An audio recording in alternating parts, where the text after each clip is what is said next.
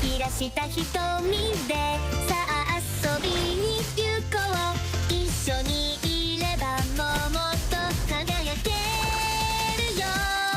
ピカピカ光るステージで君だけの物語。ぽよぽよなリズムに乗せて弾けようよ。どこまでも広がる空、勇気を持って進もう。君が主役のストーリー、さあ始めよう。この瞬間が宝物だよ。キュンとするでしょ。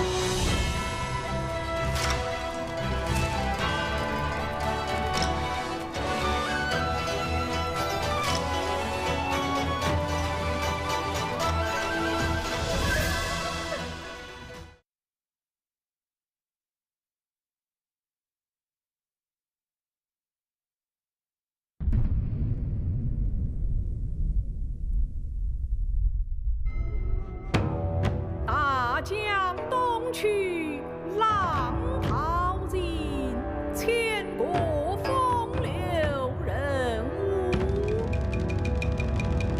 30功名尘与土，8000里路云和月。10万首9000上，几曾着眼看后望。真度，旌旗叹欧陆。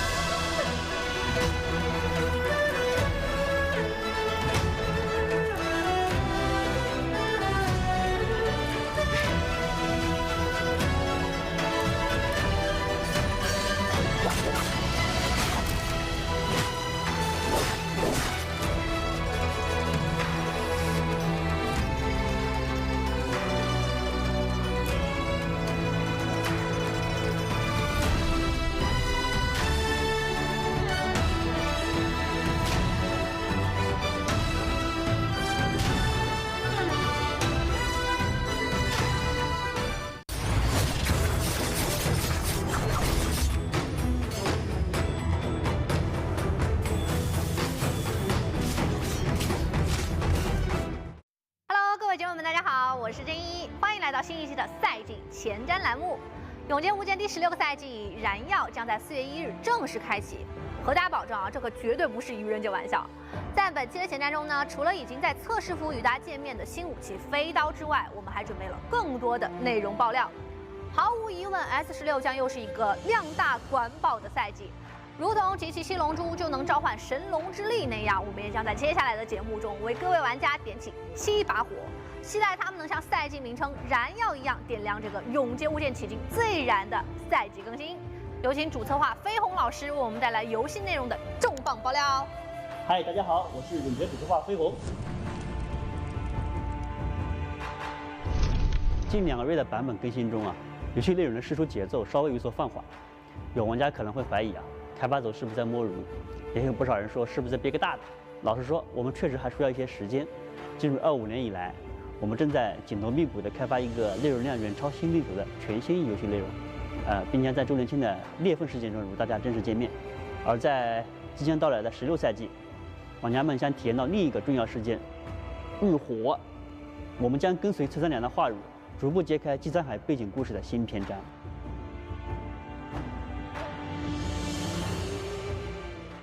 作为永劫无间最具代表性的英雄之一，烈豪祭沧海在2020年末第一次游戏测试的时候就和大家见过面了，掐指一算，已经过了4年多了。他开大时那支标志性的怒火焚身，相信大家也再熟悉不过。这次赛季事件中，我们花费了等同一个新英雄的工作量，为火德之师的祭沧海打造了全新的面貌。是的，这是你从未见过的祭沧海超燃的一面。配套的英雄故事 CG、神品外观、神品发型也将于赛季内上线。揭开季沧海新篇章的同时啊，为了更好的适应游戏版本变化，季沧海的技能也将迎来重做。我们非常期待上线后，火蓝玩家能给大家带来非常精彩的操作。此外，灵魂夜的英雄技能在这次也将合并调整。我们目前的计划是移除灵魂夜的 F1，保留 F2、F3，同时加强浮空吃饭时的吸附效果，使它不容易打空了。在奥义方面，我们移除了 V2，并对 V1和 V3进行了调整。V1我们准备给它增加可射击释放。V1在释放时只会消耗一部分怒气，剩余的怒气将在夺秒的过程中陆续消耗，避免出现奥义被打断后怒气直接归零的不良体验。V3则在连线爆炸时新增了沉默效果，加强了灵魂夜在释放奥义时的压迫感。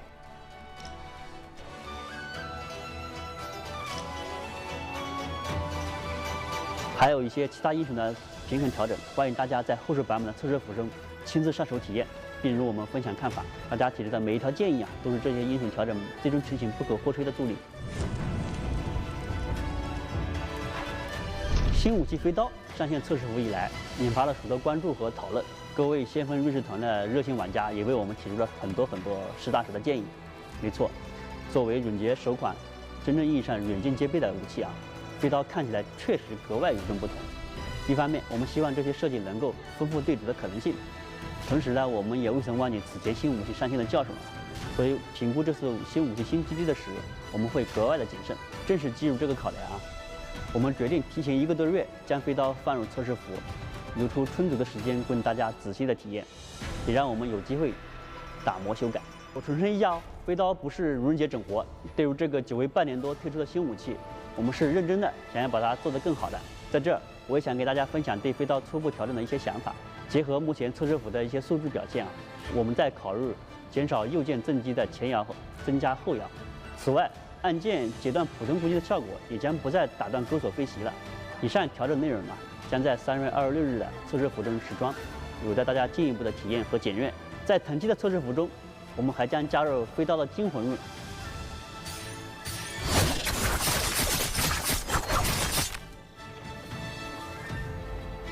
这段战斗动作的设计灵感源自经典武侠小说中的招式暴乳梨花针，极中之极，出必见血，将暗器之王的暴力美学挥洒的极致。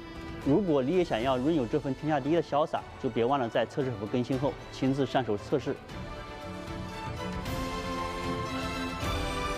在飞刀相关的反馈中我们还收到了不少有关武器皮肤的建议，比如有些玩家提到可以将扑克牌作为外观的灵感进行设计。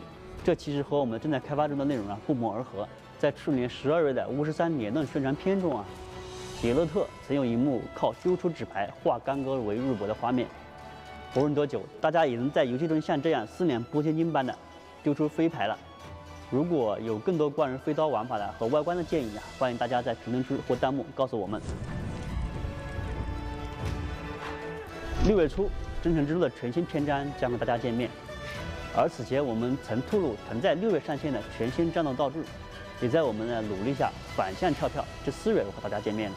它就是全新的法宝系统。胡桃的噬魂斩变成了毁天灭地的次元斩，入地人的香炉长出4条大尾巴，季沧海的火球还可以是一个定时炸弹。感受到了吗？这些就是英雄配装专属法宝的威力。在局外锻造出入天宫台，消耗混沌石，可随机打造出不同效果的法宝，为你的战斗提供巨大的增益。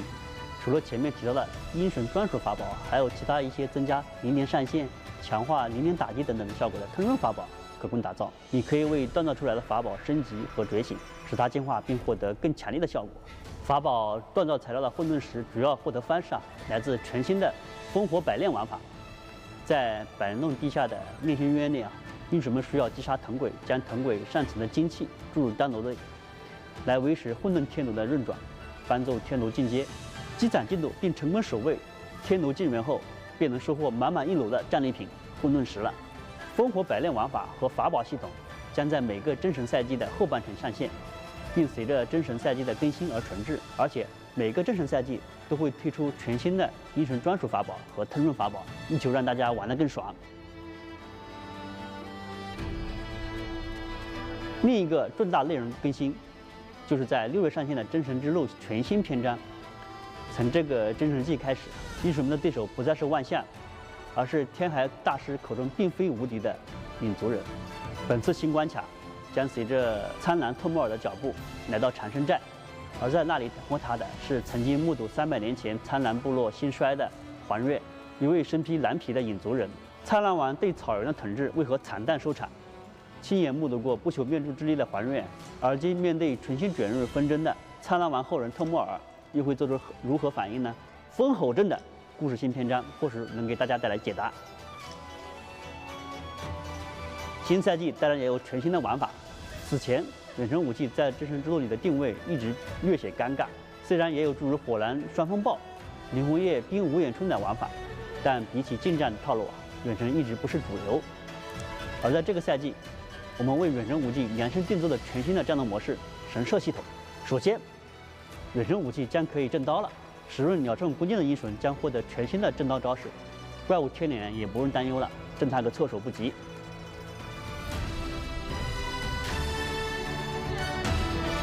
此外，在战斗中使用远程武器造成伤害，可以积攒神射值。神射值满后，你将进入神射状态，将看破所有敌人的弱点，瞄准弱点进行射击，即可造成额外的伤害。第一阶段的神射系统将覆盖特莫尔、神庙、玉玲珑和顾金坎4位英雄，其余的武器招式也在紧锣密鼓的制作中，并将尽快与大家见面。特爆！加量不加价的赛季通行证来喽！从下个赛季起，大家通行证等级达到115级之后，就能在解锁原有每个等级奖励的基础上，额外再获得一次抽奖机会，有机会抽到花鹿、宝箱等多重道具好礼，奖励加码，价格不变，多玩多得。新赛季新气象，怎么能没有新衣服呢？燃耀赛季的后续更新将有多个时装企划上新，其中打头阵的是长歌诗印系列的第2弹。继第1弹推出了3首唐诗之后，时隔多日，我们将迎来4首以词牌为主题的时装，它们是铁血丹心满江红、醉意阑珊如梦令、豪情万丈念奴娇以及逍遥山水鹧鸪天。这些词牌主题的时装有部分在赛季通行证中就会和大家见面了。孔子说诗词可以兴，可以观，可以群，可以悦。我们也特邀一位国家级京剧艺术家为本次企划带来独特的京剧腔演绎，希望能用永劫无间特有的方式，将这些包罗万象的诗词浪漫传达给更多的玩家。除了刚刚这些福利我再给大家爆料一些即将上线的游戏内容吧。为了能让高水平对局的战斗更加激烈纯正，我们将尝试在赛季中后期的天人之战中引入全新的机制——金乌之力。在第3轮地脉仪刷新的时候，除了现有的地脉仪之外，我们将新增一个金乌之力地脉仪。玩家若成功占领金乌之力地脉仪，便可以给全场没有拥有成功之力的玩家添加严肃效果。除了之前解严肃的手段之外，新增了一个特殊任务，完成后也可以解严肃了。这下正是我花开后百花杀，天人激战一触即发。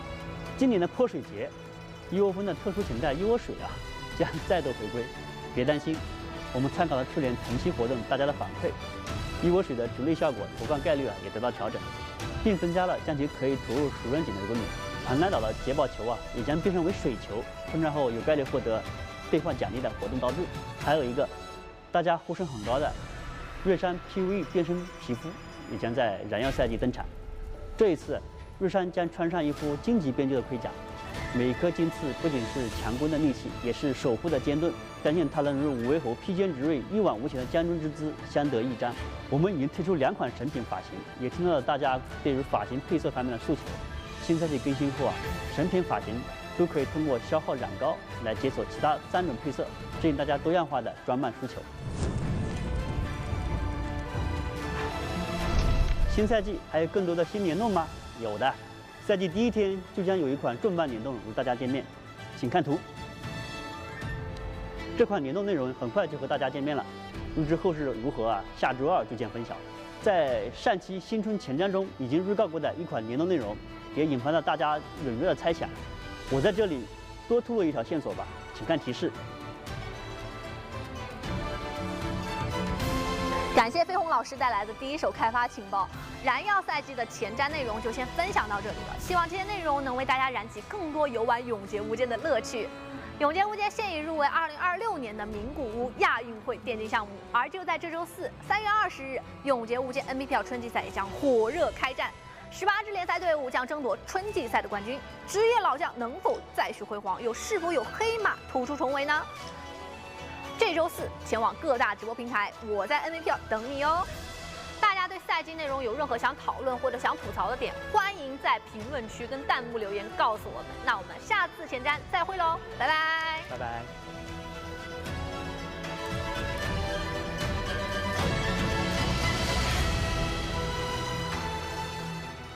新春到，好热闹，这个百姓市集欢声笑。说了个江湖义士叫蓝梦，他会幻术。Gather round, one and all, for a wonder like none other.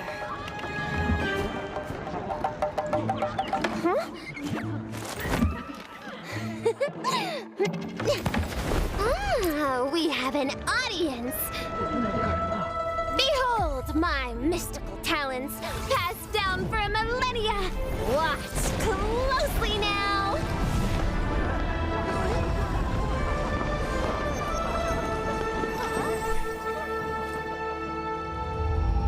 Criminal spotted ahead.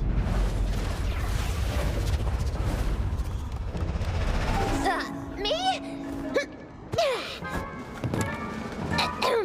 Apologies, that's all for today. May we meet again?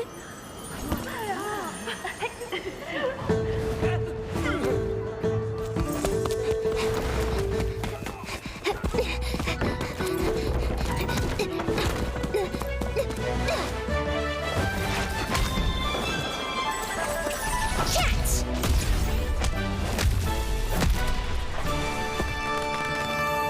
This'll be a breeze.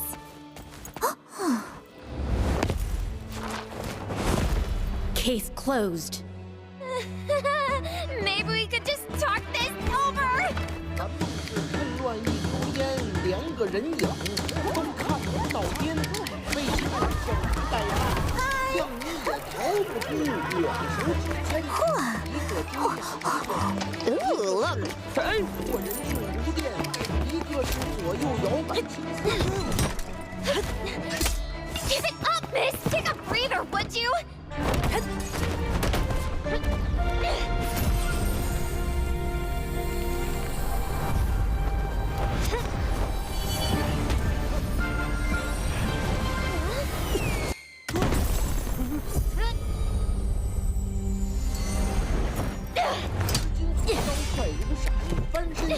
You're not paid enough for this. Just call it a day.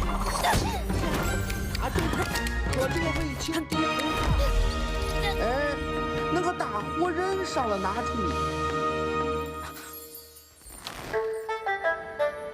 You ever heard of work-life balance? See ya.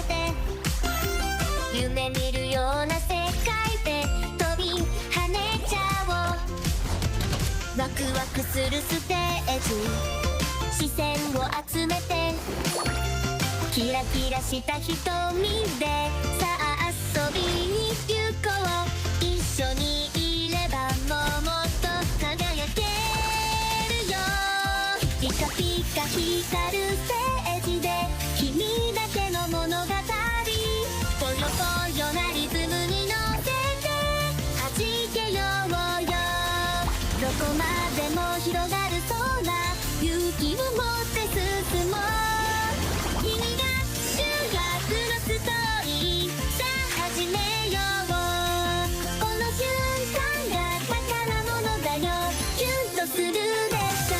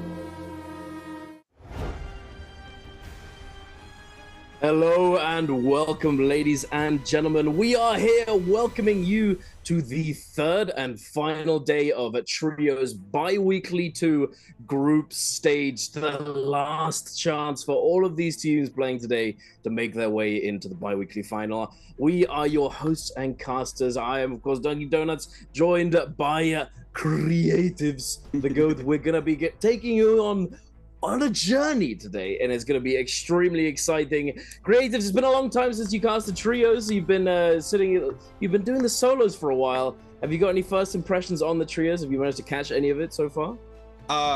Yeah, off the gate, I haven't really been keeping up with the trios. I know right before J Cup, I was looking more into it. But right now, I know there's a ton of different comps that are being played out. With all the characters in the pool, right? I do know that Syra has pretty much fully replaced Kurumi, but something that has not been replaced is the daily drops that we have here for our NARAKA BLADEPOINT Pro League. You know, everybody wants those special drops there for the bi-weekly finals, which will be tomorrow. We do have our bi-weekly 2 finals starting tomorrow. You will be able to get that unsheathed avatar there for the bi-weekly 2, but for today we do have our daily drops of the Tay, the Spectral Silk, and the 10 times XP bonus for everybody at home. I know for me personally, I'm looking at that Champions Bubbles choice, but that will be in 2 weeks from now. But you know, tomorrow we will be getting that avatar for everybody who has been waiting for that. But I mean, yeah, just trios in general, it's a whole different mountain to overcome opposed to solos. You know, both game modes have a very, very high skill ceiling.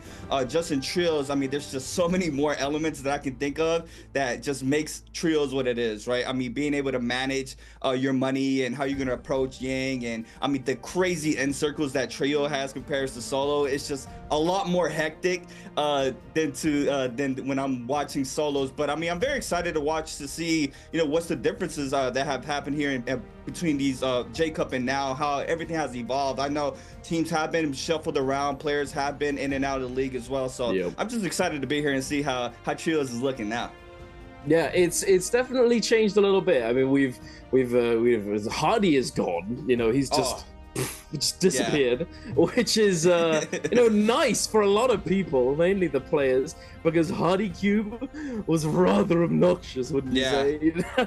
Yeah. But yeah, it's funny that you bring up the solos comparison. I completely agree. There's a lot of differences. I will say that solos has leveled up in skill floor and ceiling to some extent, because now of course we have the 8-game MVP round kind of thing that requires solo players to do so much more. And trios, it's definitely changed a bit around, like the phasing system, all sorts of different stuff, the meta, you know, it's definitely constantly evolving, and I'm very excited to see how it continues on forwards in the bi-weekly. You talk about the end games, you know, solos, it's hard to really find end games nowadays, because Yang depletion is such a dangerous thing that if you get, it's very, very hard to cleanse. And even in trios, that is very much the case, but there's still so many people in the end, because macro, so important, the fighting and all that sort of stuff, it happens at different stages. But here we are taking a look at the scoreboard, the total scoreboard so far in this bi-weekly 2, and it looks as though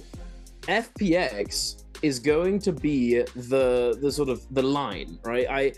I have to say, unfortunately, FPX is somewhat likely to be going out today, because it's 66, and there is definitely a lot of room for a lot of points to be had for those teams in the bottom half, or the bottom 6 of the leaderboard. But here, looking at the top, damn, we've got the top 4 ready and locked in. Are JL and OEG gonna overtake them, do you think so? I mean, 90.9 for one day, that is, I mean, you don't got to be a mathematical whiz to see how much points they put up for one day, right? Just JL coming in crazy there for their second day. We're going to have the honor to watch them play as well today, as well as OUG. So, I mean, this is going to be very, very intense matches. As we see, we do have our lineup for our 12 teams playing today. I mean, it's rough there for FPS EQs, right? 66.6, somewhere around there, for that drop-off limit to be able to make it to this bi-weekly finals. Already being played out 2 days. It's rough because these teams are coming in hot, you know. I mean, everybody is just trying to make it to this bi-weekly final every single bi-weekly. And I mean, with the pace right now and with what we about to see, we do have our Perdoria Morning Dew here. This is the difference here from the solos opposed to the trios. We do have our Morning Dew for our first day or first game. Yeah, This one always trips me up a little bit because the solos, the format is exactly the same every time, but here in trios it just confuses me a little bit. So yeah, it's gonna be triple Sunny or triple non-Firefly, so to speak, to start off the day, and then we're gonna be going to the second half with all 3 Firefly games back to back, and it starts with Perdoria, we go to Holoroth, Morris, and then we go back to Holoroth, Morris, Perdoria. It's a little mirror, you know? Yeah. Exactly. We're moving on though. We're gonna be going into these games, and I am excited to see whether or not anything has changed since, you know, last week, because we've had a little bit of time. We have 2 bi-weekly days, or the group days, in the first week of the bi-weekly, and then we have 1 more in the second week, and then obviously the finals. So has anything changed since then? I wonder. It's possible, right? We saw a few adjustments, perhaps. We saw, you know, in the bi-weekly final, the previous one, we saw an absolute stellar performance coming out from TXJ and the boys. Just the most flawless Attack on Titan Viper Tessa Wu-Chen game I've ever seen, and it was amazing to watch. Are we going to see more Viper Tessa Wu-Chen? Because it definitely has the potential, as it was showcased by TXJ and the rest of his team. You know, it's possible. But Kailin, Tianhai, and Zipping, I think, is definitely stepping up. We're seeing how strong it is. I've tried it out myself. It's a bit good. It's a bit busted. Is that I mean, I was watching the games a little bit, and that's the comp that really stood out to me, because I never seen that comp before, right? I mean, obviously we've seen Siphon and the Tessa Wu-Chen Viper, you know, all those standard comps that were before, even before, like you even mentioned the Hottie's Gone, which was like a crazy setup there in the meta for a long time for a lot of these teams. So that is a comp that I am going to be, you know, keeping my eyes on very closely. I'm very interested to see, you know, what are those favored comps that these teams are going for. I mean, you just said you tried that comp out, it was extremely busted, so that might be one of the comps that these teams are going to be prioritizing for their selections, for their first selections. But also another thing, I want to see what really gets played out in Perdoria. You know, this is the newest map in the pool. Is not that new anymore, but I mean, it definitely has a different play style compared to Holoroth and Morris. So you know, that's another thing I'm going to be looking out. I mean, the King, the OG. Never gonna forget the King, you know, on our screens here for Wolves. Man, it's been a long time. Very excited to see trios. Man, it's just crazy. I know when these teams start scrapping, it's just a whole lot of sequences that you really got to keep eye out for between these matches, and how these teams make it to this end game and how they play out the end game, right? I mean, you can make it to the end game, but I mean, just when everything starts unleashing, it just gets so hectic. Absolutely. There are some teams who specialize in this sort of thing. You know, GG has been one of those teams that is notorious for having really, really strong end games. You know, they consistently get there, and they're able to perform extremely well against poor odds. You know, like I remember just like, I think it was at J Cup in group stage, we saw them just absolutely cook in final zones with Viper Tessa Wu-Chen, no less, in like an outnumbered sort of character disadvantage, in terms of like they were the only Viper comp, and they cooked. They came out on top, even though they had no right to do so. You're exactly right. And it's some teams, they struggle going to that end game. Some teams they do extremely well in the mid game, the leading up to it, and then they don't do so well. Wait a minute, is that Kai Bao? Bro's just like across the board right now. He replaces Mike yesterday in the solos. Now he's coming in for trios. What? God damn, brother. Kai Bao is in. He's in. Look at him. He's having a good time. It's just Kai Bao's week right now. I wasn't even paying attention. Kai Bao. I heard you say Kai Bao. I was like, wait, hold on. This ain't solos. Kai Bao. Yeah, wait, what? Wait a minute. Well, I mean, I did mention the King earlier, right? Early in the earlier days of the Pro League, the King was playing in both modes as well. He stopped playing solos and just fully shift on his attention onto trios. So it's not, you know, one of the first times we see a solo player, you know, swap on over to trios. But I mean, love to see how Kai Bao is going to do these matches. Probably, you know, just wanted a whole momentum change and just full focus on trios, probably have a lot more fun. And I mean, at the end of the day, to be successful, you got to have fun in the server to make sure you guys are playing at your toppest. And I mean, it's going to be a very interesting night to see Kaiba here for these matches. But man, I'm seeing not too much of a differences there between the comps. I mean, this comp, the Wuchen Viper Tessa, has been a competition here in the meta for a long time as well. I'm just thinking about how much more stronger it's gonna get now that the Viper change came into play in the live server. When these players get this server here for the Pro League, how much of a difference it makes now. Yeah, and funny that you say that. It is going to be coming into effect next week. Next bi-weekly. So obviously not this weekend, chat, but next week we're not only getting these Viper changes, but we're also getting flying knives coming in. The pew pew pew, the new Soul Jade, the moon shots. Oh my goodness, it's like a Gatling gun. I love it. I have to say, I have so much fun whenever I get this Jade, just going absolutely crazy. You gotta add the sound effects. It's just chef's kiss.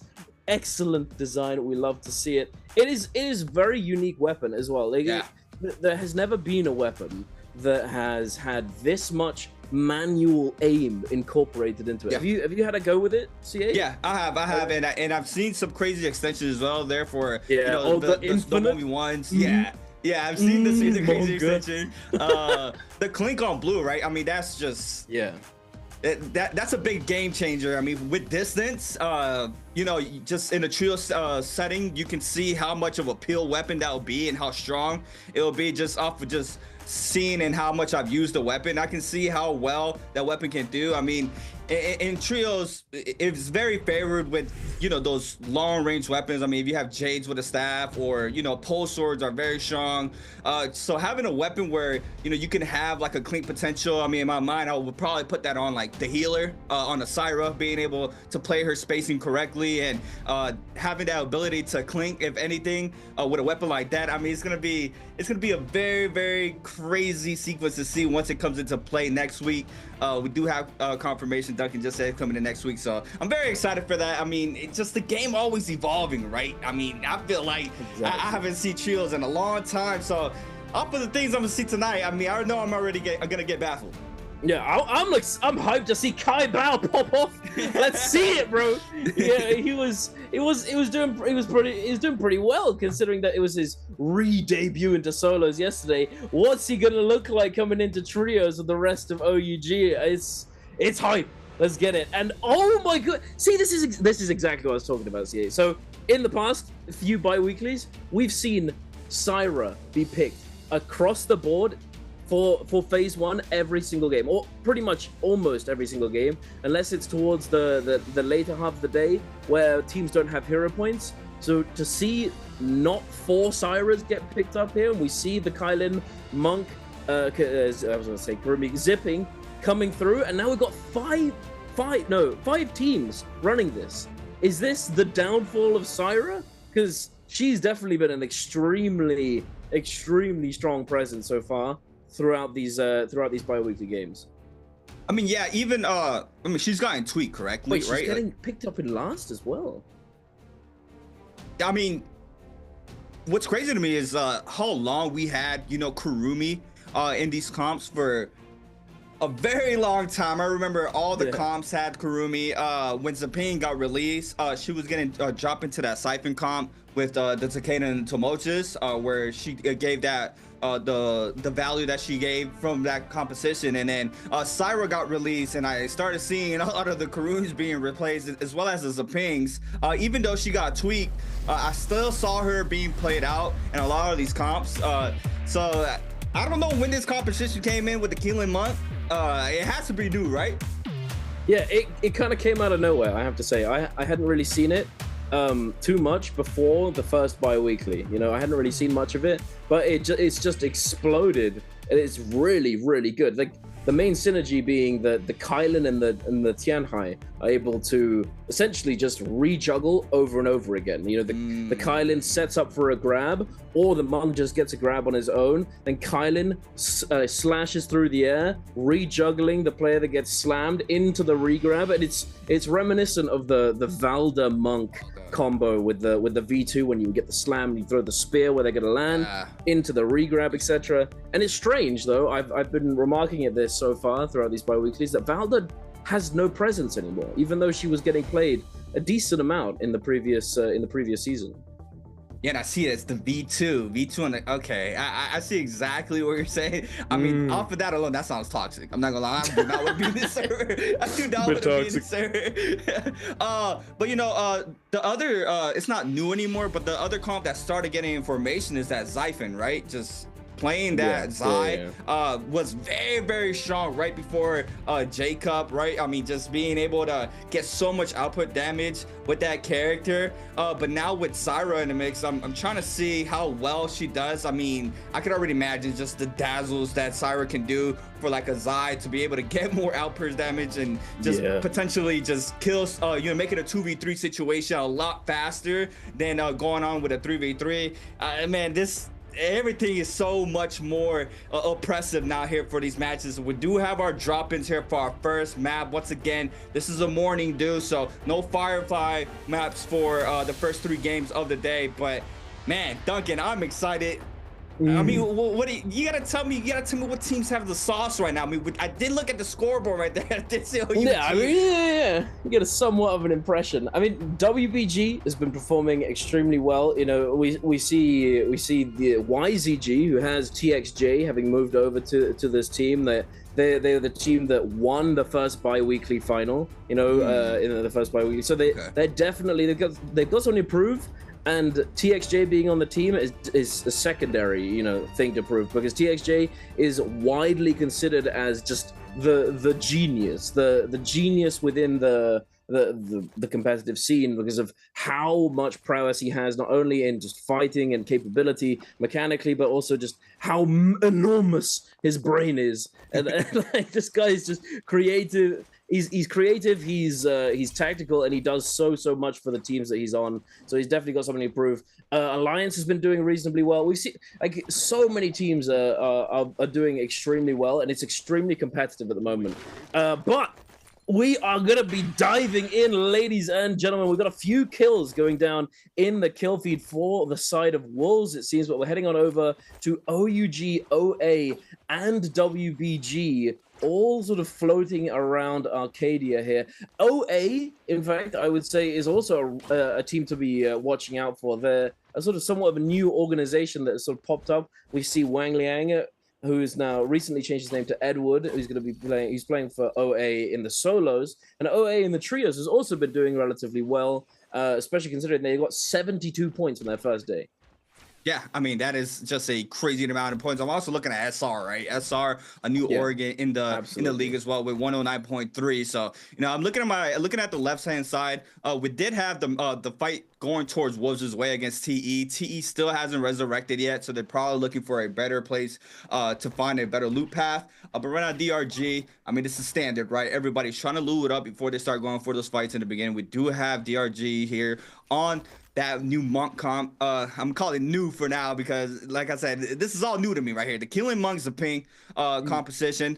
Very, very interesting comp. Would have never expected Keelan with a monk being played in these matches, but we do have some sort of action there against WZ and YZG. This player's going to be waiting out in this doorway. We do have WZ now starting to move on now. The Dazzle misses there in the back end. Cookie looking to try to get aggressive and throwing these players. The monk does create some of the distance in the back end, and massive R&B focus, forcing out the F belt there from the monk early on there from TXJ. We do have now the Zai ultimate now being invested. We do have all these players now covering in, but the massive parry here from TXJ. That's a lot of damage there onto the Zaping, and the follow-up R&B from the fist blades. Cookie now eating up a lot of damage as well. 2 more hits. This player could be eliminated, but does manage to find a blue armor swap on the bottom side.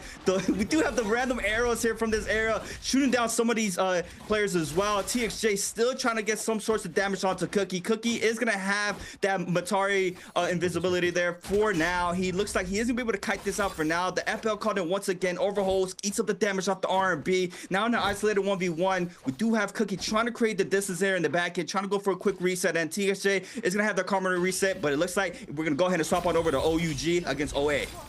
Indeed, and here, one of the unique factors about this map, we see these 2 teams positioning themselves at the exact timing that this floating pile comes through. You know, this is definitely one of the best things about Perdoria being the newest map added to the game. These floating piles create so many opportunities, not only to just initially loot up and find get the ball rolling, so to speak, but also for reset potential. You know, once you go down, you can look to try and position yourself to pick up these floating piles to find that reset, that recovery that you need going into this game. But it looks as though these 2 teams headed over to try and just get a little bit more loot before going into that mid-game scenario. But I believe WBG may have thought the same.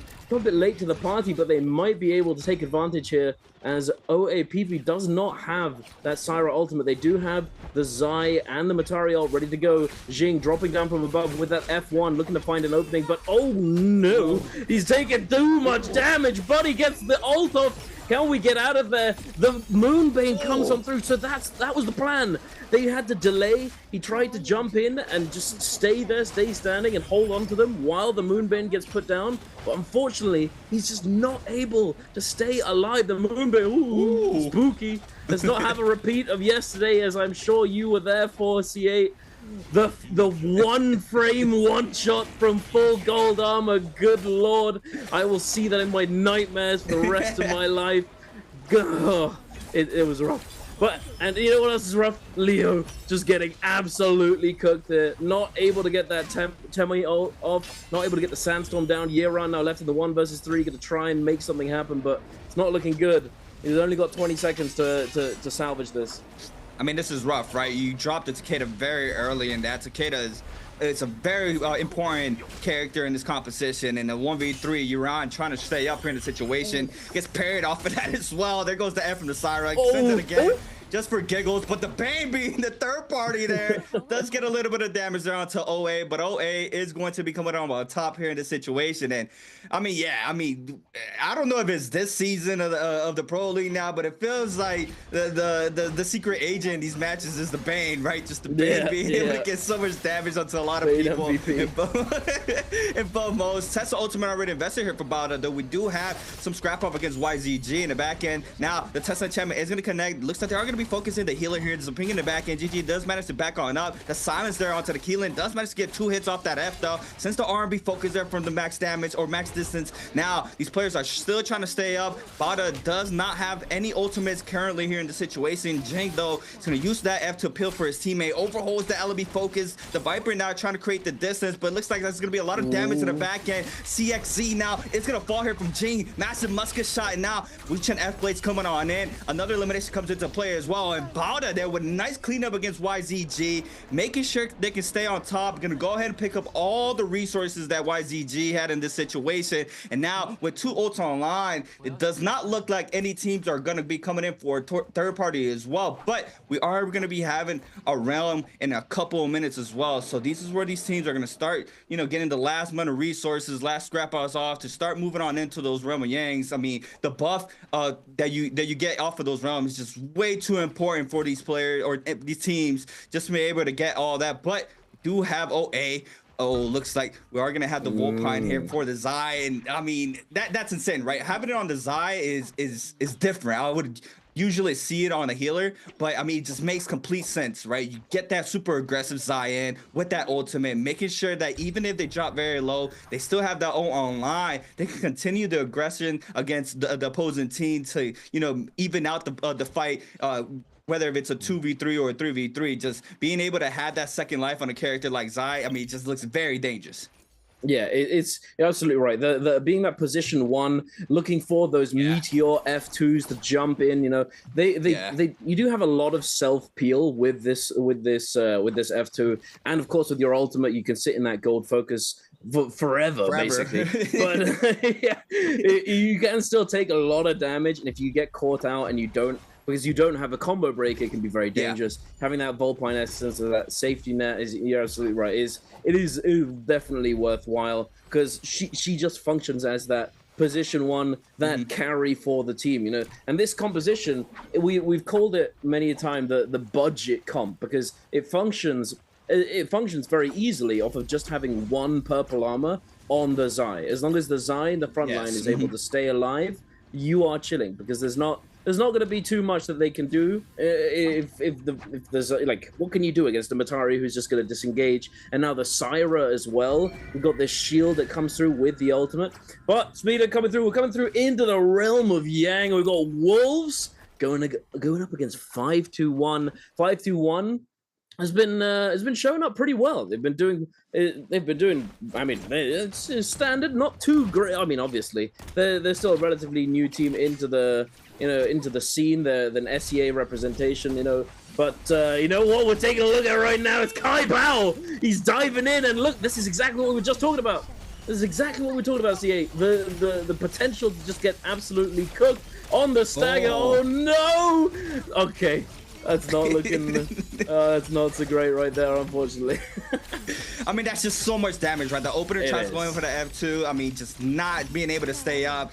We got OA. He's going to get dazzled there against the parry there from SS, but now recasts the Prowl into the F2. 1, 2, 3 on the ground. Big damage. SS falls there from Ming. In the back end now, Xin Yu trying to stay alive in a 1v3. It's just very rough. Gets parried as well. The parry does get a little bit of scuff, but it doesn't even matter. The Zai, they're just going to wait out this time to make sure they can get that buff at the last minute there. So they are going to be toying with him a little bit there in the round, but DRG, JL going at it. We have this Keeneland comp in play for these players. The spear is out here for one of these players. Pole sword here for Don Q in the back end. One player does fall. Massive parry onto Cuckoo as well. That's going to be a lot of damage in the back end now. That'll be focused there from that the Tessa in the backside. He looks like, oh, there's Justina, sorry, in the backside. He is gonna be able to stay up now. Oh, that's just a ping. Oh, these skins be throwing me off. Don't cute, y'all. I saw the little flush, so I thought it was Justina, but we don't have a Justina in play right now. We do have a Tamosh though in the back end there from Wonfang, and he looks like he is gonna try to stay up here in the situation. We do have Don Q though, trying to make sure he can stay up and try to ice off the pressure there from his teammate. Now looks like he is gonna be grapple bumped there in the back end. Now the clink comes in once again from the staff. These players, both players parry. It's an isolated 1v1 between both of these players' teams here. We do have the Army Focus connects there, and the cleanup there from DRG against JL. DRG are going to be getting that buff, and I'm looking at that top right? We do have OA and was picking up Williams Bird's Might, but YZG goes for that Mystic Might. So off of that alone, I'm looking like they are going to be having a little bit of a different approach here coming out the Roma Yang. Yeah, I think actually the YZG managed to get the Spirit Well for that buff with Mystic Might.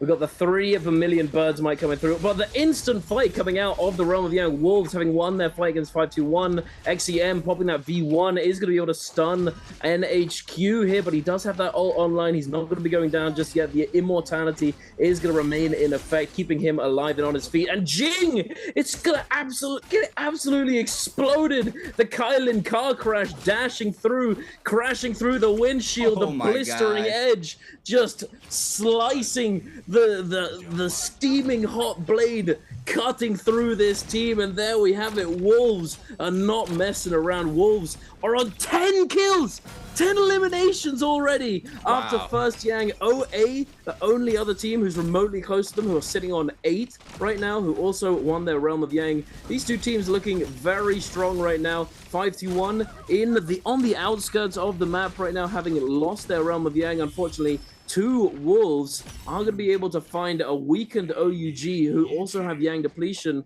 I believe, who might be able to fully cleanse here. They've already claimed 2, and now Jinyu is simply a matter of time, my friend, getting caught in that corner. It's unwinnable at that point, unfortunately. But 5-1, looking good. Salvage the Yang depletion situation, getting 3 eliminations. As I talked about earlier, as we've seen time and time again, these Yang depletion situations, they're so hard to come back from. Just the finesses and the understanding of these scenarios has developed so much over time. But we're having over to DRG and OA scrapping. Now these 2 Vermilion birds, their grab comes through. Kakashi goes down though, loses so much health so quickly. It looked like he was like trying to get some chips in the bottom of the bag right there on the monk, and then this tunnel right here. He does manage to fall. OA drops very low though. Do have PP, the last one standing. They do have the Brilliance Birds might buff though, so they are gonna stay inside game number 1. JL are gonna be able to pick up the eliminations here. They are gonna be getting 1 bloom. I believe 2 people still have Yang depletion. Alliance in the back end though. Looks like they might be able to see some sorts of potential to third part of this, but I mean, I see how strong the Syra is in these situations, right? Just being able to stop off a lot of aggression from the opposing teams with those dazzles. I mean, it's just very hard to try to play around that. You got to play positioning very right in those situations. Absolutely, like stopping the parries and stuff. You know, like if your teammate gets parried, you're ready to go with the dazzle. It's absolutely huge. I mean, it's obvious as to why this this character has seen so much play. We're seeing some more play coming through here. On the jump, ooh, where you going? Where you going, Cuckoo? He gets out. Unfortunately, NY7 now just left to try and, as you put it, try and grab things out of the bottom of the bag of chips. Coming. Is this a few crumbs? Give me them. Give me those crisps. Oh. Hopping around, trying his best to keep up, but it's not looking good for him. CA. I don't know about this one. It's not. I mean, now the full damage here off the Syra ultimate onto NY7 catches the dazzle off of the knockback as well. Not being able to play the video game, we have the dazzles coming into play there from the Syra. We do have the Takeda F now caught in there from the ultimate. XX in the back end is gonna go ahead and try to overhold. Spins back the LNB focus to avoid getting parried. We do have another ult charge being invested there. Now the third party potential here for Wolves coming on in. JL is gonna fall 1 player there, and it's gonna be ZK there from Wolves to pick up the elimination. Now WBG starting to move into the party. Alliance is still in the mix, still have 3 players up. Ults are ready, I believe, for WBG. Alliance has no ult online. They just burned all their ultimates and cooldowns. We do have the Keelan trying to stay alive there in the back end, getting full W key here from WBG. He ran on the Syra, does manage to get some sorts of damage and the finisher there onto Yuma. Yuma's gonna fall. 1 fall is gonna die to Yang depletion timer. We do have our second Roman Yang as well. It is gonna be OA against YZG. Monk already starting to form our up here for TXJ. Now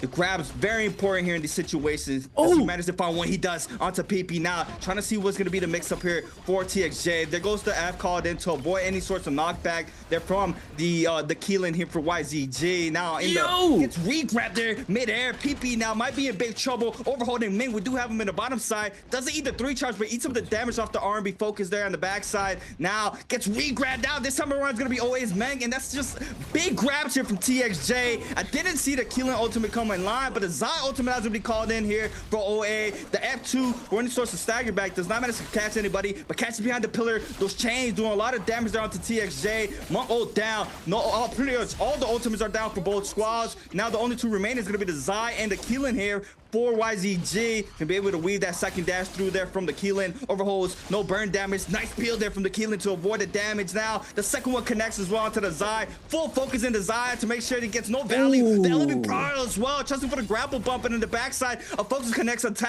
connects onto the Zai since the LB focus off the longsword, trying to get some sorts of peel from any of the teammates. But the final 1-2 there from the nunchucks now in the 1v3. YZG here for the cleanup against OA, and that was just beautiful there from YZG. That was couldn't have said it better. The grabs coming out from TXJ, unassisted. It was looking like unassisted grabs, just grabbing the Syra out of the air multiple times, picking up so many grabs and creating so many opportunities to stall out. Because it was looking, I like, as soon as I saw this the monk ult come through, you know, you are ideally looking to use that monk ult very early on in a lot of scenarios with this composition. But You know, if you do it a little bit too early, if your teammates aren't able to hold on and like just stagger the opposing team, you're in for a pretty bad time because you can just get absolutely melted. But TXJ, he doesn't need no team. He's the one-man army coming through with those hands, sending them, grabbing them up, and slamming them down. Good Lord. We love to see it. I'm glad we're seeing Monk come back in the meta a bit more. I do enjoy some oogly Tianhai gaming, especially in those end games. You remember back in the day, the sort of like 16 monks just like going crazy. as soon as you said Monk, that's the first thing that came to my mind. The end games when the Monk comes into play, right? I mean, the Monks have a very, very important role in those end circles. If you're not able to get those grabs, I mean, your teams can't really get those eliminations. But having a character like Monk in that end game can just, you know, get so much of the space and makes your teams cut line of sight to not get grabbed. So being able to have a very strong Monk in your team is very important here for the teams in this end game. But I mean, teams are not letting go. And right now, I mean, what I'm excited to see is this Draco Storm, right? Because in Pro League for the solos, we don't see the Draco Storm getting picked. Or we do get the White Tiger's power instead of the Draco Storm. So the Draco Storm, you know, that constant lightning just striking down, getting health back as well. Now with the change that I got a little while ago, it's gonna be very interesting to see how these teams go off. But we do have OA just starting to start rotating on in. WZ as well, just a little bit of pokage here. OA does have that Yang depletion timer, so they are gonna have to try to get aggressive pretty soon. Not sure what their timer is looking like for that Yang depletion timer, but WZ now are gonna start moving on in. They do not want to fight in the end of the edge of the zone. I mean, just with how long these fights go in trios, it's just very dangerous to try to have a fight in the end of the edge of the zone. So they are going to start rotating on in. We do have OA with 9 eliminations. Yang depletion timer was with 13 now on the board. Alliances did pick up a 3-Ps. DRG and YZG with 7 eliminations, and 521 getting that 3-piece as well from cleansing the Yang depletion timer. And now this is where the aggression starts for both of these teams. They are still in the edge of the zone, so they might be getting covered by the Toxic, but WZ already investing that Syra ultimate as well as OA. We only have the ult now available for the Zai. We did have the Matari popping this ultimate here for OA. WZ Cookie trying to take a quick little reset in the middle of the Mercury River. The Cyrus ultimate is about to run out for WZ as well. Now the cleanses are going to be coming in. We do have to now trying to start move on in. Massive parry there for the Matari. The ultimate now called in for the Zai. Is going to use the F2 to go up on top of the terrain to avoid anything, but XY is going to be called up here from WZ in the top side. The Zai there for the pill there for Cookie. Tries to overhold, just very low, needs to be real careful. The cleanse comes into play there for OA onto the Zai with a little bit of health back as well. Perfect timing. Cookie is very low as well. One stagger off this LB from the chains can be the decider here against Cookie. The F2 finisher there onto Cookie, and WZ is going to fall. OA no. 521 now here for the third party. Oh, that's so rough.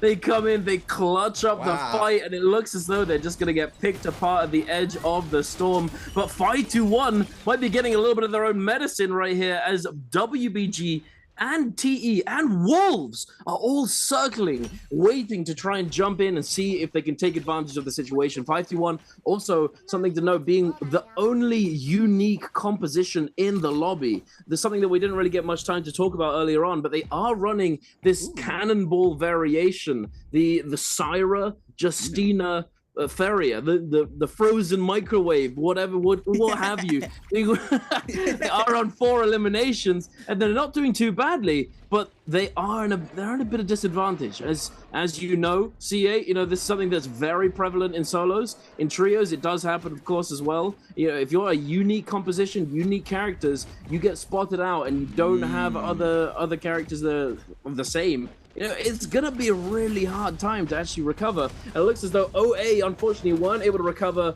all that well after this third-party situation, and their 12 eliminations are gonna have no chance of getting multiplied by that first place finish, as they do get eliminated and sent back to the lobby. But we're heading over to the Spirit Well here, which has DRG, YZG, Wolves, Alliance all circling and trying to confirm this Spirit Well. Now, one thing I wanted to bring up to you, this sort of dynamic, this Spirit Well situation has evolved quite considerably, and I think that we are seeing that evolution come through now. Before, in the previous bi-weekly, we saw that there were select teams that, as opposed to looking to take advantage of the Yang depletion teams after the Realm of Yang of the secondary one, that they were going for these Spirit Wells and holding them until the last second so they could get that buff, and then they could use that buff, translate it into the end game situation, and secure the final Spirit Well as well, giving them a much better chance of coming away with the win.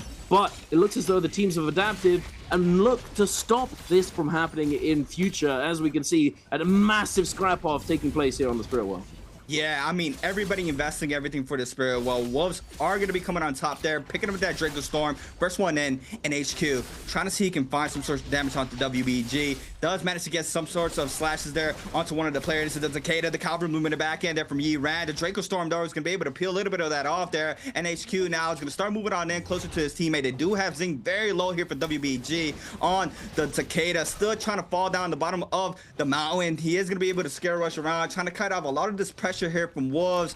Gold pole sword in hand here for NHQ. I mean, this is gonna hit like a truck here against these teams. We do have the Tumult Ultimate here with the animation change there with the accessory looking very, very crispy here on the Temi. But I mean, it doesn't matter. You can look fresh, but you gotta be able to win these matches. And WBG is in a very tough situation here. But the Takeda being able to stay alive for a very long time, has all three players here for Wolves.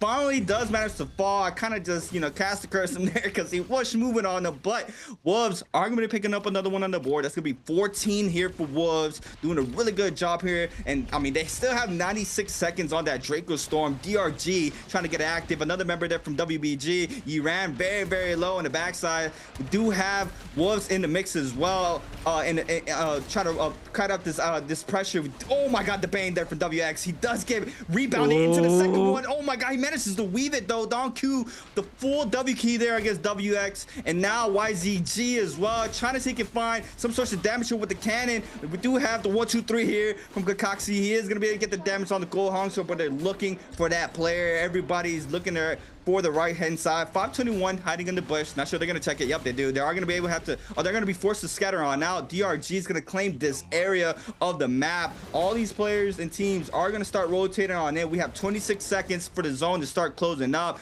Wolves still in the mix once again with this Draco Storm. They are able to get full aggressive as they want, having that buff up, blister and edge on the gold pole sword. I mean, this is just looking like a nightmare right here for Wolves. Yeah, they are about to tear through everybody here with that Draco Storm. They only have a couple seconds left on this buff, but they're going to try and get maximum value as they look to engage on these players next to where the next Spirit Well is going to be spawning in. As I said, it's something that we saw time and time again, and here we have it. Wolves are taking advantage of the last few seconds of that buff so they can secure a strong position initially on the spawn of this Spirit Well. Wolves, LJX, formerly known as the King, is going to be throwing a couple grabs, trying to find something, but not able to do so, unfortunately, just yet. They do have time, and it looks as though they're basically locked in for this Spirit Well. They're going to be able to get their hands on this White Tiger's prowess, and all of these teams are starting to space out and disengage. But because of this, Wolves are now going to be able to extend the effective duration of the buff by holding off on picking that buff up just for the moment so they can get it to last all the way until those final moments of this lobby. DRG now holding on to this edge of zone area with 521 in the mix, trying desperately to not get peppered down by these cannon shots. TXJ taking a quick pit stop for that tuna, tuning up. Gonna get that protein in, big dog. Got that shield taken away. We got that monk as well. It's gonna be very, very nice for him there. He's gonna be able to stay on his feet for a lot of this end zone. 521 Pampy taking a little bit of damage, and Yin also seemingly being forced to use this fairy ultimate now, trying to get a bit aggressive, put a little bit of pressure on these other players. TE having to move, being forced to disengage away as they don't want to take the brunt of this turret damage. Yeah, I mean, just taking it back memory lane, what you mentioned about not being in the same spectrum of the comps, right? 521 playing that Justina Feria.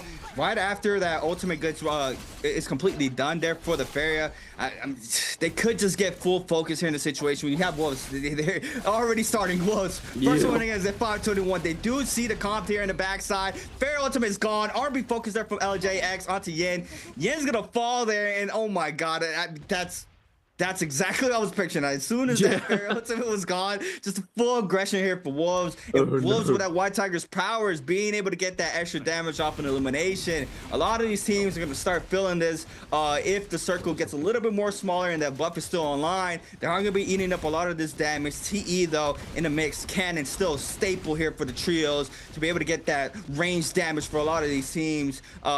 I think they might have the J there for the Cannon as well. I gotta get my J cheat up, but we're gonna have to wait and see if they do get a burn tick damage there. But CXZ there in the backside, Wolves still full active here. NHQ with another one onto Pampy. I mean, Wolves just full dominating this lobby right now. 16 on the board. Ults are still online for Wolves. Cannon shots flying on in here from the top side of the roof. This end circle looks very, very scary. We do have a little bit of a low ground pressure there inside the cave, but I mean, a lot of these players are playing top side right now, and it looks like they are going to be starting getting active pretty soon.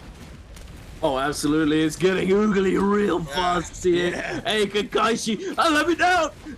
Sand in my eyes. He's trying to get out of there. It's looking pretty rough for him, but Wolves down on the low ground. They're licking their lips. All these players. You want to come down here, big dog? We got the buff. We still got it for 64 seconds. Alliance trying their best to stay strong inside this little house here, this ruined house, trying their best to stand tall against all of this onslaught of range weaponry, the projectiles flying through. We've got TE holding on to this top ground here. TXJ trying his best to stay on top, but getting absolutely yeeted into the zone there. TXJ does find the grapple back on in. CXZ getting knocked down by the Syra. TXJ, I am assuming he's going to try and hold his ult for as long as possible to use it for that health reset, as if he were to try and use it to try and get those grabs, it's going to be really difficult as there aren't very many lines of sight to actually find those pickups. But it looks as though Xiaonan is going to be sending it, and TXJ going to be following through with NY7. The monks have come out to play. C8, they're throwing hands. LJX finds one, throwing him into the zone. Xiaonan trying to find those grabs. TXJ jumping up. Hey, I want to come join you, buddy. Let's get it.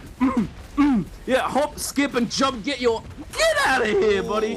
Oh, he finds the grab. He's gonna get the slam. Tries to hop up to avoid getting slammed as well. Not gonna be able to get that reactivation. TXJ gonna be coming out that ult very, very soon. And TE in the skies grappling around Xiaonan, very low HP. Are we gonna see Wolves come out on top here? Because it's looking pretty good for them. I mean, Wolves still up. 18 eliminations now for Wolves. Monks are in the middle. The double grab there from DRG's Kakashi. One of the Wolves teammates is going to fall. ZK. And the bottom side, everybody dropping. Oh my god, another grab there from Kakashi. Big damage here for the Monk. Xiaonan is going to fall. Peek as well. Kakashi picked up a lot of them eliminations here in its end circle. 13 on the board there for DRG. Wolves NHQ trying to stay up. Trying to get the multiplier right now. But just the rejuggles there from Don Q. Both players stay alive. 20 on the board there for Wolves. And what a game here for Wolves. We did have DRG there picking up a lot of eliminations there with the Monk, but I mean, Wolves securing those two spare wells were pretty much able to control the whole flow of that end circle the majority of the time there. We did see a lot of the players playing inside the cubbies from that end circle area, and Wolves was playing on the right hand side ahead of the end circle to make sure they're able to catch anybody starting to rotate on in, and we see it being played off perfectly well here for Wolves and being on top. I mean, they're definitely going to be our MVP here with our 20 eliminations here on the board. Oh, absolutely. Wolves, the Wolf Pack coming through. Hey, you know, it seems as though this is it's an ever-present dynamic that's going to carry on in the future, I imagine. If you get your hands on that second last spirit well, you're just fully set up for that end game situation, as nobody wants to contest you, as you have full advantage, unless it becomes just sort of the common consensus of the lobby and the league. We're not going to see these teams get too much contest, because nobody wants to be first. You know, when it comes to these end game target selection situations, you and I know very well in solos that's very important to note. You know, you've got to take down the Syras, got to take down the Valdas, etc., etc. In trios, it still happens, but because it's trios, because there's typically so many more teams involved in those endgame situations, it becomes a very big risk. Because if you take the initiative to pull the trigger on one of these teams in the vicinity, you open yourself up to a lot of vulnerability, as you're gonna have to use those abilities most likely. And any team who sees this is immediately gonna jump in, vulture, try and pick up the scraps. Yeah, I mean, it's rough, right? I mean, we were seeing that the majority of the lobby there was on the Monk Keelan comp with the Zaping.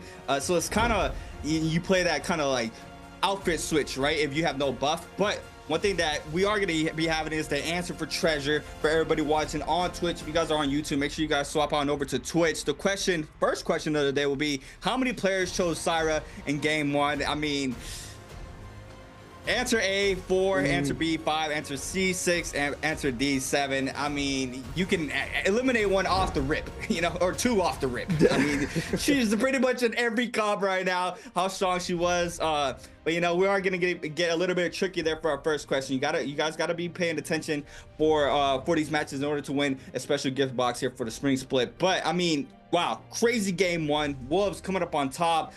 Yeah, like you mentioned, nobody wants to contest it if you had that buff, right? That buff is just super, super important. And if you're able to catch the one right before the last one, you're already getting full aggressive and controlling the full tempo of this end circle and moving on into securing the second one. I mean, we saw there, nobody contested was for that second one. There was a big contestant there for the second to last Spirit Well, but on that last Spirit Well was pretty much solidified, captures it for free. Nobody trying to get picked off there in that situation, because a lot of eliminations can happen when that end circle is almost fully closed, right? We did see how strong DRG's Monk was able to secure a lot of those eliminations, and now with this Monk comp, I mean, it's just a lot of presence, being able to get those grabs, very important. We saw multiple, I think we saw 3 double grabs in a sequence back to back. I mean, it's just crazy amount of pressure and value that the Monk comes into play here for these end circles. And I mean, that was insane. I saw Zai in the beginning, in the start of the matches. Zai looks very, very strong opposed to that comp, but once the Monk comp starts getting scaled up, it's just a problem. It's just a problem. And Yang, bit of a problem. you know, bit of a problem. The Monks versus Tianhai's the virtual state coming in absolutely just alpha chatting their way through the lobby. Absolutely, it's a sight to see. Yeah, you're absolutely right. I love to see it coming back. We didn't see him for all that long, but he's making a return. And the synergy, you know, you were talking about earlier, you wouldn't really think of Kylin and Tianhai having this built-in synergy, but it came through. You know, I had exactly the same thought. How does this comp really work? The zipping Kylin works together quite well, but the Tianhai, you know, you kind of want to Karumi with Tianhai most of the time, but no, the zipping seems to function very well because you're able to just tank so much damage as that Tianhai in ultimate. But taking a look at the scoreboard, Wolves with 21 kills, 23.5 game score. Unfortunately, no kill multiplier going over to any team, as there was a draw in terms of placement at the very end. DRG coming in with 16 eliminations, OA with 12. Unfortunately, not able to make it to that end game, but still an absolute banger performance. And we got LJX, formerly known as the King, on the Monk, 21,000 damage. ZK with 21,000 healing, and NHQ, good lord, the 32,000 damage, 8 eliminations, 11 assists, absolutely popping off. Yeah, I mean, even Keelan getting a little bit of a nerf, well, he did get hit very drastically, right, from where he was before. The comp that we saw before, I mean, he was just getting that reset. I mean, now, even with how he is in the state of he is now, he's just putting up those big boy numbers there, being that full DPS for your squad there, making sure you can get all that try to knock off armors as fast as possible, eliminations, help out your teammates. But this is our standards currently here. WZ with 37 having a very rough bi-weekly right now. It has a lot of ground to cover. BBE already played 2 days out with 39. 12th place right now, still in Alliance in that 12th place spot. NPSGQ's 2 days played out with a 66 as well. DRG with a fantastic game one in that 10th place spot with 71.3. TE with 72.7. OUG with 77.5. Had a very rough game one, but still 5 games to go here for OUG. Already in 8th place, so they just have to get consistent from now on out. OA on that 7th place spot. Wolves though, 6th place, 23.5 off of 1 game alone with 86.5, trying to make sure to stay on the top of the pyramid. JL 94.4, GG with 96.7,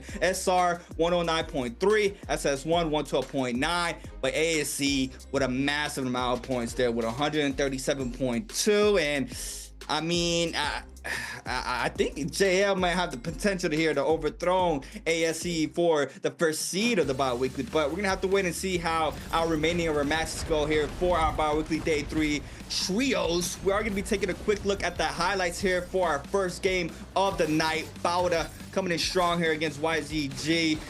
Perfect spacing here from the Viper. Double tap starts to the roll. Just R&B focus on in. Gets the damage. CXC fall there from Jing. Now the 1-2 massive ship parry there from XEM. He is going to get the damage there. Don Q and Aroma Yang against WZ. I mean, just great spacing. Double, triple parry there in the backside. That was disgusting there from the Syra. Trying to stay alive. Gets caught up in the uppercut. Doesn't go for the full damage. Tries to stay up, but Cookie falls. Massive triple parry, but wasn't enough there to come up on top there for them. OA, this was just sad, right? The cleanse, get an elimination there onto WZ. They try to manage to clean on up, but they just get third party here in the situation by 521. Yeah, this was very sad to see. You know, it happens. It happens. You know, these kind of situations. This was this is what I've been told about every week. The Yang depletion scenario, where all of these teams they've evolved so much so that they can keep an eye on that kill feed and know exactly what's happening all across the map. And here we have it, the last few moments of the lobby, the double grabs, the kablam, the Kylan coming through as well at the end, able to stay alive. The Kylan bros just slash it and dash and hack and slash their way to victory. To be expected, you know. The MVP for the Kylan on Wolves with that much damage. Here we are. We're going to take another look at the stats for NHQ. 32,000 damage, 10,000 healing, and look at that. Funnily enough, he does have the large proportion of that damage from his skills and ultimate, secondary being the pulse sword with 6.6 thousand damage without a weapon. This I believe this is sort of Draco Storm damage and things like that. It includes all sorts of different stuff. So it includes slaps, includes the damage from Draco Storm, includes the damage from White Tiger's prowess and that sort of thing. It's like Storm Stride as well. He doesn't have Storm Stride, but so a Focus Slide perhaps probably one of the factors. I would say he did have Focus Slide, and I believe he also had Juggernaut. So big damage coming out from the big dog at NHQ. Definitely deserving of that MVP. Focus Slide. Man, I wish Focus Slide was in solo. I mean, Focus Slide. You remember Focus Slide? I mean, I just like the extensions. I know you've seen the extensions. The extension. I know it can be very annoying. I mean, just goes through blue. Tell me more. Yeah. Well, yeah. I mean, crazy game there for Wolves. Crazy game there for Wolves. Being able to just continue winning all their fights throughout the beginning and the end game. We saw the amount of pressure they had there in that end circle. Man, Trios looks crazy. Keelan, I mean, he's looking very strong here in these matches. It's unfortunate. I'm just remembering 521, right? And what you said, it was crazy because it happened literally as soon as you mentioned it. I thought about it and I said it, and it just completely happened right in front of our eyes. Where, you know, you're not playing any of these other comps that these players are playing. You are going to be looked at, and it's very similar to solos. If you are playing one of those off characters, same thing to trios. You're playing that off comp, and you pop that ultimate a little bit too early, you get called out. You play on a character like Faria, where she pretty much is going to transform her up, and you're going to be able to see her from a very long miles away. We saw how Wolves capitalized off of that alone to make sure to get another 3-piece there for themselves. And I mean, it's just crazy. It's crazy to see Syra being very, very strong here in these comps, making sure that she's able to peel with those dazzles, keep their teammates alive, being able to outburst damage there with the ultimate as well. We've seen the Zai being super strong still, especially in the early game. I see her really shining if she has that scaling already, opposed to a lot of the teams who are running that blue armor, blue weapon. She does manage to get a lot of eliminations early on. So moving into Holoroth, I'm looking to see if, I mean, is that healing comp still in play? I mean, I'm not gonna be surprised if it's not. I mean, it just has so much value, right? I mean, we see how you're saying that you missed the monks and how they perform in the end game. It's just crazy to see how the character has been pretty much day one trio staple, right? Did have a little bit of a blind side for a little bit of time, but still coming right back in with a new form of teammates and still being able to shine out, making sure that one of the OGs is still in the game. Yeah, the new Transformers with the Kylin just transforms into a freight train that just runs through the entire team. Yeah. It's just like essentially just unstoppable force.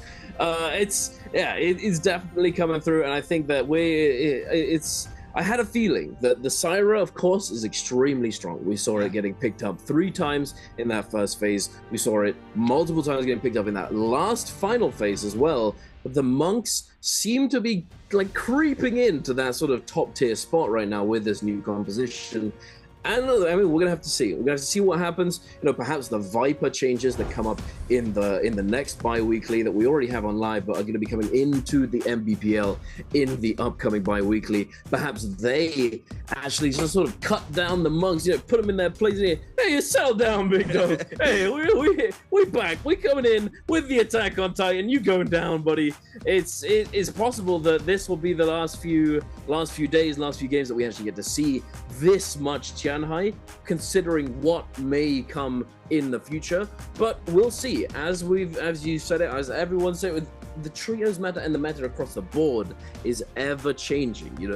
There are occasionally some like ever-present characters. Occasionally certain things like Zai at the moment is probably going to stick around, like paired off with the Syra and the Matari, or if Syra receives some nerfs, which I imagine may happen considering what we've been experiencing for quite a while now. Yeah. But who knows?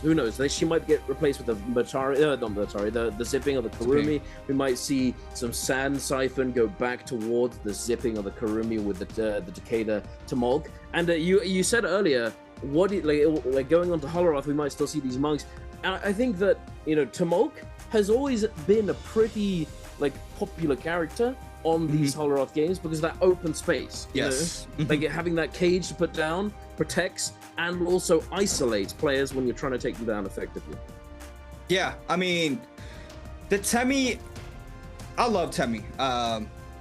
All around, I think Temmie's kit is just amazing. Very important on Tamokes from everything I've seen outside of the Pro League and in trios. Just the whiffs are very important for Tamoch, right? Being able to catch people in those whiffs is, I feel like, probably the higher skill ceiling of that character. Obviously the ultimate, there is some tricks and maneuvers you can do to perfectly catch these teams inside like the walls, right? We've seen it a lot of times where the Temmies will potentially try to catch them in the outer ring of the wall, but I think the Wisp being able to just capture the Wisp in the perfect times is a very, very high skill ceiling for a lot of these Temmies.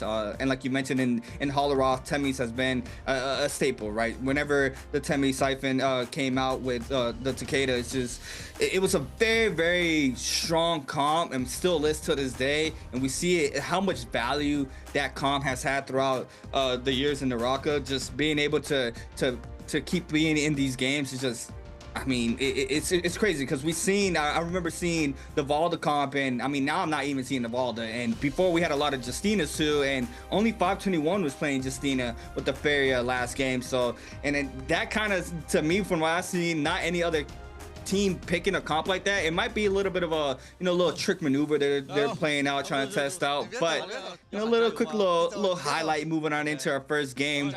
We do have OUG with a little bit of yap session here, locking in for the first game. But now second game on its way. Yeah. We'll love to keep seeing Wolves with that momentum going into the second game. Making sure they don't let go. Wait, Kaibao's off the team. Wait, I didn't even they took him off. Oh no!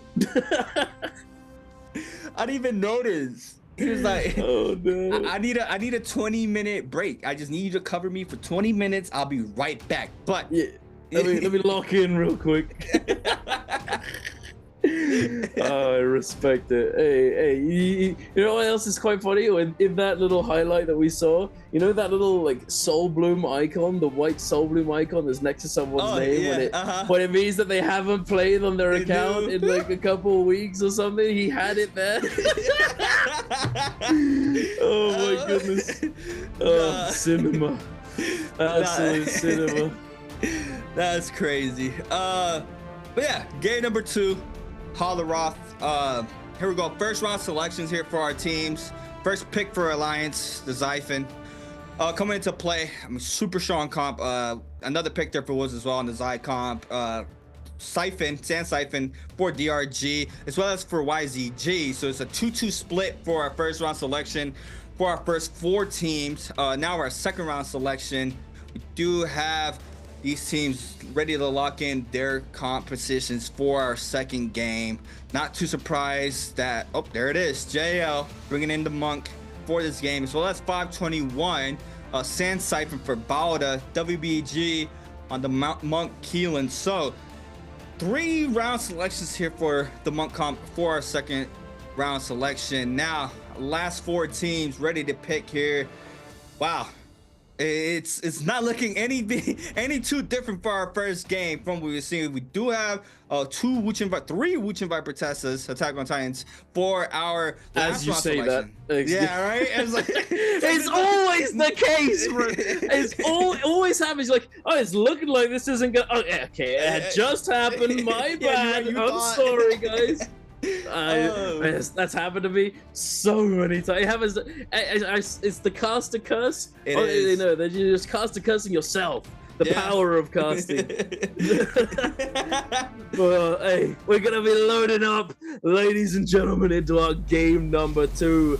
Let's get it. We've got this is the last chance before the bi-weekly final. The last chance to qualify for that final day for this bi-weekly number 2. Unfortunately, as we saw, Kaibao, I think Kaibao, he could have just been there to play the Xi game, you know, play there for that first game, and then he might come back later on to play some more Xi. Who knows? We'll see. It's definitely possible.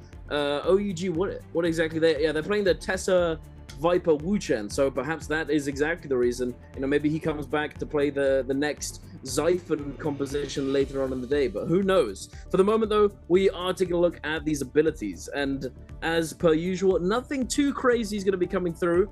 Obviously, I anticipate the Viper personality crisis is going to come on through. Yep, there it is. We've got the different Viper abilities, the different choices, the preference of the individual. And obviously, although I say that it's preference of the individual, which it somewhat is, but there are slight differences in terms of strategy. What this composition is really good at is just being so versatile, going in and out, hit and run playstyle, assassinate one, disengage, look for another, trade Wuchen ult for certain for certain abilities, that sort of thing.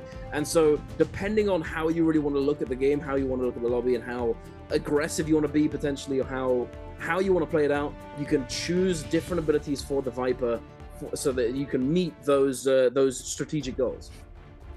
Man, Viper, this current day Viper, like with the new patch, she's a problem, man. I was looking at her, I was seeing how she plays out, just seeing. I mean, I'm just gonna go back to solo. Just seeing solo getting infestated by Vipers is crazy, right? Because Viper has always been a main staple in trios. in solos is, you know, she's really never. I think I've seen her being played out once in a pro league match where it was a bi-weekly final and it was like game 8, right? At that time, there's like no characters left. You just pick an off character. But right now, I think with the changes that Viper was has had done, she is definitely a lot more crispier, a lot more polished now with her changes. So I'm very curious to see how she changes up here for the trios. But yeah, I mean, some Vipers in trios prefer that silence, going in, trying to stop any abilities or ultimates to be called out from a specific character. They start moving on in, tries to fall on down. I remember the AC-130s too, drop down ults, those from the Vipers being very heavy in a map like Morris Isle, where they have the terrain for the suited for that. But loaded up here for our second game, JL against YZG, massive parry from One Fong. He is going to get some sorts of damage. TXJ on the Syra, trying to back up that pressure there from the Monk. Nuncha meter burn connects there onto a player. That player is going to fall. Now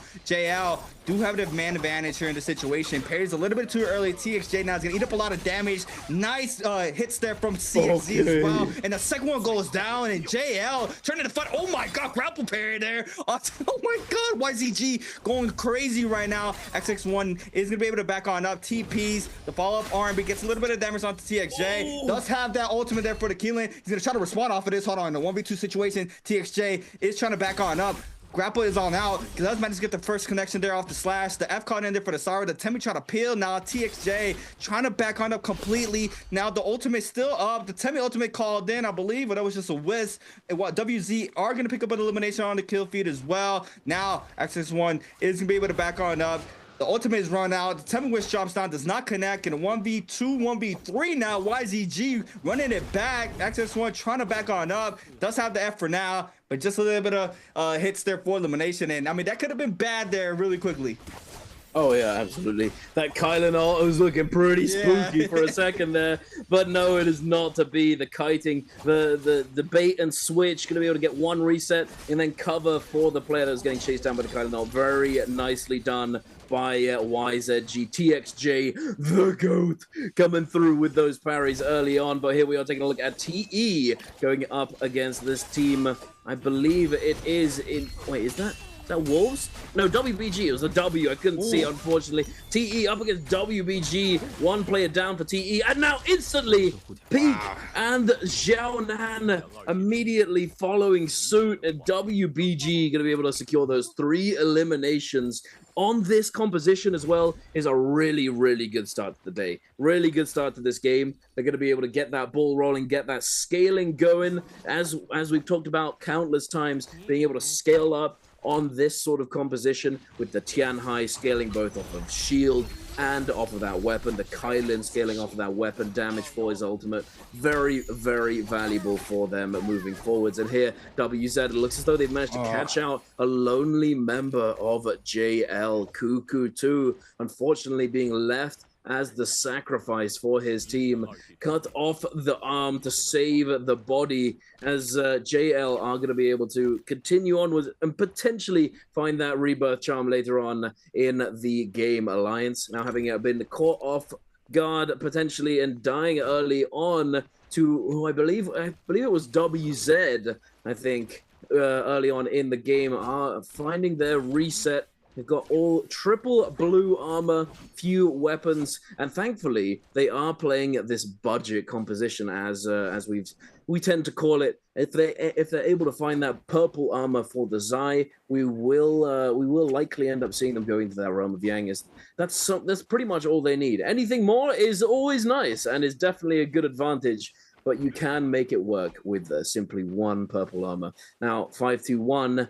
2 members having gone down, Pampy surviving, not looking as though they're in all that much of a scaled position as of yet. But looks like we've got OUG potentially finding the assassination attempt onto WX98. He's left alone. His teammate is nowhere in sight right now, using that F, not able to get away from the Tessa charm, and he goes down. Baby U with those golden nunchucks, smacking him in the jaw right there. Get back! Get back here, Sandy boy. You ain't go nowhere.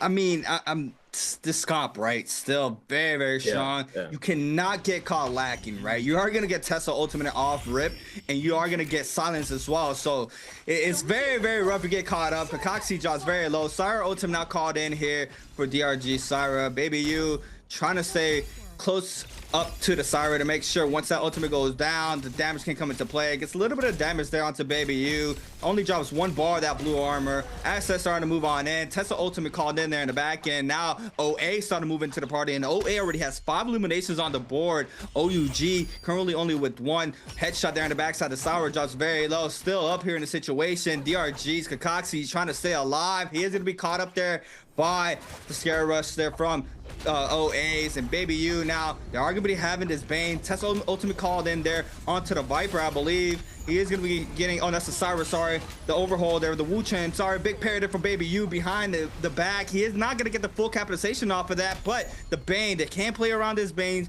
proximity. He does manage to get Tesla enchanted, but does have that cover there from the Bane. OA still in the back end. OUG still trying to get active. They do have that Wu Chen ultimate there if they need it, so they are going to have that escape out. OA's PP there in the back end is going to try to take a quick little reset in. OUG though, full W keying on in, trying to make sure he does not get a full a place there to put up that Wu Chen port. We do have now the full damage there from Baby U there.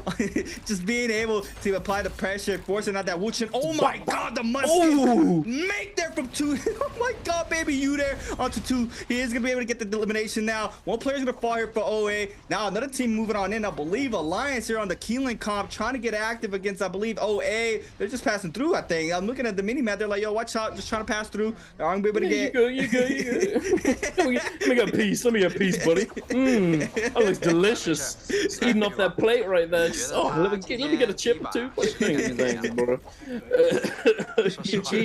Happy to let them pass by. It looks like as they're happy with that 1 elimination there. They do seem to be rolling up on WZ, but I don't think that they're gonna immediately engage here. They don't have that Tessa ultimate ready to go just yet. They might be looking to just get a little bit more loot, have a little more time pass, and get ready for the Yang situation. Obviously, it's unlikely we'll see them going into the realm of Yang, but we might see them try and position themselves around one of those portals and look to grief a team who does indeed want to make their way in to that Yang arena.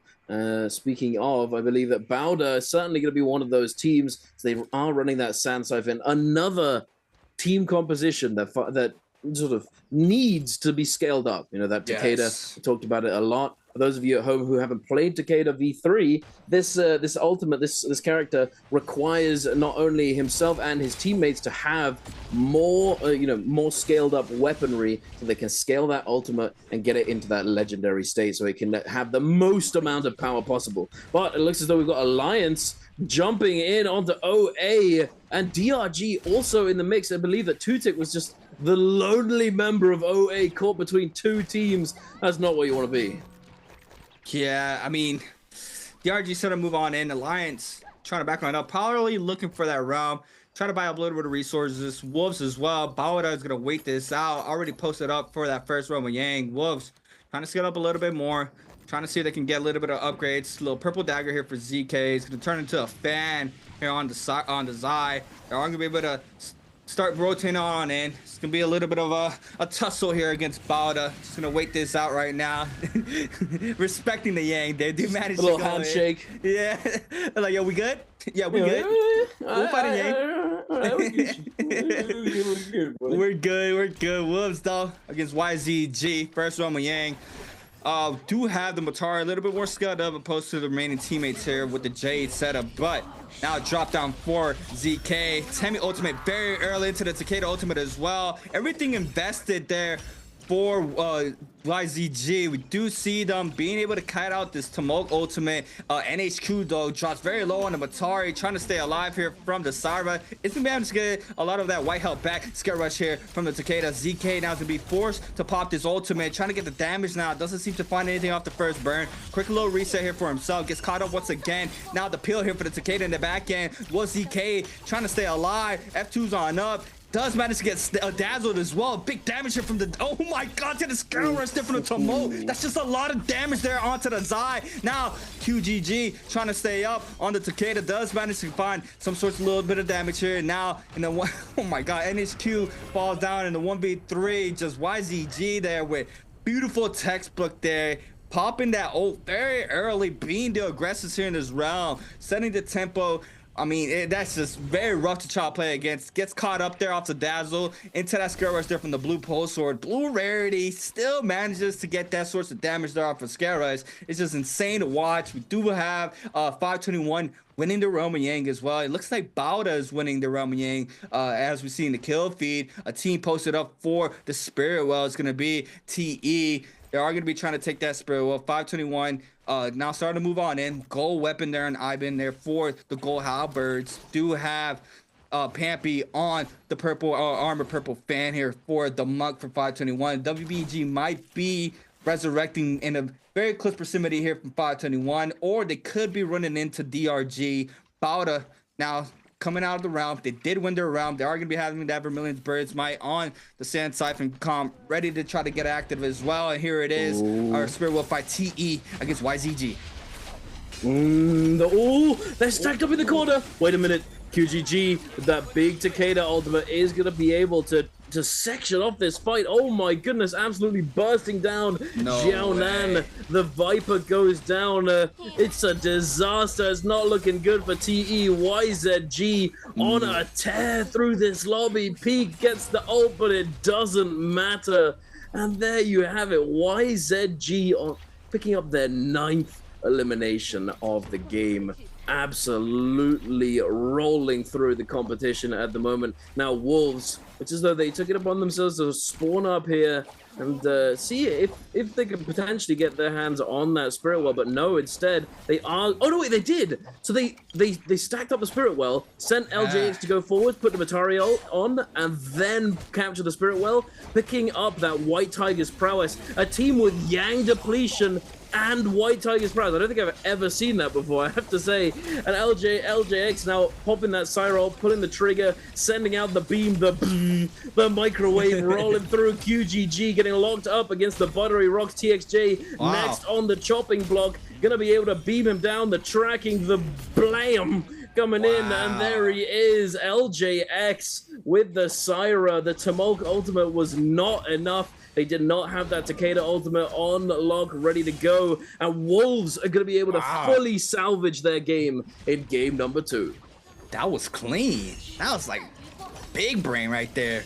Being able to capture that or re-get that ultimate if they needed it was just insane. Then they do manage to cleanse off of that. Bada though in the mix against Alliance. Big damage happening there against Alliance. Vatari do have him pretty much dropping all that blue armor. ZZT though is going to be able to top off that purple armor. Dazzle comes into play there for revenge on the top side. You think you're going to go put the pressure on my teammate in the back end, but you are going to be dazzling the stun. You're not going to get that off. Revenge though is going to be out of that ultimate form now. Jinx sends the 1.0. The follow-up as well. Revenge now with the F here for Alliance. We do have now a third party coming in, and it's an attack on Titan comp. We have the Tesla ultimate here from WZ, already connected onto 2 players. Big stun there in the back end. Catch that fun on in. Zai ultimate called in as well. Oh my god, everything's going towards WZ's way. It's just so much damage elimination, and WZ now here for the cleanup with a perfect third party against both of those teams. DRG still have 3 players up there for themselves. They are going to try to ice off the pressure from WZ, but I mean that was just beautiful there. Opening up with the Tesla ultimate. Make sure to get those staggers called in.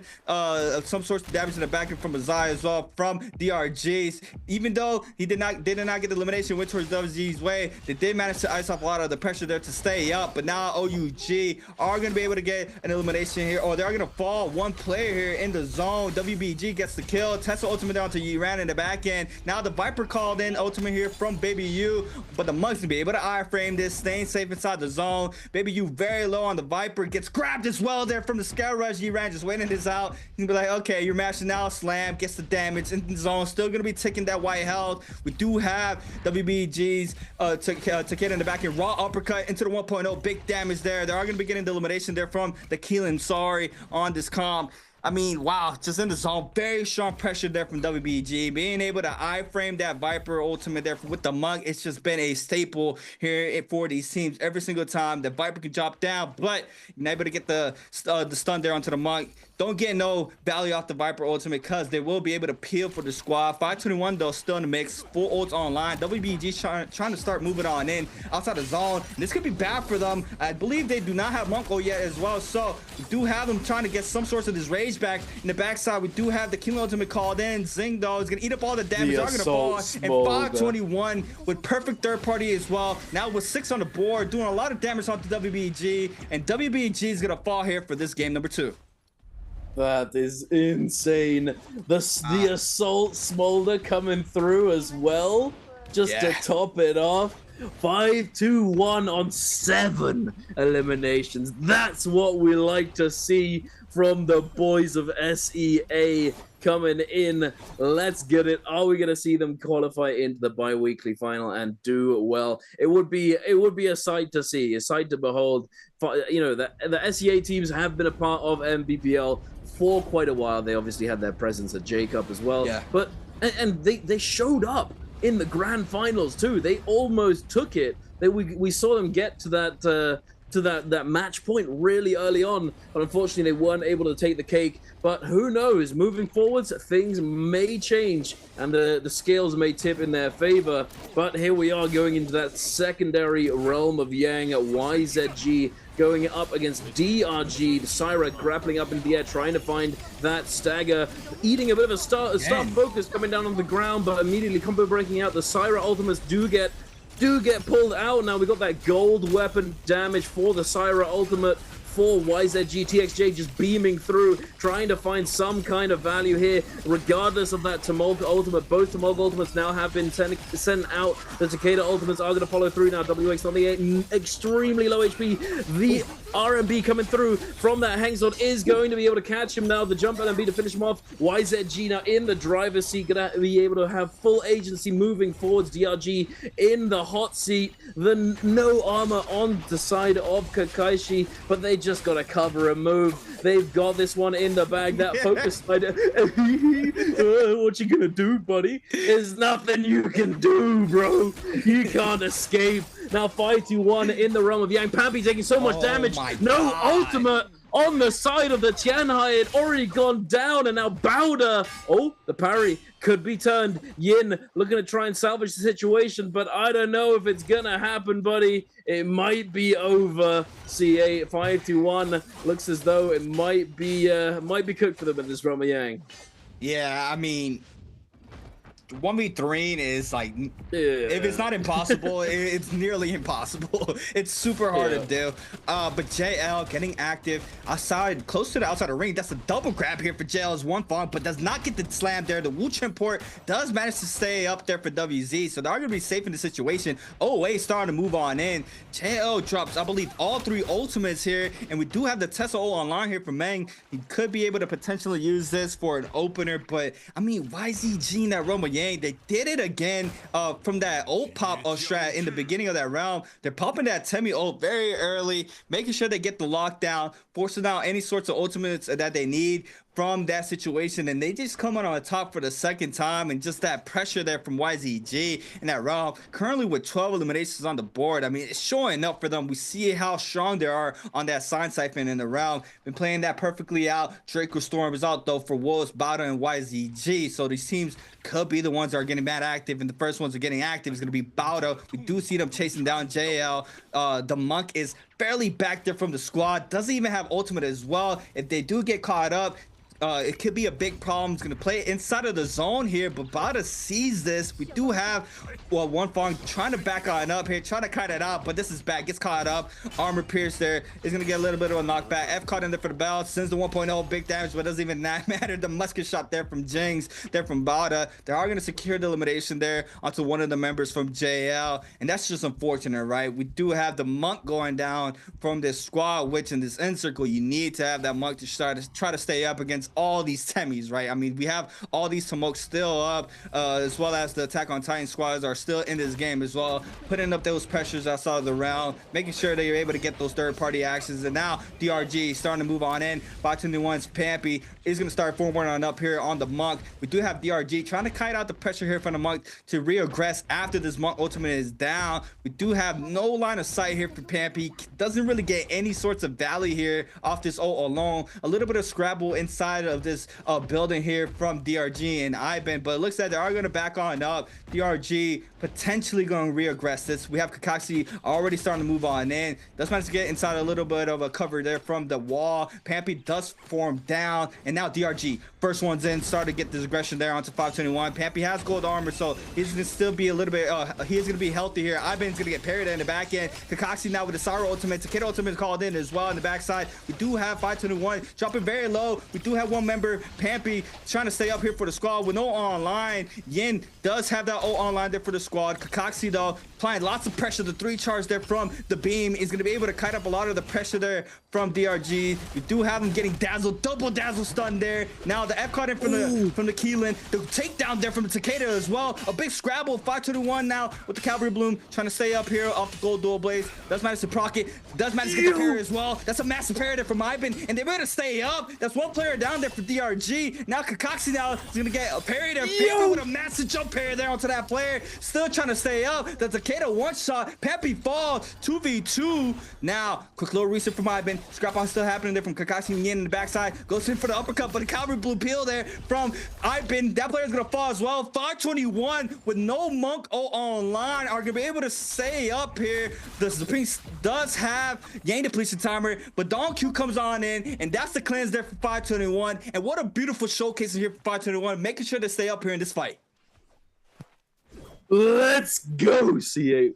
Wow. 10 eliminations. That's crazy. That's crazy. 5-2-1, taking down DRG. That's crazy. Goated veteran teams. And that, hey, is exactly what I was talking about before the Realm of Yang. Sadly, we see them go down there, but they're able to clutch it up, salvage the situation, come back. They are going to have to buy themselves a rebirth charm to be able to resurrect Pampy on that Tianhai. But I don't think that that's going to be much of a problem, as I believe I saw the Kylan with about 40,000 Darktide coins. So I think we'll be seeing that little graphic pop up on the screen relatively soon to say that they have purchased that rebirth charm. But here, this is what I was talking about earlier. We've got that spirit well situation. It looks as though no one's going to be contesting it this time. Perhaps in the previous game, the reason why we saw it happen so aggressively is because it was in a populated area. We saw perhaps it was because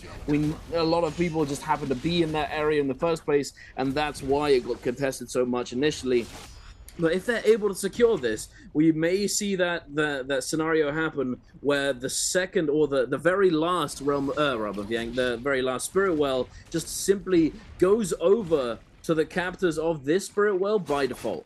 But moving forward, we got the last member of JL unfortunately getting stuck in a corner, not able to escape the clutches of OA, picking up their 8th elimination. But funnily enough, they've only managed to secure themselves blue armor so far. And oh no, 5-2-1.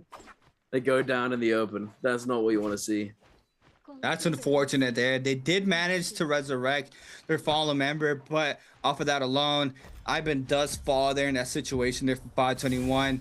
Do have the Spirit Well this time around inside the zone. TXJ is going to be able to cover that up there for YZG. YZG with a crazy game 2 so far. They've been going absolutely nuts here for this game with 13 on the board. Now with this Draco Storm trying to control this playing field here for this end circle. 2 gold armors here for the squad as well. They are going to be able to control the temple. We do have them full grapple on in. It looks like it might be WZ getting a lot of this aggression thrown their way. The Takeda ultimate already up here here for QGG. They pop it, they get the buff as well, so they're gonna have that ult for the second round as well. They need it instantly. We do have everybody trying to cut out the pressure from Draco Storm. Nobody wants to mess with this buff right now. They're just gonna, you see OA just running a little bit of a rally in the outer ring right now, and everybody's just falling right behind. We see WZ like, yo, wait for us. Yeah, they're just waiting this out. Wolves playing the top side though. Wolves playing the high ground. Make sure they can stay up and get mobile there to make sure they don't get caught up. It looks like WZ are going to be picking up elimination onto one of the Alliance's members, and I think that might be the last member there for Alliance. Oh no, the Cyber's still up.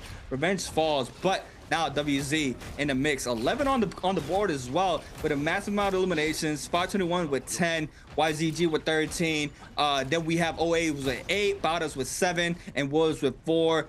And no, that was the last member of Alliance. He is gonna fall. Alliance out of this game. 17 players still up. These teams are still in the mix though. YZG though still full W keying in. This time around against Yin. There's a ping there for 521. A lot of damage happening. Manages to scare Rush a little bit. Doesn't get the full stagger here due to the terrain, but the Takeda is gonna be able to cover a lot of this ground. The scare Rushes as well, back to back. The Viper from one of the teams on the right side tries to steal elimination there off the F alone. Did not get the last hit. YZG are going to pick up another one on the board for themselves. It was OA's Viper, I believe, that was trying to snag up the elimination there, but it looks like they're going to get the resources there from that fallen body. Now that that Draco Storm is going to be coming to an end in around 50 seconds, so we're going to stop a little bit of the pressure for now. OA playing the right hand side of this map. YZG posted up for the second Spirit Well. We saw this from Wolves last game as well. You managed to secure that first Spirit Well, you're going to pretty much get the second one as well, as we see here for YZG. Trying to pick up this Mystic Might opposed from the White Tiger's powers. You're already having that information there for yourselves and your teammates to be able to see where everybody is at with this Mystic Might.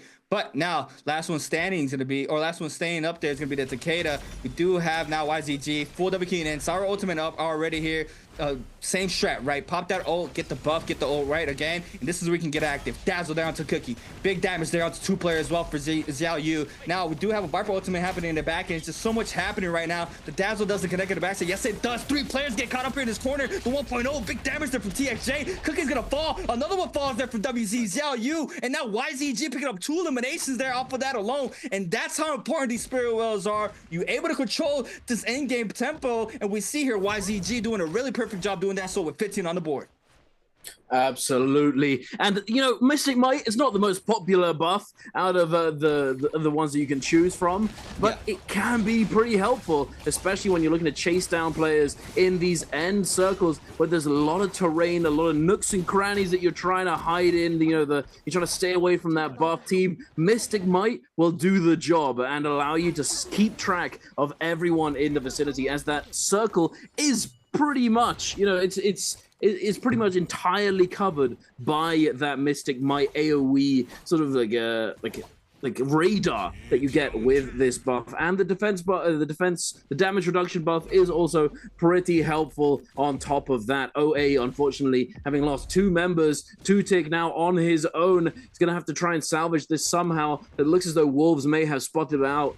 But look at this, 5-2 Pampy. His teammate did go down. I wanted to give props to that Zipping for surviving as long as they did. Unfortunately, wasn't able to actually stay alive on the buttery rocks up against TXJ or YZG with that Draco Storm. And it looks as though 2-tick is in a similar situation, not able to stay alive on his own. No ultimate, not able to disengage in this small area. YZG sitting literally on top of this mountain here, just waiting to drop down, waiting for the opportune moment. Wolves preferring to hold on to that ultimate low ground, just below them. We've got Pampy still alive on that monk, who might be able to do something moving forwards if he's able to hold on to that ultimate, but he needs to stay as inconspicuous as possible, otherwise he will have his ultimate forced out very quickly if he gets spotted out by one of these teams.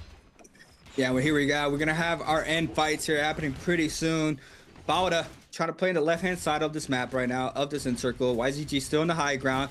do have fully stacked YZG, 3 gold armors there for the squad. Bada is gonna have 1 gold armor, I believe, for the teammate, and Pampy trying to get those placement points here for 521 on the monk. It's gonna be able to apply a lot of pressure, but he's gonna be a big target if he forms on up. And look at him, hides in the bush with wolves. He's like, yo, I'm friendly. Just trying to make it in this. It's like, just chill on me. YZG's on top. We gotta be careful. You know they've been dominating so far, so let's just wait this out. Bada is gonna be able to just kite some of that pressure as well. YZG is gonna wait for the perfect opportunity. They are gonna have that wisp ready here on the Temi with the will hook form on the halberd. So you get caught up by that. That can just be tons of damage. We have Jab in there on gold staff. Yeah, just you get caught up there. Everybody just releases inside that pocket there from the will hook form, and it's just a lot of damage. But now cannon shots flying down here on the bottom side of the terrain. Pampy is gonna be able to get a little bit of reset in here for himself. It looks like all the pressure is gonna go towards Wolves' way. Big damage there from the cannon. ZK drops very low in the backside. Has the F2 to stay up, but with the swarm gets the damage and the elimination onto ZK, and one player is gonna fall there for Wolves,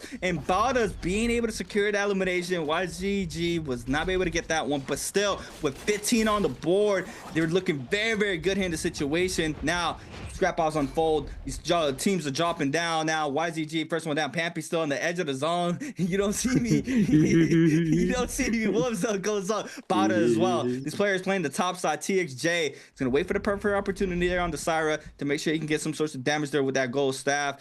We do have Pampy still on that bottom right hand side trying to stay up. Now zone completely closing. Temi ultimate called in early. QGG now staying up. Pampy's gonna form on up on the outside of this fight, trying to see if he can find some grabs here. This could be bad. Slabs on in there with the monk, doesn't get a grab yet. Temi ultimates are still up here. Pampy gonna use a little bit of this time to try to kite this out. It looks like he's gonna deform, get some damage with the cannon shot, gets the damage out to QGG, gets a second one as well, and it looks like YZG still in the mix, but Bada still has 2 players up. The jabbing doesn't connect, and I think the MVP still goes towards YZG's way, but these players play that end circle perfectly, not giving more eliminations there onto YZG, but it doesn't even matter. They went in there with 20 kills on the board, or 15 kills on the board, already with a massive amount of eliminations moving into that end circle, and they are going to be deserving of that MVP. Oh, absolutely. Absolute banger game for YZG. He's the TXJ, the GOAT, coming through. He's just running the lobby. So many eliminations there.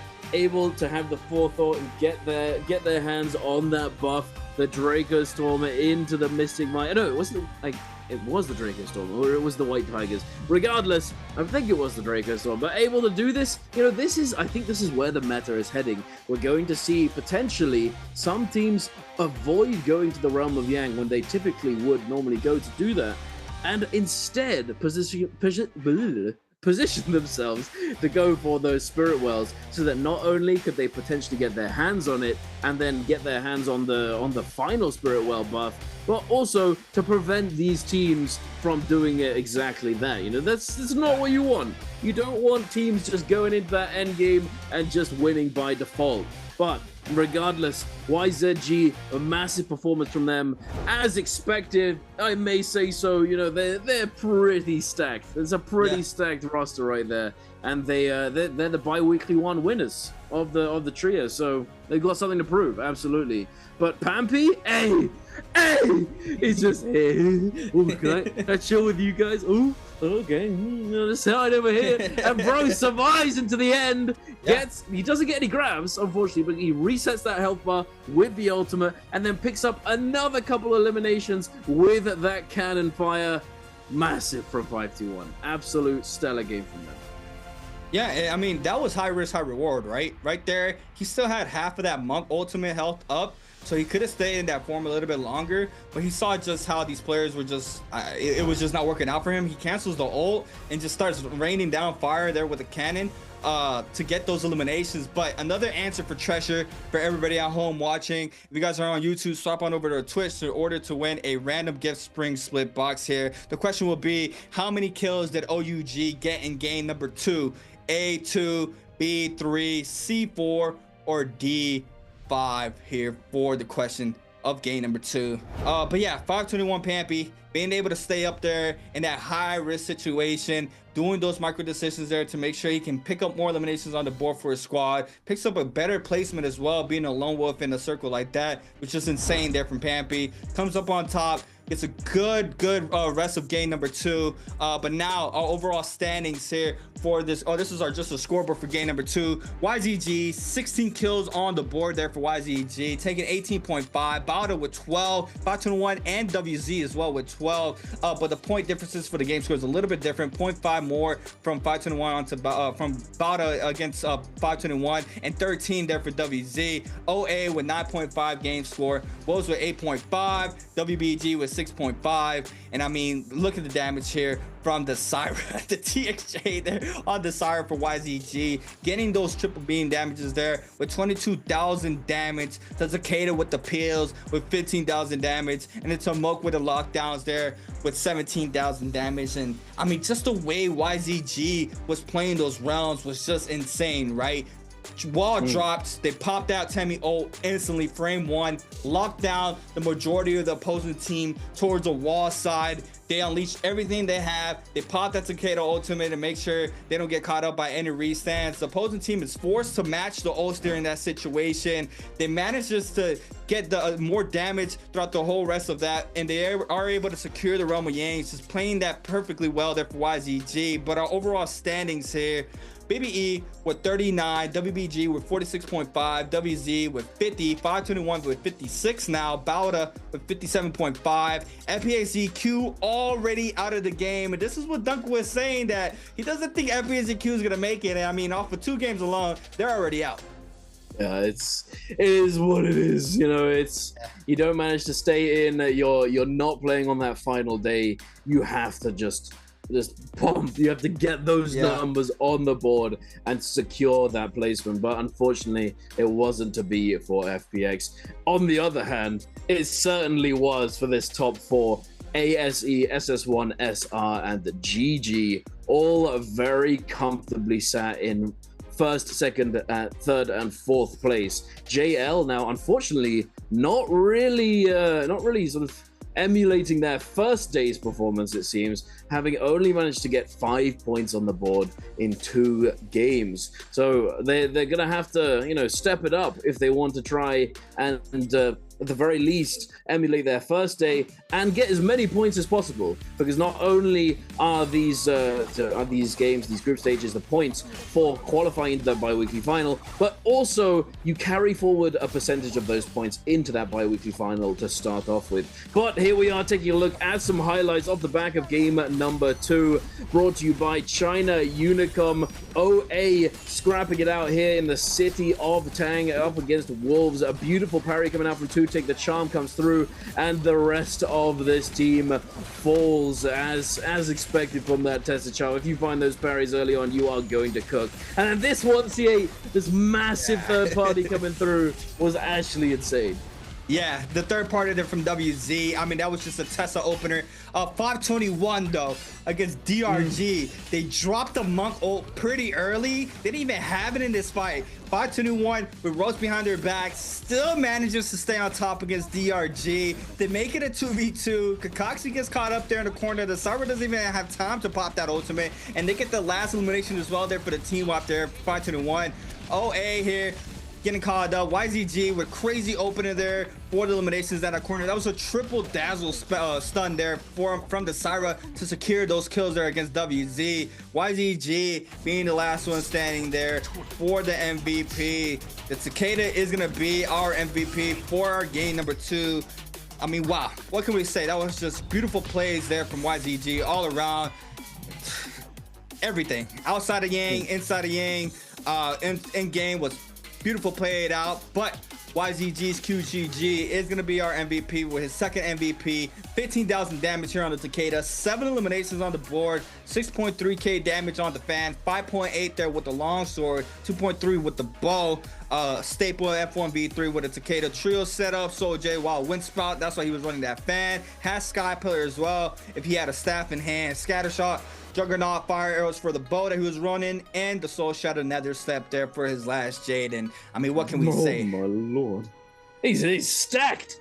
absolutely stacked to the teeth. That Juggernaut, all he's missing is the Phantom Step, and he'd be just the Phantom Demon running through the grounds of Holoroth. But hey, he didn't need it. You don't need it. You know, he's just cooking with the rest of his team. Very, very nice to see YZG do so well. You know, at first, at the very beginning, I was worried that with this sort of like roster adjustments that it might not go their way initially, but hey, we gotta have faith in the GOAT TXJ. He's able to you know, bring this team together and truly just push them to the top, and it's looking really good for them so far. So glad to see, you know, Baldo as well, you know, one of those old teams coming back. It's great to see them here as well, doing a little bit better than they used to do. But before we get to see any more NARAKA gameplay, we're going to be going over to a quick short break, and we'll see you in a few moments.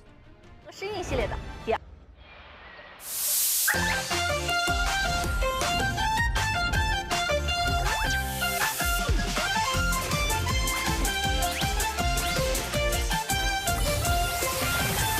くるくる回るドレスリズムに乗せて夢見るような世界で飛び跳ねちゃおうワクワクするステージ視線を集めてキラキラした瞳でさあ遊びに行こう一緒にいればもっと輝けるよピカピカ光るステージで君だけの物語ぽよぽよなリズムに乗せて弾けようよどこまでも広がる空勇気を持って進もう君が主役のストーリーさあ始めようこの瞬間が宝物だよキュンとするでしょ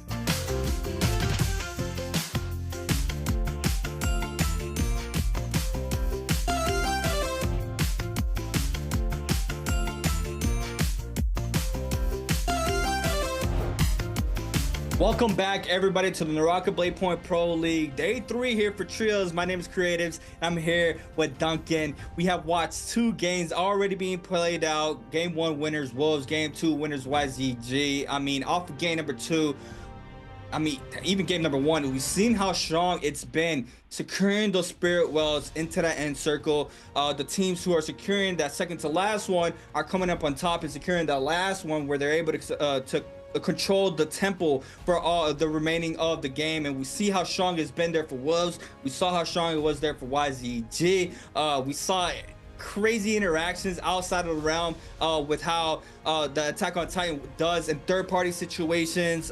If you get caught lacking, you are going to be tested and tented very, very fast. Just overall, everything's still unfolding here for the Chills. Has just been insane. Still 4 more games to be played out here for these squads to be able to make it into that top 12 threshold for the bi-weekly finals in 2 days. Today is the last day. We do have teams who already played their 2 games out, but you know, still game number 3, our first game of Morris. Duncan, tell me how you feel about this Morris game moving in. Morris daytime. It depends, you know. Like sometimes I try and make the argument that we could see a little bit more Viper with that Attack on Titan coming through, but it's a bit hit or miss, you know. And especially whenever we make predictions, they just go you know, they just do the opposite of what we do, of what we say. So. But it's gonna be a sort of slow initial, and I noticed this earlier on in the Perdoria game and a little bit in the Holoroth, not so much in Holoroth, but we saw, you know, a very slow start. We saw 1, maybe 2 fights early on, but nothing too crazy. So it's likely that will probably be the case here as well. We might see a few fights take place around those Firefly caves, as they are unique to Morris Isle. There is still a way to find those Fireflies and potentially get your ultimate online early on in the game, but you know, we don't have all of those you know, typical teams that like to go over there in this lobby today. So we'll have to wait and see what happens moving forwards.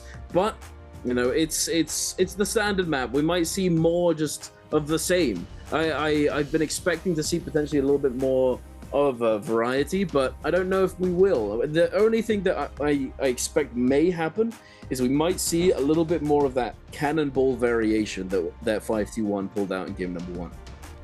Oh, the Fairy Justina? Yeah, that's another thing I'm keeping an eye out for. I was watching day 2, and just the MVP squads were pretty much that Monk Keelan and Sand Siphon, right? And so far, that's what we've had for our winners for tonight as well. So we'll love to see another comp come to play, even Attack on Titan, right? I mean, we've seen how strong it is in mid game, early game, but you know, it's rough, right? Trios has always had a staple meta, and if one thing changes, like what happened with the Zai comp, as soon as that comp came into play, every team started running it, and they started seeing the value, how strong the competition was for these matches. And I mean, it makes sense, right? The Zai being that opener and that anchor for that comp, just being able to outburst as much damage as possible. But I mean, now with like a character like Keelan in the mix still in trios, it's just, it makes it a lot more harder to try to play against. But man, it's rough. I think I'm still. I would love to see a new character come out for it to shake up a little bit of the comp. But one thing that does, you know, catch my attention was, like, for a very, very long time, Kurumi was in every single comp. Zapane came out, she was getting substituted due to the round selection points. But now, like, I don't even know if she even gets played anymore, right? With just how strong Syra is. Yeah, she's definitely not seeing as much attention as she used to, and I think that came in line not only with Syra's sort of like addition to the meta and her way in there, but also with the changes made to Kurumi. And it's not that she necessarily got nerfed, but the change in the sort of dynamic between the ultimate and the F ability and all of that sort of thing, it did change just sort of the perspective of the character, because now you can only choose to take effectively V2, the old V2, which gives you shield. It heals your armor when you're just standing on it normally, but with a transformer such as Tianhai when they're in their ultimate, or Yueishan, who we don't see at all anymore, they do have their health healed instead of their armor, because otherwise that would just be you know, it'd be useless, and then you wouldn't really be able to play Kurumi with these transformers. But it's still a bit of an odd one, because there are still plenty of situations where you want to have that health healing and you just don't have the option to do that in a lot of scenarios. It's also, I believe that the zipping functions a lot better with Kylin, and she's still able to keep that monk topped up because the monk typically now is running the V2 with the self heal, so there isn't as much of a need for that healing coming out from the Kurumi anymore, and the amplified heal from the ultimate with V1 on zipping allows you to get even more value out of that heal on the V2 for the monk. So it makes somewhat sense, and also it makes sense that Syra has replaced her in this composition, as it's a little bit easier to execute. When you say, you know, like if something's easier to execute, it's not as difficult to pilot. You're able to potentially get more value in the end, as there's less room for error, making it inherently slightly more optimal to go for. Yeah. I mean, wait a minute. WZ. I see it. I see it. I didn't even know this was. Is this new? Is this a new comp? I haven't seen this before. I have not seen this before. All right, here we go. So the WZ playing Feria, killing the ping, substituting that monk in there to play out that transformer of the Feria. We're gonna have to wait and see how that plays out. We do have a lot of teams playing the monk comp as well still, and staple Sand Siphon still in the mix as well. Our last round selections here for Alliance, Wolves, DRG, and YZG are gonna be. There it is. You called it. It's the first time ever. You did call it. I have to say, you know, it's like I put logical reasoning behind these predictions, and then for some reason it feels like that just goes out of the window a lot of the time. It just it feels like it's to spite the person who says it, but it actually happens this time. And I thought that, you know, it's possible that either we'll get more Viper or we'll get more Cannonball. So I sort of covered both bases. I just made it unwinnable for them. Easy. All right, so, you know, game number 3 with more variety for our team compositions for this game alone. Gonna be keeping my eye out on that Feria killing. I mean, that sounds very interesting, and I'm trying to work it out in my head, how much value that Feria can give that Keelan, because obviously, you know, you want the Keelan to get the most damage in that composition. But now we do have our hero picks already locked and loaded here for these squads. It's gonna be a crazy game 3. We don't have that many AOTs, only 2 squads running that Wuchen Viper Tessa for this game alone. But that Feria Justina Cannonball is gonna be in play with the Syra, Xiphon there for Bauda for our first round selection. The second round selection, we also have WBG on the Xiphon, the Cannonball for DRG, WZ on this new Testing the Waters comp there with the Feria, Keelan, and Zaping, and JL running that Xiphon as well with that Matari, getting that reset in off that old pop. I mean, just pretty textbook here for that composition alone. YZG on that AOT, the monk comp there. It's gonna be played out as well for our last round selections. Our drop in here for our Morizal game. Game number 3. This game and 3 more games left after this for these teams to try to make it into that top 12 threshold to compete for the bi-weekly 2 grand finals in 2 nights. Tomorrow we will be having our bi-weekly solo finals, bi-weekly 2. So, you know, you guys are trying to get that avatar for the bi-weekly finals. Tomorrow will be the day for that. So make sure you guys tune on in here on Twitch TV/NARAKA BLADEPOINT. Locked in game number 3. Duncan, I mean, I know you're gonna keep your eye on that Feria, right? Because you say you haven't seen it. If you haven't seen it, you know I haven't seen it.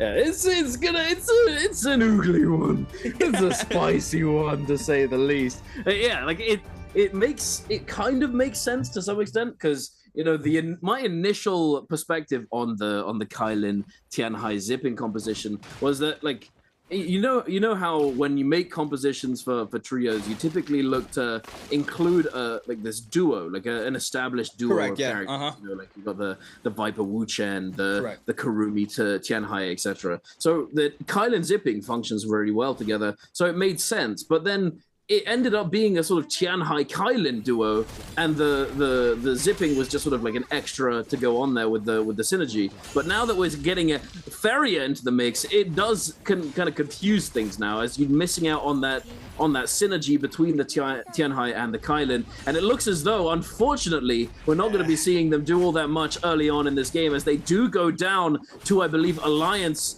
and DRG Alliance actually on the front foot here, having been able to come in and third party the situation. But Revenge going down in the mix, not looking too good, but they do find that Tessa Charm. The damage comes through. Unfortunately, they're not able to burst down that Yuma just yet. That Justina F is gonna keep him alive. Oh no, wait, sorry, I got confused. Kakaishi, I believe. Ooh. There we go. Kakaishi. Interesting. A little bit of solo combo gaming right there. Okay. A little bit of Billy Justina, as I like to call it. Like, pshing. Just a dash it through like crazy. Yeah. Very nice indeed. Moving over up to Sunwing, and we've got Wolves taking down JL. I mean, that's crazy. I mean, Kakaxi with 2-on-1 R&B dash confirmation in trios is insane. We saw how clean he is, but Bada still in the mix. This time around against WBG. Uran is going to fall here in the situation. The Sorrow Ultimate still up here for Bada. The Dazzle into the 3.0 beam there from the Syra. Now, one player remains here from WBG. Leo trying to make a run for it here on the Matari. Trying to scatter on out. Zem and ZZZT. First one's trying to see if they can try to catch up, but OUG already with 2 full team wipes with 6 on the board currently. Wolves with 3, DRG with 3, Alliance with 4. That perfect third party action there in the beginning of the game there, and Money taking out that new Feria Keelan comp that we saw in play early on there from WZ. But Bauda still chasing down Leo. We do have him trying to play the Oscars on the map, possibly Resurrection there from WBG in this area. There's a Soldier. I do not see one in the mini map, so he's just trying to make a run for the hills right now, trying to make sure they do not get another one on the board. Doing a really good job so far. Has the F there to cover a lot of ground, but ZZZT as well to be able to use his F there to use the same type of momentum to get up on there in that situation. But here in Celestra, we have DRG in the mix, trying to see if they can scale on up more. Readied up here on the Justina. 2 ults online here for DRG. Still missing that Fairy ult for themselves. Alliance though, good opener here for game number 3 on the AOT. Ready to see they can play around the outskirts of the realm and try to get those third parties or those potentials, Yang Grease to get those eliminations there. We do have them still trying to scale on up. A lot of teams are. Leo does finally fall there to Bada, so they are going to be able to get that extra elimination on the board. A little bit of resources. Blue armor now, I believe, for Zem as well, off of Leo. So here, they are going to get a little bit of resources off of that. DRG starting to move on in. And I mean, this is what Duncan was saying. Not a lot of action off drop, right? I mean, still early game. These teams still trying to scale on up. Everybody's pretty much scattered right now. We're looking at these teams and where they're located. A lot of these teams are pretty much scattered, trying to get the most resources before the first realm to start getting active inside there. And with a lot of AOT on the board, we're going to have to wait and see which teams decide to take this round. Yeah, absolutely. You know this spot on the map? I love this spot. This used to be one of my favorite spots. Back in my day, back in the old days, when solos didn't give you that extra res when you go into solos and you die, you're going back into your queue, buddy. Yep. You go back and sit there. And as a Tarka player, you need ult relatively early, otherwise you're at a disadvantage. No combo break F, very little leverage in neutral. It's rough. So I would land here in that little corner of the map, loot up, and I'd have about 50% of ult going into Shadow Jade Mine. Excellent little drop there, because you couldn't risk dying back in the day, but now we got reses. Just run it hot drop. Let's get it. Just get Oogly off drop. We got those firefly spawns. Delicious. Very nice indeed. But yeah, like as I also mentioned, how Marisal is that unique map with the caves with the fireflies. We only saw one team end up dropping on one of those caves, I believe, and I think it was YZG. We did see another couple teams spawning around Eventide Temple, but I don't think we actually saw a perspective of a team in the cave close to there in the north. So I think YZG picked up their fireflies and then have likely just rotated around, got some loot, and are going to be preparing for Yang moving forwards. JL are in a bit of a dire situation, unfortunately. I think they might. They've got a decent amount of money. They might be able to buy themselves a purple armor before going into this Realm of Yang that's about to be spawning in the next 20 seconds or so. TE rotating out also on blue armors, not looking too good, not looking too great right now. But again, we see that money, and they're gonna be potentially moving over to a shop so they can get their purple armor on one of these priority team members. But I have to say that since the change made to the shop in Immortal War, it's added so much depth to the game, and I have to say I really, really like that. But look, YZG, as I was talking about them before, jumping in onto JL, as this might be a bit rough for JL, as they do have that Tessa Charm coming on through. The Wu Chen ultimate is going to be traded for 2 ults. They're 1.5 ults up. Very nice from YZG. Yeah, they're going to use that Wu Chen port to avoid that pressure there from the Zai. Now, the Sara ultimate as well is going to go offline pretty soon here for Cuckoo. They do cast QGG, surfing inside the zone or inside the Toxic. We do have him trying to kite on in, but Cuckoo has full eyes on him. The first Moonbait Charm is going to be used there from DRG. Now, first Rumble Yang as well is going to start spawning pretty soon. YZG starting to move on inside the zone, rotating on in. JL still full trailing them. See them there in the mini map, still trying to get their full attention on. Another Bell's hit here from, I believe, YZG. So JL might get some sort of damage. Since 1.0, no. XX1 with the big damage there onto TXJ. The Viper trying to stay alive. We have the Matari ultimate called in. TXJ drops very low. Quick elimination there onto that player. JL's Cuckoo now with the jab in there onto QGG. F called in there for both players in the backside. Tessa Chapman there connects there onto CXC, I believe, in the backside. And now QGG is going to fall. And JL now in a 1v2, winning out the situation. Resurrection there onto the Zai. They are going to be able to get these blooms and all the resources that YZG had, and that is just unfortunate for them there in that situation before first round. 521 posted up for this for a first round with Yang. Wolves as well. Players waiting to take this first round. We do have this cannonball comp here for Wolves. Looking stacked there on the Justina. We do have some sorts of purple jades there for the opposing team as well. We do have them now waiting this out. Pampy, all teams in, but it looks like Wolves are going to be going against OUG on that Monk comp. They are going to be having this strong Monk here for this game. Blue Jades, 2 purple Jades for a 1-on-1 apiece there for SS and Baby U. Zinyu goes up high here on the Monk, trying to find an opener. Looks like it's a clink in the backside. ZK is going to be the one aggressing the Monk here, trying to bait out this Monk ultimate. F caught in there for the Justina in the backside. The drop down with the staff does not connect, and now Zinyu is going to be forced to pop this F. Looks like one player drops very low there for Wolves, and the Feria is going to be able to mech up the NHQ. Is going to be able to go inside that mech, and now Zinyu is going to match as well here against Wolves' Asperia.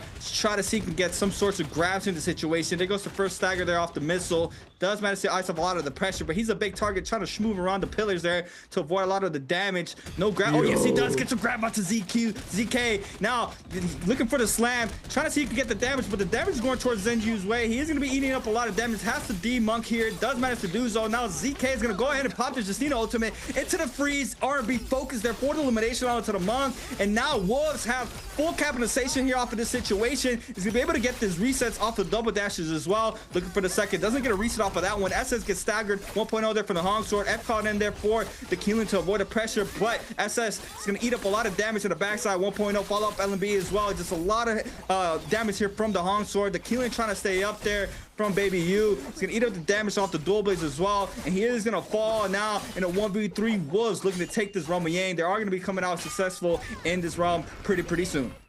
The spectator there, the cameraman, he saw he anticipated the Justina ult, swapped to the first person POV. He's like, cue the montage music, bro. Let's get it.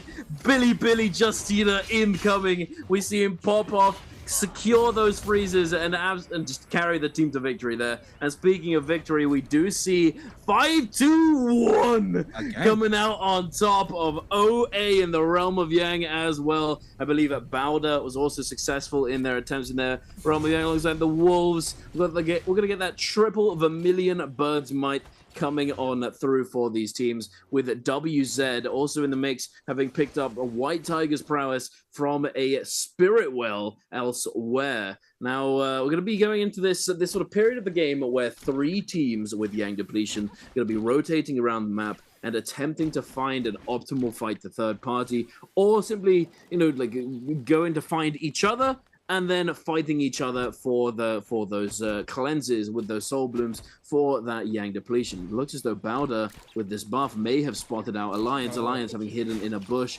playing this Viper composition, not really all that interested in engaging onto any of these teams just yet during this situation, during the scenario in the game. Bowder is getting forced to use that combo breaker. The Wu Chen ultimate is going to come out now with that Zai ultimate in play, forced to pull the trigger on this Wu Chen ult to disengage. The Tessa ultimate did get thrown out, but unfortunately not very much value coming away from that. NY7 now trying to use these buildings to kite away, but it's not looking too good for him, as he doesn't have all that many avenues of escape. He does have that ultimate, but I don't believe he's going to be allowed to actually escape here. The Syra ultimate, the Matari ultimate are both ready to go, and NY7 is going to be the sacrifice for the team, with his teammates making it out and disengaging and living to fight another day. 5-2-1 now heading over to this cave, going to be able to pick up a little bit extra loot perhaps. Ibin with this golden fist blade is going to be doing a lot of damage coming into this fight.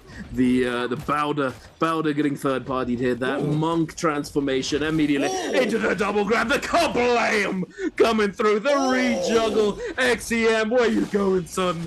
There it is. 5-2-1 picking up 2 eliminations. Very quick, very sharpish. We got the third party coming in as well from DRG. The Kylan hacking and slashing his way through. Jing goes down. The Fairy ultimate is in play, and Pampy is going to be eliminated, but they do have that Vermilion Bird's Might. It's not over just yet.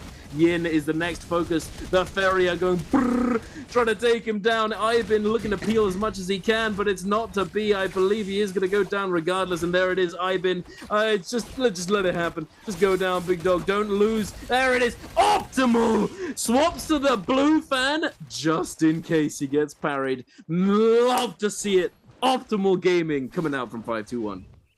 Yeah, that's just, I mean, that's just reps, right? Making sure you keep your best rarity weapon with the Vermilion's Bird's Might. It's just insane to do in a situation that with so much pressure. Does manage to do that. OA does manage to force out that monk ult here from OUG. Zinyu now trying to see if he can find a grab, but OA is just being the big nuisance here against the bug, just weaving those grabs, make sure they do not get grabbed.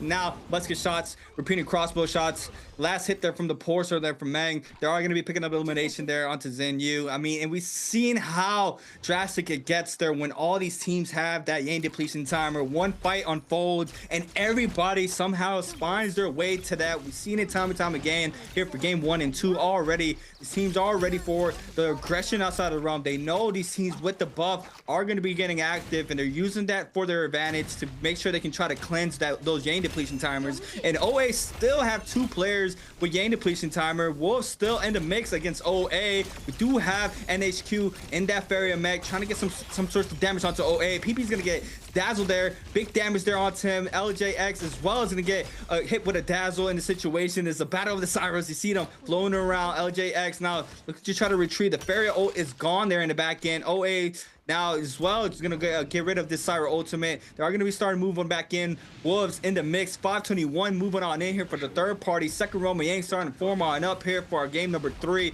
Players still getting real active. Keelan ultimate online here for Ibin. Ibin picks elimination onto NHQ. That player is gonna fall there for Wolves. OA is gonna try to retreat off of this with 4 seconds in that Yang Depletion timer. So just gonna count his blessings. Make sure nobody sees his body fall. 2 players already out there for OA. And now second Roma Yang was 521, and 521, not gonna say don't want to cast a curse, but they, you know, I'll say it after this. Wolves now starting to move on in. Ivan gets the damage there, drop down there from the Keelan. What were you gonna say? Oh, I thought it was a 2v2. No, it's a 3v2.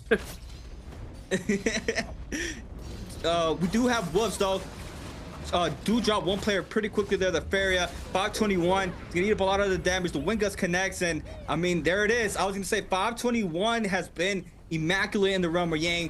winning those Realm of Yangs back to back non-stop, and they are going to get buffed up once again with the Draco Storm as well. Gold fist blades, gold armor here for Pampy with a gold staff as well. So this team looking really good, trying to make it to the top 12 threshold, and they're doing very well so here for game number 3. Looking good.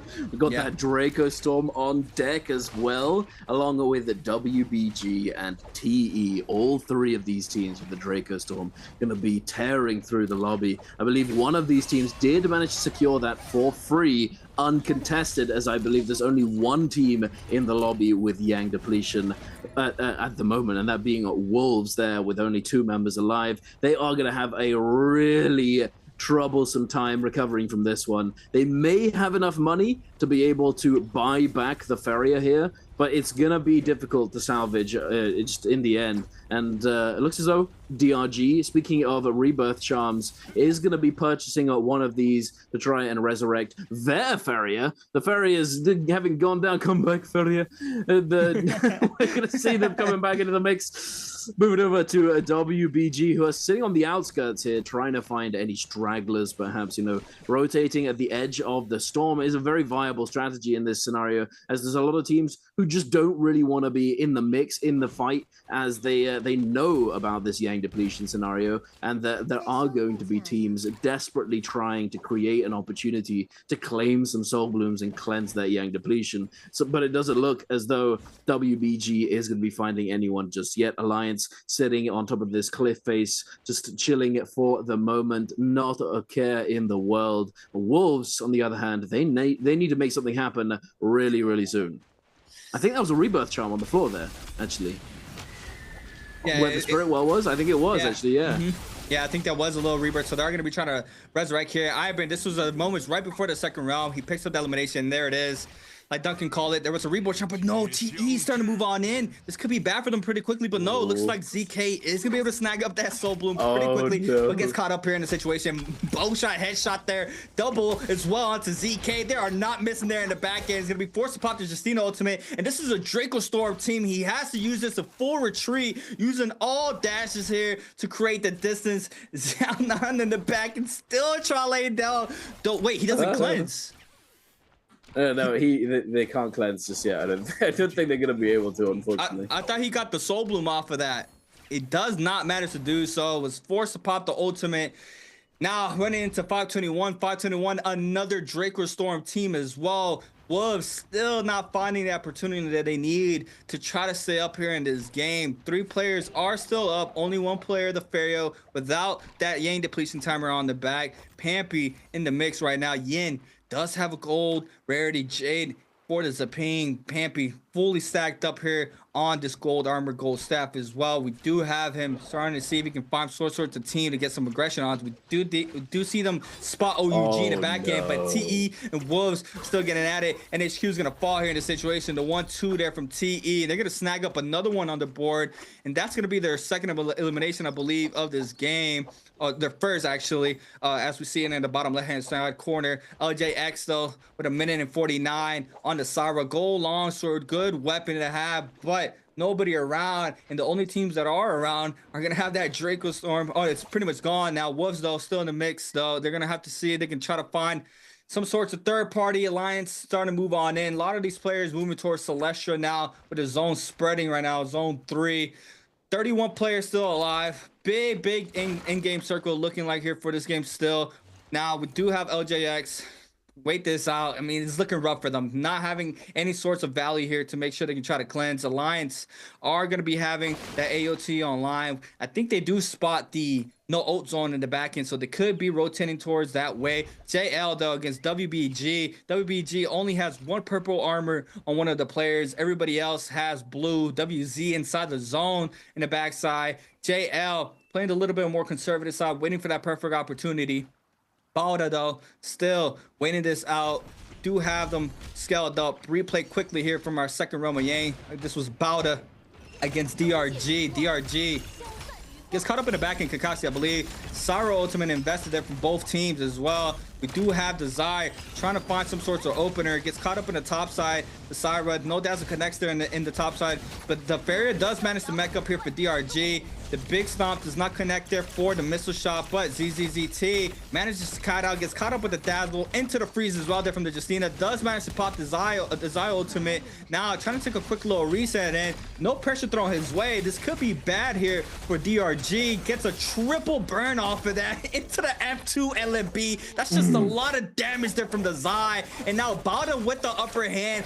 Go ahead and full aggresses the Farrier out of mag in the 1v3. It's just rough there, and Bauda coming on top there in that second round. Yang. That was very nice indeed for Bauda.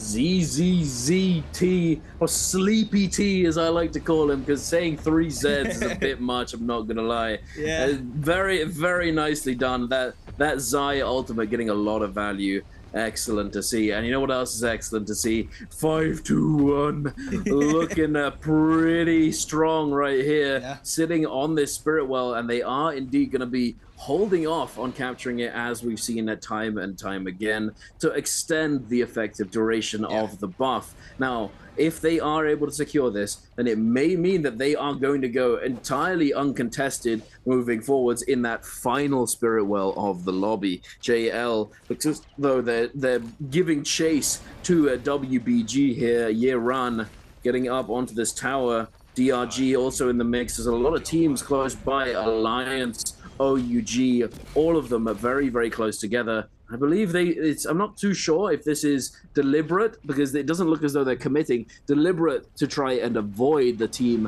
that will inevitably get their hands on the Draco Storm, and just to essentially be out of line of sight and to just be as inconspicuous as possible. It looks as though we do have a bit of contest for the top of this tower. JL are being contested and forced off. XX or Xiao Luo is forced to disengage. WBG now holding onto it just for the moment, staying off the ground. The floor is lava. You don't want to be down there, caught in between all of these teams, especially with a Draco Storm coming on through, as I believe they will be picking that up momentarily with the next Spirit Well spawning in within the next minute or so. Alliance still on 2 blue armors, not looking too good. However, this is the attack on Titan comp, and they are going to be able to absolutely explode a player if need be at a moment's notice. Now we can see 521 still here, ready and waiting to pick this up. Ibin, I believe, is about to pop that ultimate and immediately start running over to all of this chaos that is surely about to ensue. Yeah, nobody contests that Draco Storm. 521 waiting for that last moment.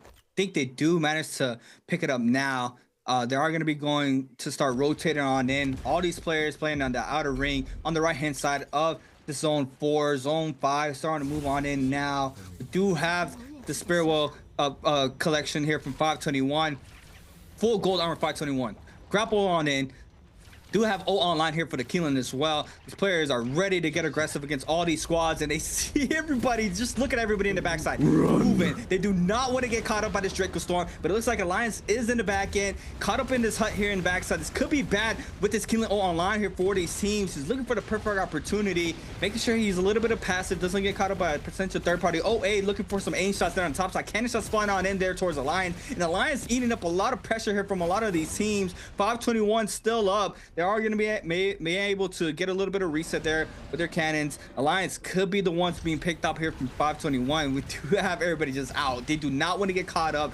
Fully scattered in to the opposite side of the zone, pretty much where the Spirit Well was now. But 521 does not want to be taken out here. Do they not want to get super aggressive? They want to try to collect the second Spirit Well that's about to form on up right after this one runs out here for 521. Random Bane up here as well, so you got to be careful playing in the middle of the zone. We see them already posted up for the Spirit Well, already more than halfway through there for it to spawn. So no teams are going to contest this, and this is a pattern we're seeing from a lot of these squads. If they are to secure that second to last Spirit Well, they're pretty much guaranteed this last one as well. And for game number 3 this time around, we have a White Tiger's powers up for grab here for that last Spirit Well. So those eliminations come into play are going to be a very good sight here for 521. Looks like TE though is contesting this. I don't see 521 around. Oh, they are on the left-hand side. I see him in the mini-map. Look, there it is. Pampy here with the mug. Back up. This is mine. You better back up. He is going to be able to leap on in, and the pressure is going to be going towards 521's way. They are going to be able to get the majority of the spirit well. Now, I don't think any other team might be contesting this. DRG does though. These teams are starting to move on in, but Don Q gets grab off of this. The double grab from Pampy as well. And there goes the slam. The Sour John's very low. They are going to be getting some of that health there from that Syra ultimate, so the white health is very low there from Don Q. Now he is going to be able to dazzle around that spirit well, but it's just a matter of time. The ultimate is going to run out. We do have 521 starting to move right back on in. The dazzle connects there onto Pampy. Don Q now trying to apply some pressure there onto TE in the backside. Looks like the killing ultimate is going to be called in. Very old goes up there for Kakashi. I've been in the mix since the RB mid-range focus gets the damage. Now contestant does not go towards 521's way. These players are fighting this team off there for that spirit well, not giving it up this easy this time around. TE managed to stay up. Alliance does pick an elimination there onto DRG in this hut. This could be bad there. I do see a player dropping very low. Cannon shots flying on in. Some more ultimates there in the spirit well in the back end there for OA. OA might be able to contest this and capture this. Looks like a little bit of dazzle there onto one of those players. WBG still full focus on in, manages to stay up there off the ad, gets counter grapple though. It's gonna eat up a lot of damage into the RB focus there from the Takeda for the elimination there from OA onto WBG, and now OA still trying to catch this up, but look at the spirit well, it does not even get captured even that much. It was already halfway through and the job's very low. OA is gonna be forced to back on up. All these players still contested. 521's Yin does manage to pick up elimination onto OA. Bowda now the main team in the spirit well. OA in the backside still trying to stay up. Looks like Bowda can't eat up a lot of damage off the cannon shots. JL picking up elimination onto OA as well. Players are dropping 2v3s for a lot of these teams, I believe. So now JL in the backside, WBG starting to move on into the spirit well. Tesla ultimate called in the backside. I think Yuma is going to be able to get it back inside that hut. I've been now with this Keelan ultimate, wants to recontest, but WBG, I believe, picks up this White Tower's powers, and they are going to be the ones that are going to be able to get that sort of aggression there with that buff alone. Indeed. It looks as though Ibin got forced to use that ultimate, having unfortunately not been pushed off of this spirit well. I think that it was due to the zone and just how many teams were all around them, because it spawned essentially in the middle and gave them no wall at their back. So they could be very safe in saying that they weren't going to be contested at all. But look at this. We've got the monks coming out to play, throwing hands. Jin Yu finds a grab onto Cuckoo 2. He goes down. JL losing their Syra. Not what you want at this point in the game. Oh, we're going to grab from Pampy onto Jing. Immediately getting chunked down in the hand. The double grab comes through, but not able to slam Pampy. Taking so much damage. Being forced not to be able to slam it is not what you want, because you lose so much health. But the cancel onto NY7 from Jin Yu. Get down, Mr. President. I will save you, he says. Jin Yu coming in clutch with the grab, canceling Alliance's potential in this end zone. NY7 now left to just wring his hands, not sure what to do. No ult in the back pocket. Bowder now looking to try and take control, with the dreadful whale coming in, cutting them down. ZZZT, Sleepy T, go to sleep, buddy, go into the night. Into the storm you go, senor. The Jing goes down. He's going down pretty soon. I imagine Pampy might be able to pick up the kill here. Revenge picking up another. Pampy does find that kill onto Sleepy T. I've been so close to that ultimate. Might be able to come in clutch here and finish off this fight. Finish off this lobby with a bang, with a slash and dash through the rest of these players. Pampy in that ultimate, gonna be going for those grabs, looking to the sky, trying to find something. Finds one. Does he find another? Meng in the hand, trying to tap out, desperately getting out of that grab. He does manage to survive, but only for a moment. He gets that ult down. Pampy being knocked into the zone, just barely staying alive, de-transforming. Will he be able to stay on his feet? I highly doubt that. That dreadful whale knocking players into the zone. zone. Jin Yu next on the docket. There he is. The ult comes through. C8, who's coming out on top here, buddy? Because I have no idea.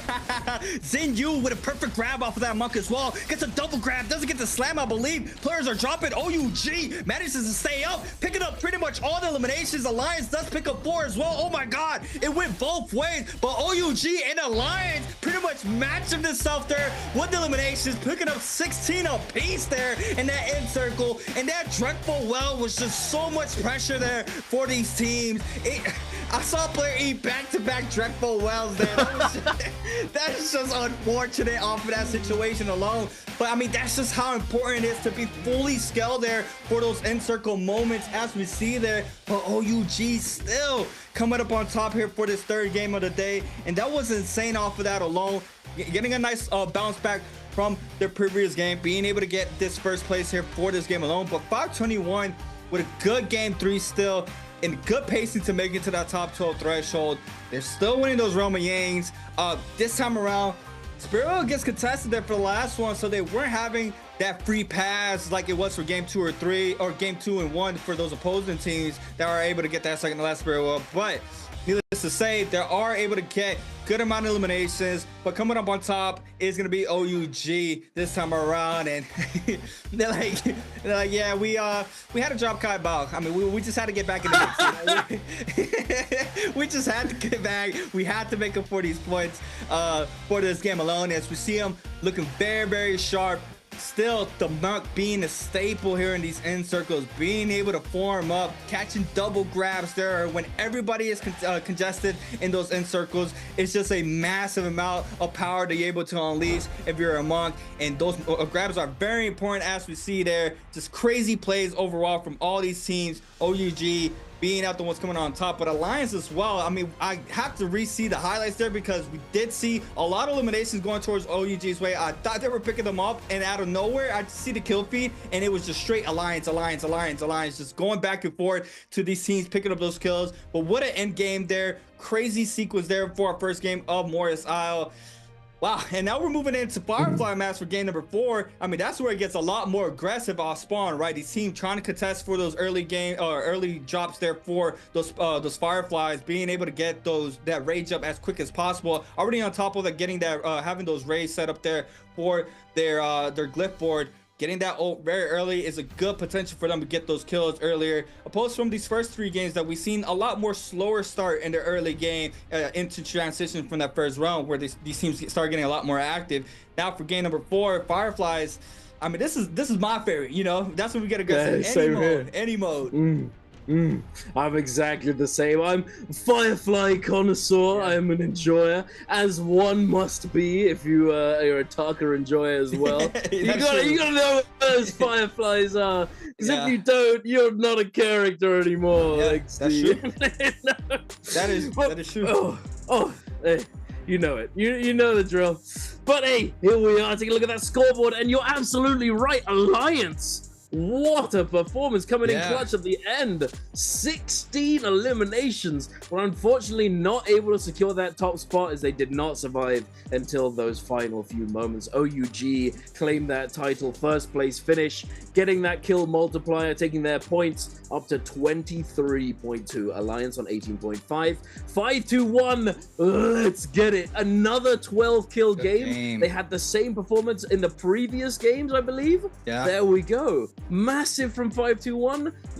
It's looking up for them. They almost definitely are going to be qualifying into that bi-weekly final, or at least that is certainly the hope based off of these first 3 games. And let's see how they perform in the next 3. OUG, taking a look at some stats here. It looks as though SS, looking pretty good with 26,000 healing. Not that much damage on the side of Jinyu and Baby Yu, but hey, if you're taking people down quickly and effectively, there's no need for that much damage. We ain't padding stats. We're looking to get kills and get those points. Correct. I mean, that's all that matters. Yeah, you can do the damage. I just need the kills. So as we see here for OUG, crazy too, because I think they had a similar situation like Alliance. I know Alliance moving into the Insic only had 9 kills. 9 kills, and then they came up on top there with 16, securing that 2nd place spot. But our standings here for our bi-weekly 2. BBE out with 39. WZ 50.5. A lot of ground to cover there for WZ. Now top 12 YZG 70.1. TE with 74.2. DRG with 81.8. Alliance with 87.5. Massive game 3. GG with 96.7. OA with 98. What a crazy day 2, or their first day 2 here for the Pro League with 72 points off of that day alone. Wolves with 101 for the 6th place spot. JL with 103.4. OUG coming out on top this time around with 26.2 for this day. 103.7 overall. SR with 109.3. SS1 112.9. ASE with 137.2 for the top side of our pyramid. And what a standing is looking like right now. Very surprised. I'm not sure who's on SR. SR is a new organization inside the Pro League, so being able to secure a crazy amount of points for the 2 days, making to the top 12 is very important. But we are going to be taking a quick little replay here for our game number 3. Presented by China Unicom. We do have the start off rip fight here from OUG. They are gonna get this bait out the bell there from the Monk. The follow-up LMB there from Saro, mid-range LMB focus into the finisher there from OUG. King Ultimate out here for Baby U. Looking for that opener onto the Wu Chen. They catch that elimination, still getting full active. This is all in the same area, so these are just back-to-back fights here. And now rotating it on over to the top side of the mountain here by Celestia. They are going to be able to get this damage there onto the side. Gets the damage there off the first slash. The second one connects as well. Overholds, looking for the purple opportunity. Gets the third slash as well. Now he's letting it loose. Gets the damage. Elimination going towards OUG's way. I see the fan in the kill feed.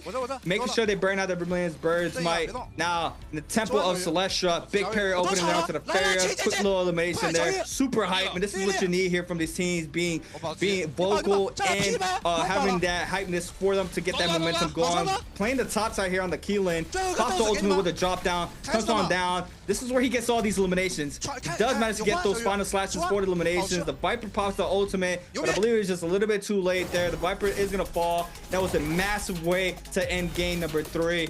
And our winners, OUGs. The Keelan is going to be our MVP. Not a surprise there with the amount of damage this character can burst out here for the team composition with 18,000 damage, 7 eliminations. Baby U's second MVP of the split. Fire fifth place, he had 5th place here with 8,000 damage. Skills the ultimate 7.6k.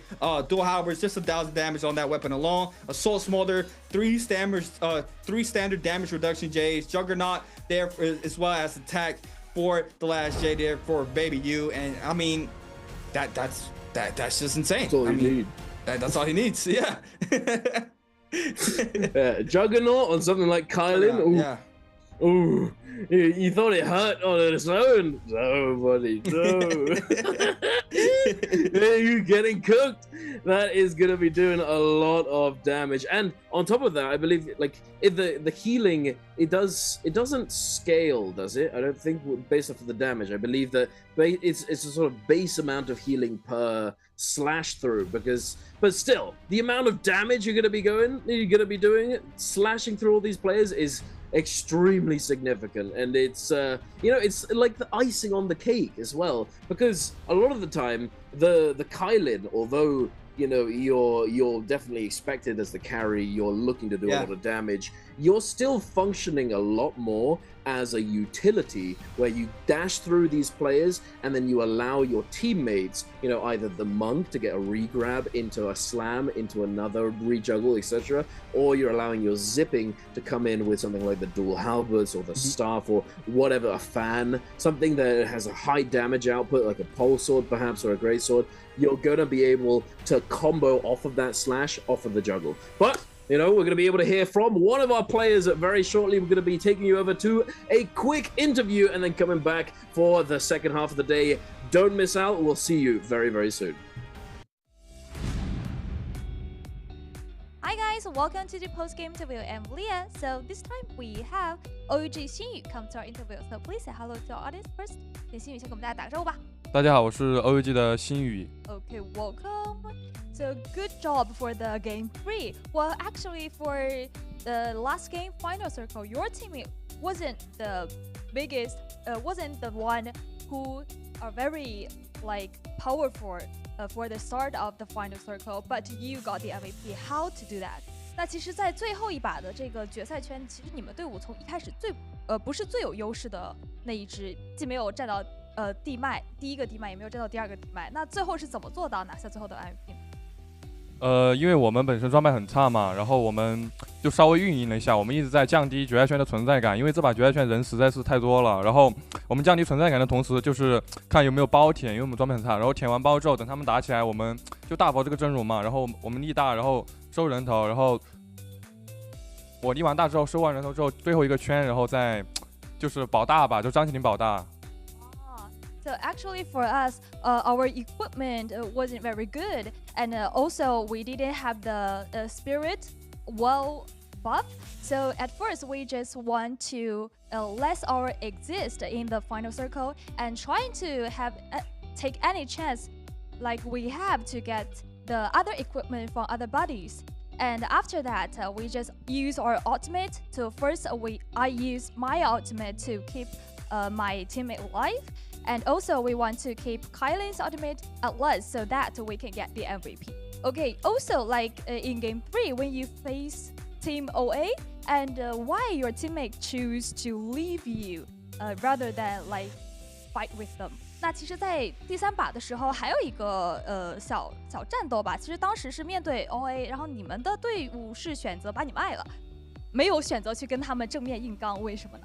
因为旁边我们前面不是打了一堆朱雀吗？然后他们那武田是后面来了，我们杀完朱雀之后，因为我们没缺大招了当时，然后我们阳虚嘛，缺完大招都解完了，然后他们如果硬要打的话，我们没大招其实也是很难打的，然后我们就选择卖一个人，因为他们2个身上都有钱。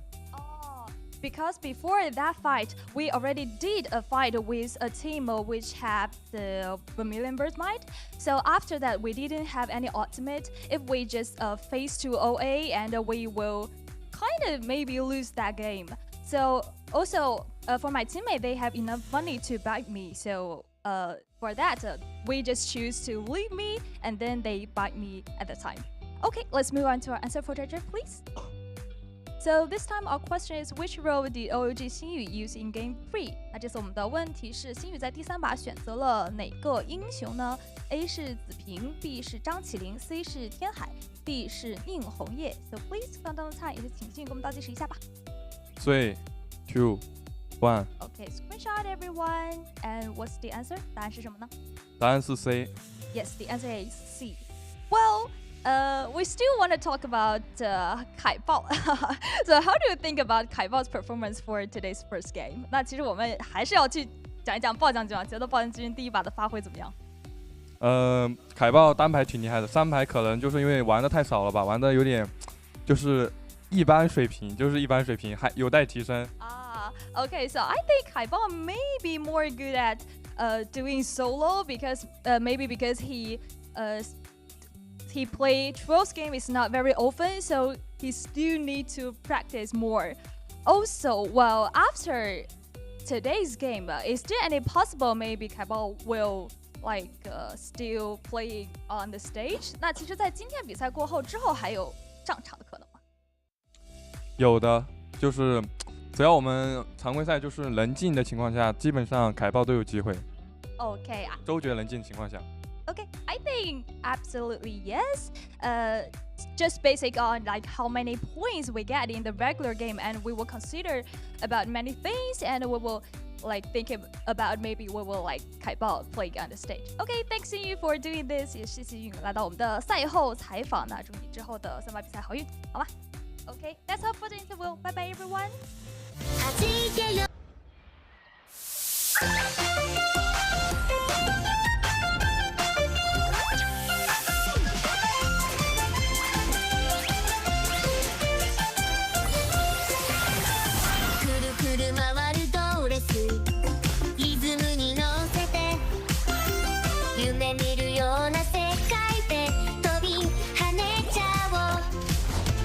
ワクワクするステージ視線を集めてキラキラした瞳でさあ遊びに行こう一緒にいればもっと輝けるよピカピカ光るステージ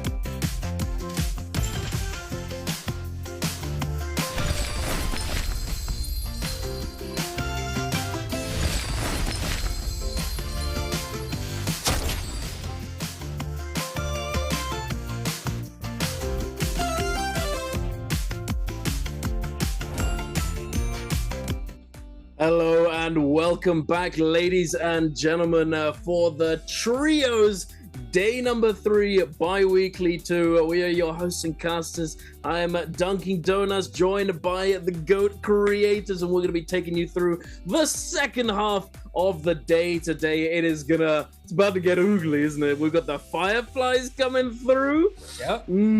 It's going to be spicy. We're going over to Holoroth as well. It's not solos. We're not going back to Pandoria, as I've made that mistake before. We're going to Holoroth. What are you hoping to see coming through in this 4th game of the day?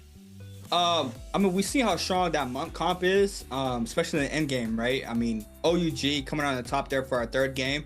I would not be surprised that we see it once again for this game alone, but probably seeing that Sand Siphon come into play there for YZG, how they had that great game in their 2nd game in the Holoroth. So possibly see another good game for YZG for game number 4. But overall, it's been a crazy sequence to watch how that new monk comp. Once again, I'm keeping on the new.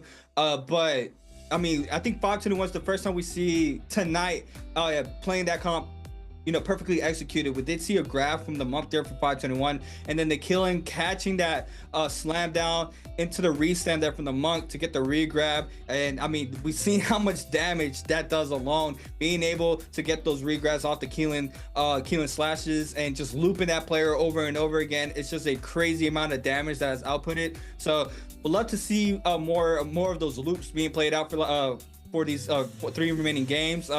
I mean, I was seeing these Trios players getting techy with 2-on-1 in out here off of those uppercuts. They don't go for anything else off of that uppercut but that blue focus off of that alone. And I mean, that 2-on-1 can be done with any weapon, right? I mean, you can do it with long sword, staff. You can do it with katana. I mean, any weapon.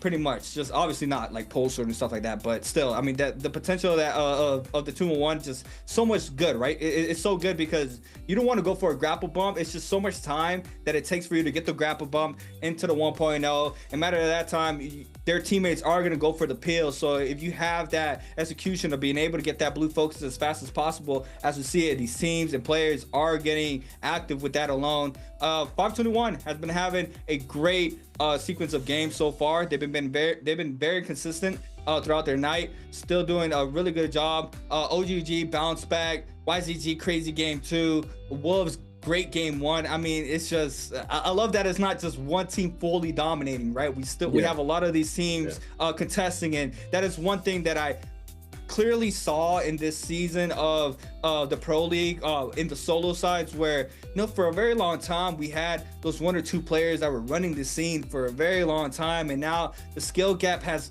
pretty much gone very narrow and everybody's at that level. So I'm seeing here as well here for the Trios that any one of these teams can come up on top. They all have that they all have the potential to be able to take one of these games for themselves, and it's just great to see, right? There's just not one dominant team.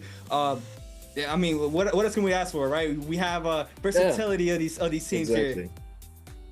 Yeah, no, you're absolutely right. I completely agree. I concur. The fact that the competitive, the sort of level of the entire scene has increased so much that now we have days and series where the scoreline is so unbelievably close. There is occasionally, one team that's a little bit above, and then there's a couple teams who are just not having a good day. But that's normal, that's just this human nature. It's what happens. We're not robots who can't perform perfectly all the time, and somebody has to win, right? But the fact that the scoreline is so much closer than it has been in the past, I mean, it's definitely it was more prevalent in solos, absolutely, with Spider and Mike just sort of going back and forth, just competing with each other essentially at that point. But now it's definitely changed a lot. The skill level of everybody within the scene has evolved considerably, and it's great to see. And it's definitely a good sign for the prospective health and the future of the scene for NARAKA BLADEPOINT, which is absolutely awesome. And but hey, going into the second half of the day, C8, we going in. The Firefly's gonna be popping. We're gonna see a lot of action off the rip. Holoroth, it's not Morris Isle Firefly night, but it is gonna be pretty spicy nonetheless. You got so many fireflies dotted all around the place, and for those of you at home who not sort of like, they haven't taken the time, don't know all the fireflies. I mean, I'm not saying that you have to know all of them, like the weirdo that I am, XD. But but it's definitely really, really helpful. And I'm gonna bring up something called the timing attack, which is essentially the term we've all come to give the idea of landing in a specific location, looting up as much as you can, getting potentially fireflies, and then going into a fight and timing attacking. So hitting an attack, a third party, at a specific timing of the game. Once you believe that two teams have fought each other or are essentially in a fight with each other at the time, and be able to optimize their loot pathing and their hunting paths to be able to take advantage of these timings, because they do happen typically, or a higher percentage chance that they happen at specific points in the game. It's just like the Yang depletion situation, where there are teams with Yang depletion, they're going to need those soul blooms to cleanse it, so there's going to be fights, and that if you path correctly and hit certain hotspots around the map, that you're going to be able to run into teams who are scrapping it out. Yeah, I mean, and that's like another aspect of the game, right? You have to VOD review. Got to see where these teams are rotating. VOD review is very crucial in esports. Every pro team does it. I mean, just look at this frame alone. You see the coach in the back, lots of things in the notepad, lots of information. It's just little things that some people don't even think about, that is very important in these situations, especially in the high level as the pro league, where a lot of these things and that are studied and known have a big sequence for the success for a lot of these teams. But now, YZG, wouldn't be surprised if they play that Sand Siphon once again, especially here in the Firefly map for Holoroth, our first one of the day. Would not be surprised to see that comp being played out. I'm expecting, I don't know why, but I'm guessing a 4 selection for Sand Siphon. But I mean, we could, with that monk comp in play, I would not be surprised if we get a 2-2 split once again, like we have for game number 3. WZ was playing that variation of it, where they substituted the monk with a Feria. Didn't work out too well for them for the game number 3. So, day 3, trying to make it into the top 12. It's kind of a scary thing to do, right? To experiment on a comp like that. Not sure if they played this day 2 or whatever their first day was, but day 3, there's a lot in stake for these teams that have not made it to that threshold. So we're gonna have to wait and see how they bounce back for this game alone. But game number 4, locked and loaded, team starting to load on into the server. We are gonna have our first round selections pretty soon. We have our teams on the board now. Hey, 521. 521's been playing great so far. I don't want to cast a curse, so I don't want to say. Let's not say anything too crazy. Yeah, I don't want to say too crazy. Keep it up, boys. Keep it locked in. Let's get it. The thing is, I will say though, coming from the SEA region, although they spent a considerable amount of time in China at this point, they are originally from SEA, and SEA originally was notorious for being pretty ugly, just really aggressive and like fighting a lot off rip and just going ham, and then when they originally sort of made their way in and started playing in Nbpl, it worked for a time, but then very quickly the other teams recognized this and had to put them, had to essentially punish them for doing this, and then they were forced to conform to the nature and the tempo of the lobby for Nbpl at this level, at this in this competitive environment. But with Fireflies in play, that sort of thing, that aggressive nature and that aggressive playstyle and strategy is really viable if you're able to map out your pathing to a T and get it perfect, so that you are able to hit everything and catch all of these teams lagging, or try and counter the counter. So you're expecting a team to look for a timing attack on this spot, you come in and timing attack the timing attack. There's so many different variables and so many different strategies that have been like mapped out, I'm sure, by all of these teams. I'm really excited to see what we've got cooked up here as we're taking a look at these character choices. The last round selection coming through, and it looks like 521 is going to be going for this barrier, Justina Syra, the frozen microwave who coming on through. Surprisingly, we don't have too many Vipers, but I feel like that kind of makes sense considering we're going to Horoth. I think we'll get more Vipers in Morris, but we're going in C8. Let's get it. Sir. What are these drops looking like? Let me see those Firefly spawns. I'm hyped. Yeah, I was expecting the Sand Siphon to be played out for the first round selection, but they went Xiphon, which makes sense. It clearly makes sense. Like, I don't know why I didn't think about the Zai being the first round selections, because if that Zai gets that ult online early on, with a blue armor at least, she can outburst a lot of damage if she has an ult opposed from a team that has no ult, right? The Zai just being able to outburst so much DPS for these teams. We see her being played out for this game a lot there for the first round selections, and you know, not surprised that YZG went for that Sand Siphon comp because game number 3 they had a beautiful game for this. Oh, game number 2, sorry, they had a beautiful game with that comp alone with no Fireflies, but now moving into this game, they are gonna be able to get more aggressive off of that alone. Now 521 are going to be the only team that doesn't have a pair of the same composition. They are going to be running into this game number 4 with the only cannonball comp in this game alone. Every other team does have a mirror somewhere in the lobby, but now round selection hero picks are locked in for these squads. Game number 4, still waiting to see where these teams are going to drop, but Holoroth, crazy playground for these teams to get active. Expecting to see some sort of contestant there on the puzzle side. Very dangerous side to fight, especially with those ballistas. If you're at a third party, I've seen multiple upsets there by ballista towers in that area, so would not be surprised to see that here as well. But you know, still good potential there for the AOTs to be able to get those third party actions. And here we go. I think we have one team landing right next to that puzzle, a third party potential there from Balda if they are able to contest OUG, or they are able to contest OUG. WZ though on the top left hand side, potential third party as well for that puzzle. So we do have a stacked selection of teams there landing near that puzzle area. And now in the snow area, Imperial Village, we do have 3 squads: DRG, Alliance, and we have another squad in the back. Can't see the logo, but we do see them there. WBG, Wolves, landing close to each other as well. 521 with that positioning for that third party, could be moving on in there for that third party action. I mean, it's just crazy. It's gonna be crazy sequences right now. These teams are loaded in. Game number 4 locked and loaded for our last day of the bi-weekly 2. Teams still fighting to make it to that top 12 threshold to be able to compete this Sunday for that bi-weekly 2 chip, which, you know, all these teams want. You gotta you want to have one of those chips on your back. But here we go, off drop, OUG, WZ. First one's getting active, and it looks like it's gonna be Sand Siphon versus Xiphon. Exactly. We do have 2 Fireflies that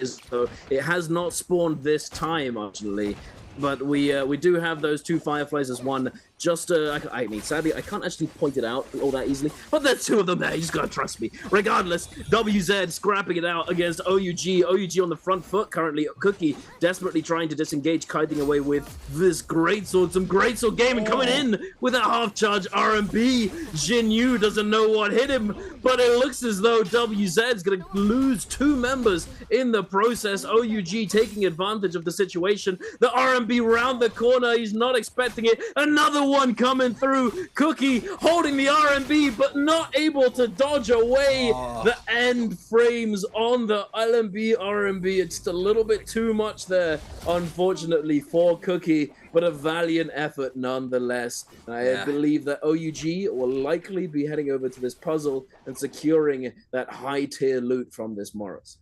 Yeah, valiant effort there from Cookie.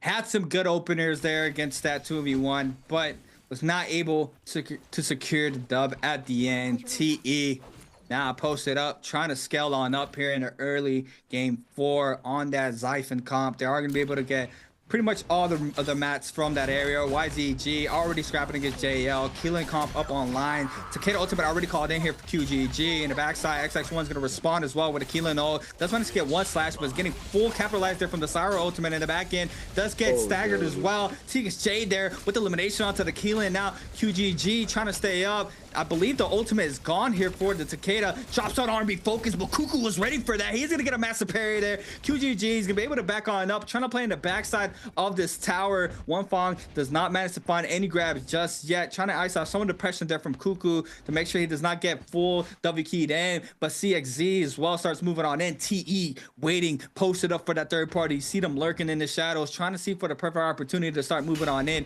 And this could be pretty soon with that Monk ultimate gone. QGG now F up here for the Takeda. Got to be careful releasing blue on his character. Cuckoo though to be able to stay up. Postal Stone form there for that player. But the Syra ultimate with so much damage there for TE. And TE moving on in there at perfect timing. Snagging the elimination onto QGG in the corner. Cuckoo getting caught up. Syra just being able to output so much damage in the corner. Cuckoo is going to fall here in the situation, I believe, as well. And there it is. And peak there with massive plays there off the Syra. But he's just stone falling. Help! Help! The Cyrus. They go nowhere, buddy. You're getting cooked in the corner, bro. Hey. There it is. He does go down. It's an unwinnable situation, unfortunately, for him. Yeah. And it looks as though this might be an unwinnable situation for Yin. 5-1. Yin drops down that mech for his teammate, going up into the sky, avoiding that Viper ultimate. But it looks as though we might be able to get a trade here. Pampy coming in with a huge parry in that Justina ultimate. No dashes left on the block, but hey, he's still cooking. The R&B into the delayed R&B tries to find a dash, but just unfortunately not able to find that actual connection. Looks to try and cancel. I believe perhaps his ult cancelled in that moment as well. Leo, the clank comes through. Pampy holding that horizontal, trying to find an opening. The Tessa F comes in. Ye Run gets peeled off, but only for a moment. Syra goes to the skies. Ibin comes back down, trying to find something. Pampy gets cooked by the Tessa. Ultimate is going to get charmed up in just a moment. There it is. Unfortunately, not able to salvage this fight. WBG calm and collected, able to take advantage of the numbers that they had, the numbers advantage they created themselves early on in the fight. Well done to them, absolutely. Definitely unfortunate situation for Justina there, though. I believe he did get just enough rage to get one more dash, but as the dash happened, his ult ended. And so he got put in a really goofy situation. The surprise just threw him off just threw him off, and he immediately then pressed F in a situation that potentially he wouldn't have needed to, losing a bit of leverage in this fight. It is what it is. It happens. It's happened to me countless times with Taka. You know, you're in ult, last few seconds, you go for a punch, and then boom, ult ends. Punch is gone, buddy. You know, it's just like, okay, all right, nice. I get hit by LMP, I'm dead. Oh, excellent.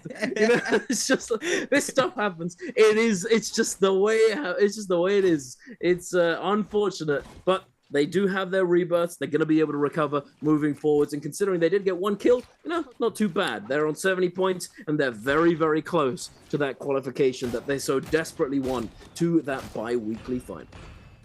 WZ does catch YZG a little bit here at Plume Castle. Just a little bit of pockets here from these squads, trying to make sure they can get some sorts of aggression, some damage. Ult's up here for WZ. Doesn't look like they are going to get full aggressive there onto the opposing squad. Bauda as well could potentially...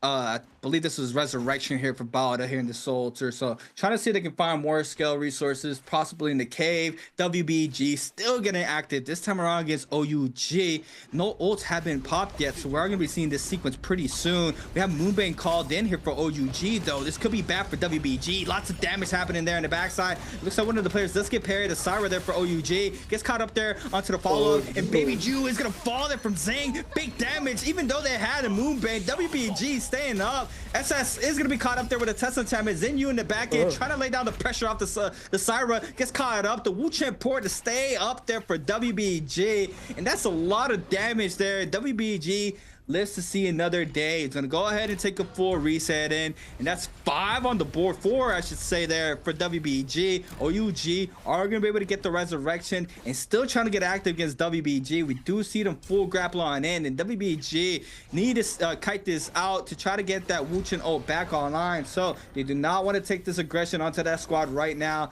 They are gonna be able to back on in, and we do have our first Roma Yang starting to form on up. OUG with 3 as well as Wolves, TE and YZG with 2 apiece, 521 with 1, and WBG with 4, and WZ with 1 currently here for this first game. Alliance already posted up for that first Roma Yang, ready to take this here on the Sand Siphon.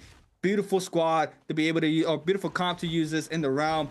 Looking to see, we see another YZG realm though with that Temi opener. We saw the value that it got inside the Roma Yang there for our second game. So we'd love to see it once again. We do see them posted up in that Plume Castle gate.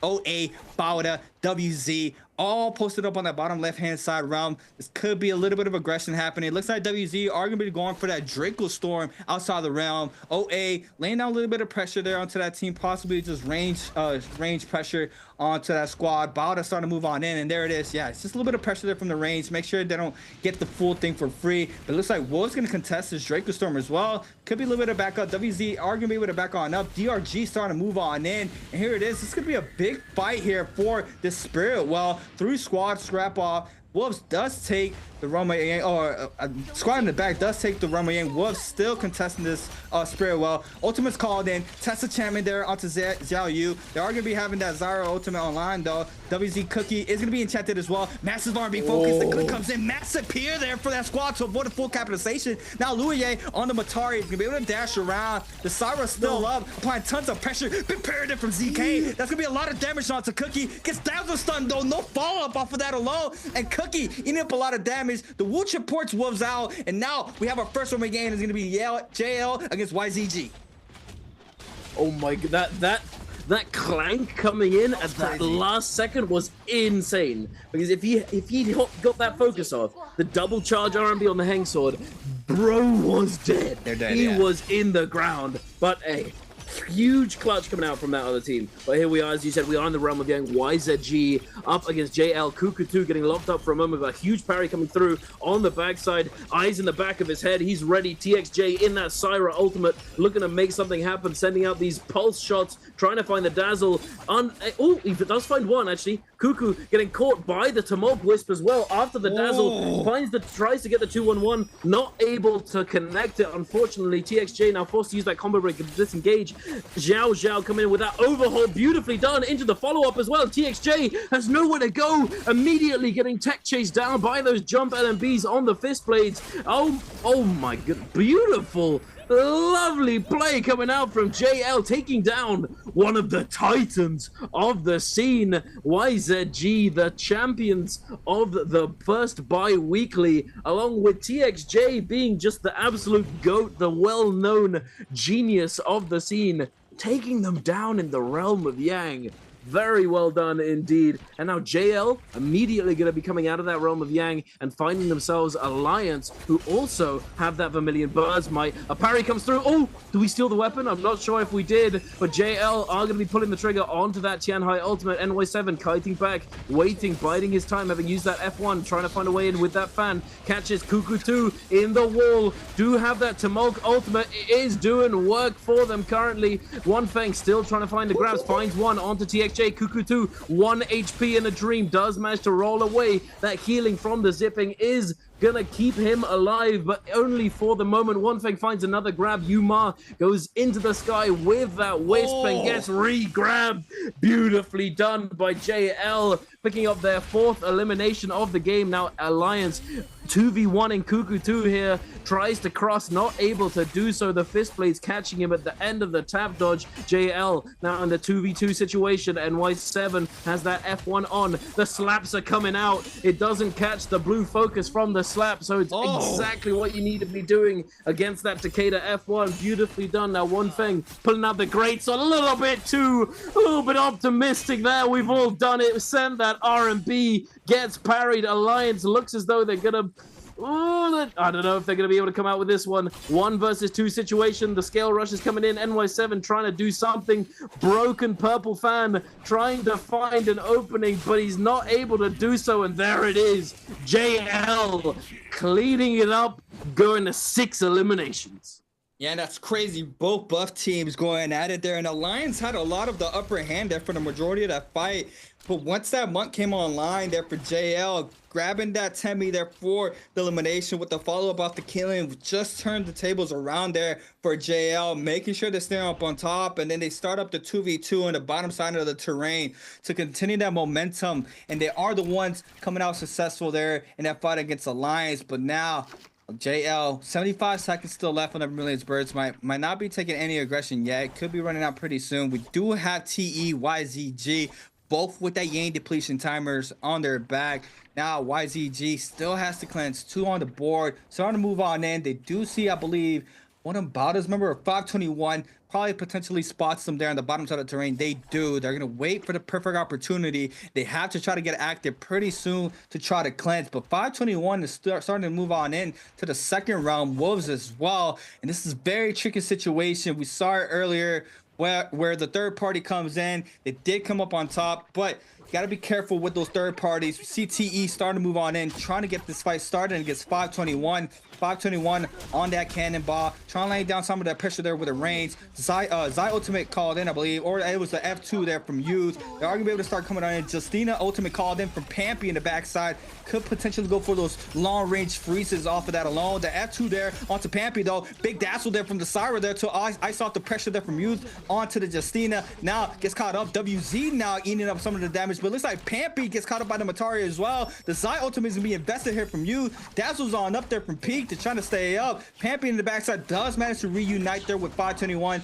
Xiaonan in the backside, first one in there for his squad to continue the aggression. Massive burn damage there from the Zai there onto 2 players. Cookie's gonna pick elimination onto one of TE's member. TE falls off of 1 member alone in a 2v3. YZG's TXJ here on the Syra ultimate does manage to put up a lot of damage there onto TE. We do have him trying to back on up here from the situation. WZ starts moving on in. 521 still in the mix. We do have YZG picking up a second elimination this time around against Youth, and now the Dazzle does not connect this time around. The 3-beam does though. Another elimination. We do have 521 still in the mix. YZG does manage to cleanse this out. They're doing a really good job being to pick up 2 eliminations out of that sequence. So still in this game, 521 to be forced to try to go back inside the zone. WBG though still in the mix. WZ are the ones moving on in first against YZG, and I believe they don't have ults online, so this could be bad. But Ivan gets caught up here, and Ivan's gonna fall against Yao Yu, and WZ picking one up there for his squad, and Cookie on the Zai are gonna start moving on in,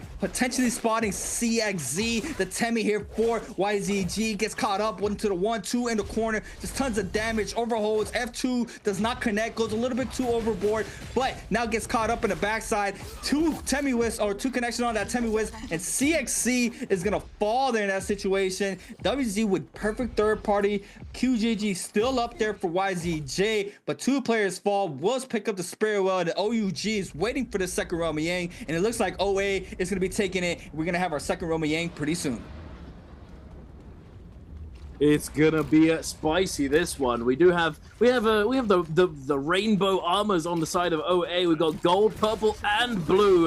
OUG got the double purple and the blue on Jinyu. Baby Yu now getting immediately chased down, trying to go up to the sky, gets knocked down, losing about half of that purple armor. Now going back up, popping that F1, looking for the drop down. The Matari ultimate is in play. The Zai now being forced out. Tutik trying to disengage. Baby Yu and Jin Yu trying to lock these players down, and they do so. Tutik goes down, having dashed back in. Meng now caught against the wall in the sandstorm. OUG making it look easy, just dismantling OA. Now Baby Yu waiting below the Syra, waiting for this angel of death to come down, and there it is. Baby Yu is going to be able to clean this up along with his teammates, claiming that Draco Storm, I believe, and picking themselves up a golden armor and a gold greatsword.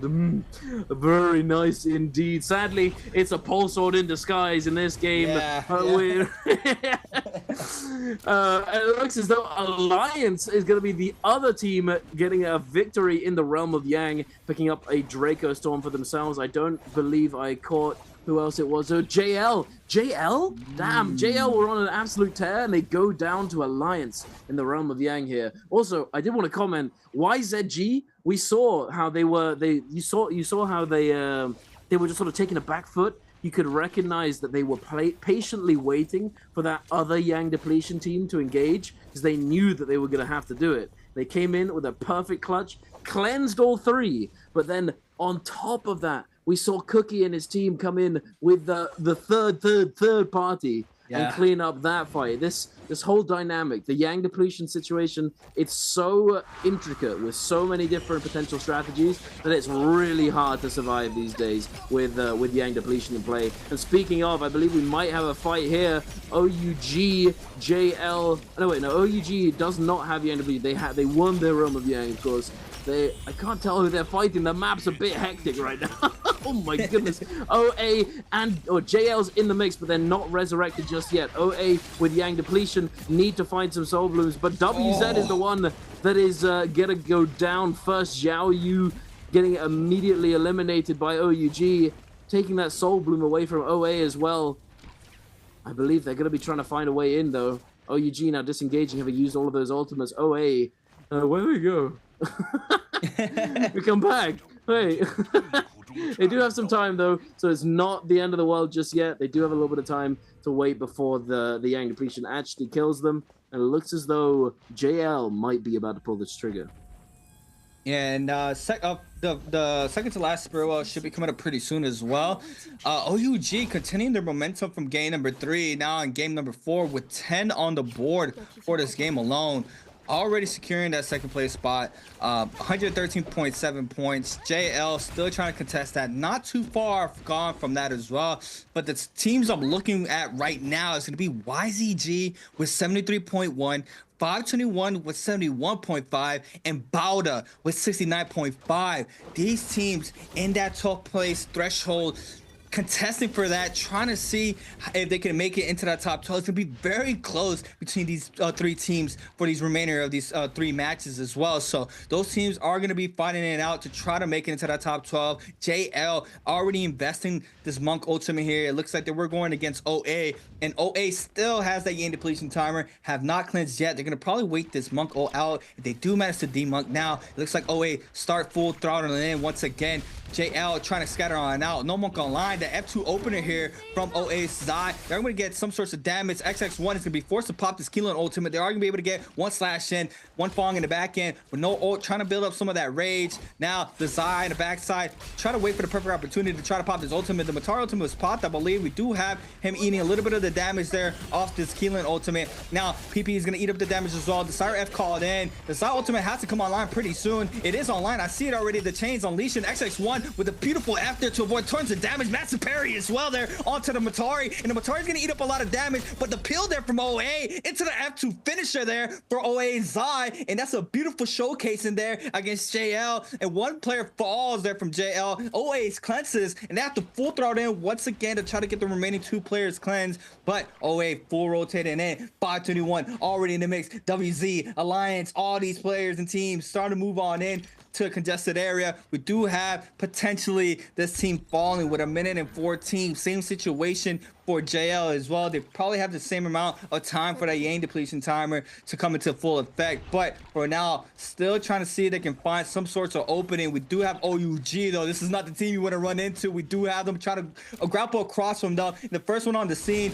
could be Meng in the backside, but 521 getting active. Pampy here with his scene ultimate. Cuckoo's gonna fall in this situation, and that's another member there from JL, and now only the Monk stays up there for JL. 521 securing another one on their board for themselves, trying to close out the distance there against YZ, but Wolves are gonna pick up one on the board. YZG as well. OUG's in the mix now. Temi ultimate called in here for CXZ. They're gonna be applying a little bit of the pressure. It's gonna be a double rest for both sides. TXJ could potentially come up. He does. I don't think the Wolves member. Yes, he did. Both teams managed to get one resurrection apiece. Cyber ultimate up now here in the situation. Tons of pressure. Wolves now getting full dazzle here onto the Tesla with no ult online. This is looking very tricky here for themselves, but still staying up with a player advantage. Massive parry there in the backside there from LJX. That's what comes into play there for TXJ. Manages to ice off some of the pressure there onto the opposing teammate, but NHQ still up. Alliance pick up elimination onto one Fawn. CXC trying to scatter on out. First one to try to full grapple one in. NHQ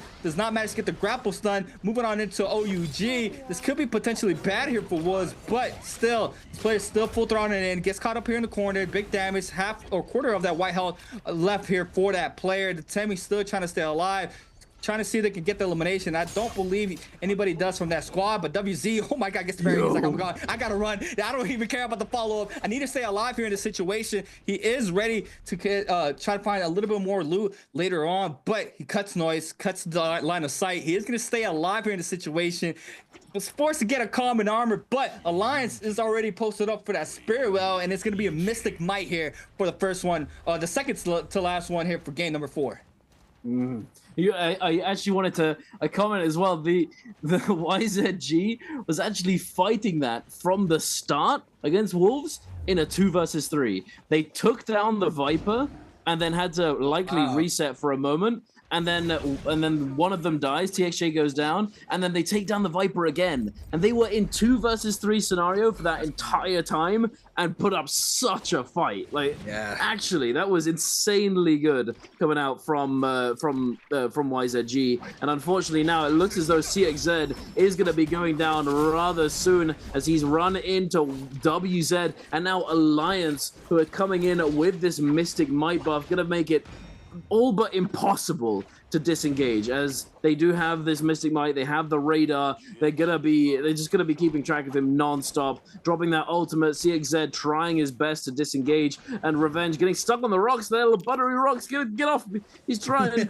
Yeah, we're still chasing him down. They do eventually find him. Alliance picking up another elimination, and YZG, unfortunately, a rare occurrence where they do just go down in the mid game here. I'm not sure what happened initially for the Takeda to get eliminated fully, but hey, it is what it is. They put up a valiant effort regardless. Now, moving on into these last few minutes of the game, 6 minutes left on the clock. We have OUG, one of them with the kill leader title. Wolves here looking pretty solid. 2 purple armors, full set of jades, nothing gold, but sometimes you don't even need it. Sometimes those purple jades are just enough, you know.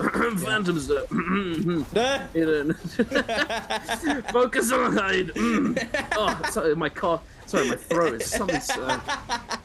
All right, moving on. Sorry about that. DRG now seems to be the focus of Alliance right now. Player trying his best to disengage, but as I said before, Mystic Might gonna make it impossible. Kakaishi trying his best. The Viper on their own. The F does get used, does get sent out to try and self-peel, but NY7 waiting on the flank, waiting for him to come into the clutches. Going atop this rock formation is gonna drop down, but it's not looking good for MCA. He's trying. The armor swap. But body's not looking pretty healthy there. It goes to the zone. No. I mean, better than giving a kill, I guess. Yeah, better than giving a kill. Better. He was getting full focus.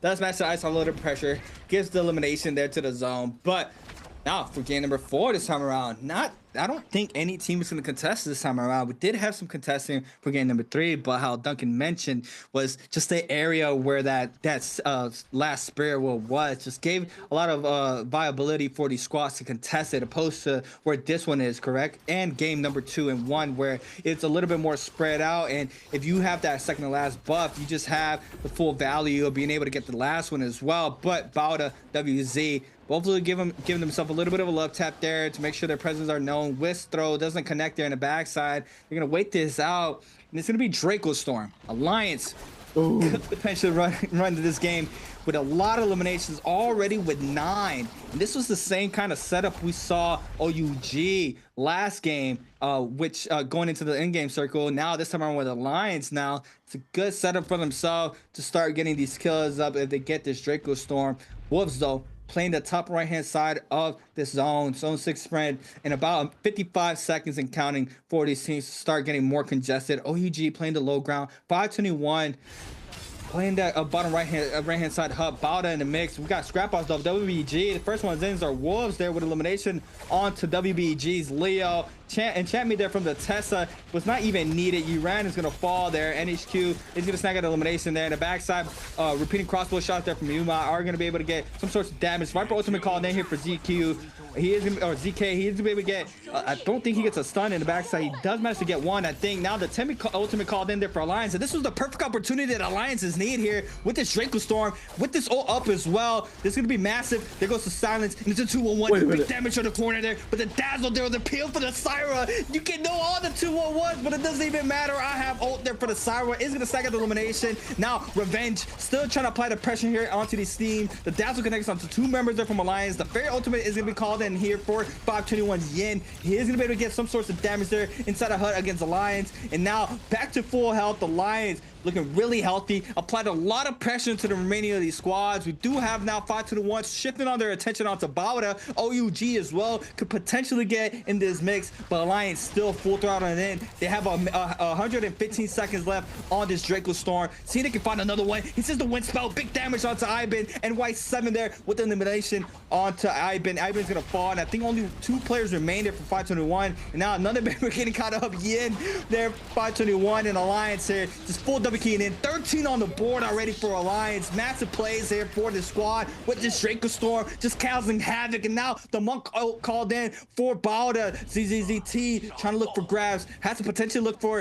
one of the members of Alliance, but the Temi ultimate is going to call in there to cut line of sight. Oh, he's going to Google stop 2 players from WZ there on the top side of the rock. Gets a grab off of that alone there onto LJX. A double grab as well. Bauda ZZT coming out with the re-grab onto another player there from WZ. Trying to see if he can find a second one. Gets the slam now, gets the elimination inside of zone, and this zone is going to take a lot of damage, but Alliance picking up another one on the board. I hear a resurrection happening right behind him. I don't think he notices, does not manage to grab any more, but now the Takeda ultimate is going to come into play, loses a lot of that HP, half white HP left there for the Monk, and White 7 though still applying tons of pressure in the back end. OUG snags up that elimination, massive parry, Takeda ultimates are out, the Syra stagger there in the backside, into the dazzle as well, and White 7 eating up a lot of damage. Zenyu though, causing lots of havoc here against Alliance, the double dazzle onto Alliance. Now trying to see if he can find another elimination on the board. Revenge is going to respond here with the Syra ultimate of his own. Alliance still fighting in this with 16 on the board. OUG with 14, closing out that distance. Both of these teams neck and neck for these eliminations here in his last moments of game number 4. Bauda is going to pick him another one to WZ. OUG catching up Bauda once again inside his hut. Now that's 15 on the board for OUG. Alliance still with 16, and this is the last fight here, but I believe here between both of these teams. No, we still have more players up. OUG still finding Alliance, and OUG going at it right now. Takeda's ult still using for the pills. Managed to get a gold armor swap. Revenge is gonna eat a lot of damage. That player is gonna fall, and Alliance loses 1 member. OUG still with 3. The Takeda ultimate looks like it's lasting for a whole eternity here. The F called in as well. Peppy getting called in, getting caught up at the top side of the mountain. The Temi ultimate called in. Peppy just making sure he does not be able to go back inside the zone. But OUG take out Yuma. Now OUG with 70 on the board. Alliance's fall, and even with no buff, OUG coming in hot here for game number 4. Xiao Yu getting caught up there on the Temi wall. OUG's SS trying to find a whisk. Just look at him full stagger. Can't even move there with that Temi ultimate. Perfectly placed there from OUG. He does manage to pop the Syra ultimate. Zhang Yu trying to apply as much damage as he can, but it doesn't even matter. OUG with a crazy game 4 there in those last and final moments, and that was just insane and beautiful there for OUG. Massive from OUG. It's an absolutely amazing performance across the board though. We had 5-2-1. We had they stayed alive until the end. Amongst all of that chaos, the just absolute mosh pit of a final zone there. We had OA everyone just chiming in and left, right, and center. The rock formation at the edge, just an absolute menace in and of itself. The buttery rocks, that little sort of gazebo, whatever it might be, the building just all over the place. Absolutely cooking, and we saw it again. That Draco Storm coming in massive. It's just so huge for whoever is able to get that. Whoever's able to get the second to last gets that final one, and because of that open terrain, as we talked about, you know, they're able to go uncontested in this environment, even with Mystic Might, which, although it's not that big of a combat buff, it does give you that little bit of damage reduction because of that open space, because of the damage reduction,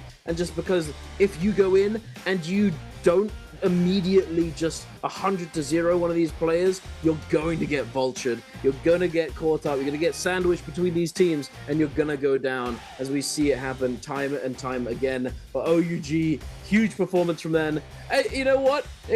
I'm pretty sure they're in second place overall right now, maybe even going up to first, who knows? Maybe Kai Bao gets to play in game number 5 or 6, as he said in the interview. Depending on how many points we get, we can maybe get him in for a few more games, might be able to come in and play his Zai that he loves to play so much, as we see it all the time. I remember back when he was playing Nbpl a little bit more often, when he was on Wolves, he was running Zai with F3 or F2 now, but F3 back then. This is concerning.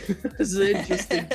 Ooh, spicy coming out from him, but hey, we'll see. But it is a big adjustment, you know, going from solos to trios. I would say that the difficulty has risen considerably for solos, as I said at the beginning of the day, but there's so many different dynamics and protocols that you need to be aware of if you're going to be playing trios, just coming straight from solos. But here we are with the answer for treasures. You know the drill, ladies and gentlemen. If you want to get your hands on a Spring Split random gift box, you got to get your answer to this question in the chat. And the question is, how many players chose to play Syra in game number 4? Was it A4, B5, C6, or D7? Make sure to get your answer in the chat and to stick around so that if you are the winner, you are going to be there to actually send them your account ID to claim your prize. Wow, fantastic game 4. Lots of action there. I mean, that was just an insane sequence. We saw the difference from game 3, 4 once again. Just want to mention that second to last Spirit World contestant, right? If you're able to get it, we saw for 3 out of the 4 games, most of the times that last Spirit World goes to the teams that secure that second to last. But this time around, we had the same situation opposed from game number 3. But let's take a quick look at the scoreboard for this game alone. OUG with 17 on the board. Look at the damage across the board from these players. I mean, the Syra, 14,000. The Takeda, 22,000. And the Temi, 20,000 damage. 872 for OUG. I mean, it's just a crazy sequence that we saw there. Being able to control the flow, even though Alliance had the Draco Storm and was waiting for the opportunity, and after they found that they were the ones applying the majority of the pressure, but OUG was the ones that were being in the middle of the fight the majority of the time, and they stay up on top here in the situation, clearing out that end circle. But now the overall standings here for our bi-weekly 2, BBE 39, WBG 56.5, WZ 60.5, FPSEQ gonna catch it, YZG 75.6, TE with 76.2, DRG 84.3, GG 96.7, Lions 105, 08 107. I'm looking at YZG, I'm looking at 521, and I'm looking at Bauda. Those teams very close to that top 12. It's going to be a fight to the end for those squads to be able to make it into that top 12 threshold. But currently, YZG is securing that top 12. Top 6, Wolves 109, SR 109.3, JL 109.4, SS1 112.9, OUG 122.7 for OUG. ASE with 137.2, already played out both of their days. But OUG looking spicy right now. Back-to-back wins here for our bi-weekly day 3. I mean, what a crazy game there for OUG, turning those fights around. But we're going to be taking a quick look here at our highlights here from game number 4, presented by China Unicom. Duncan.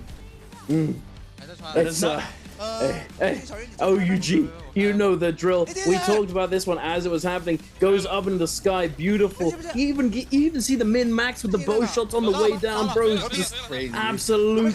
He's just an absolute gamer. He's just the GOAT. Look at this guy, Baby U, having swapped around in different teams. He was on Bowder in the previous season and going back to OUG, back where he was originally. They've become a force to be reckoned with once again. Baby U, this fight was so well played. If they made it look so easy, and they dismantled it so effectively. And here we see them coming out of the realm of Yang and taking down who I believe was WZ, a member of WZ, and then OA was in the vicinity looking to try and third party the situation, but not able to. And here, all of this end game, the rocks dropping down, trying to find something. Need to solve them.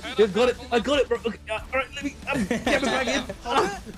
Let me in.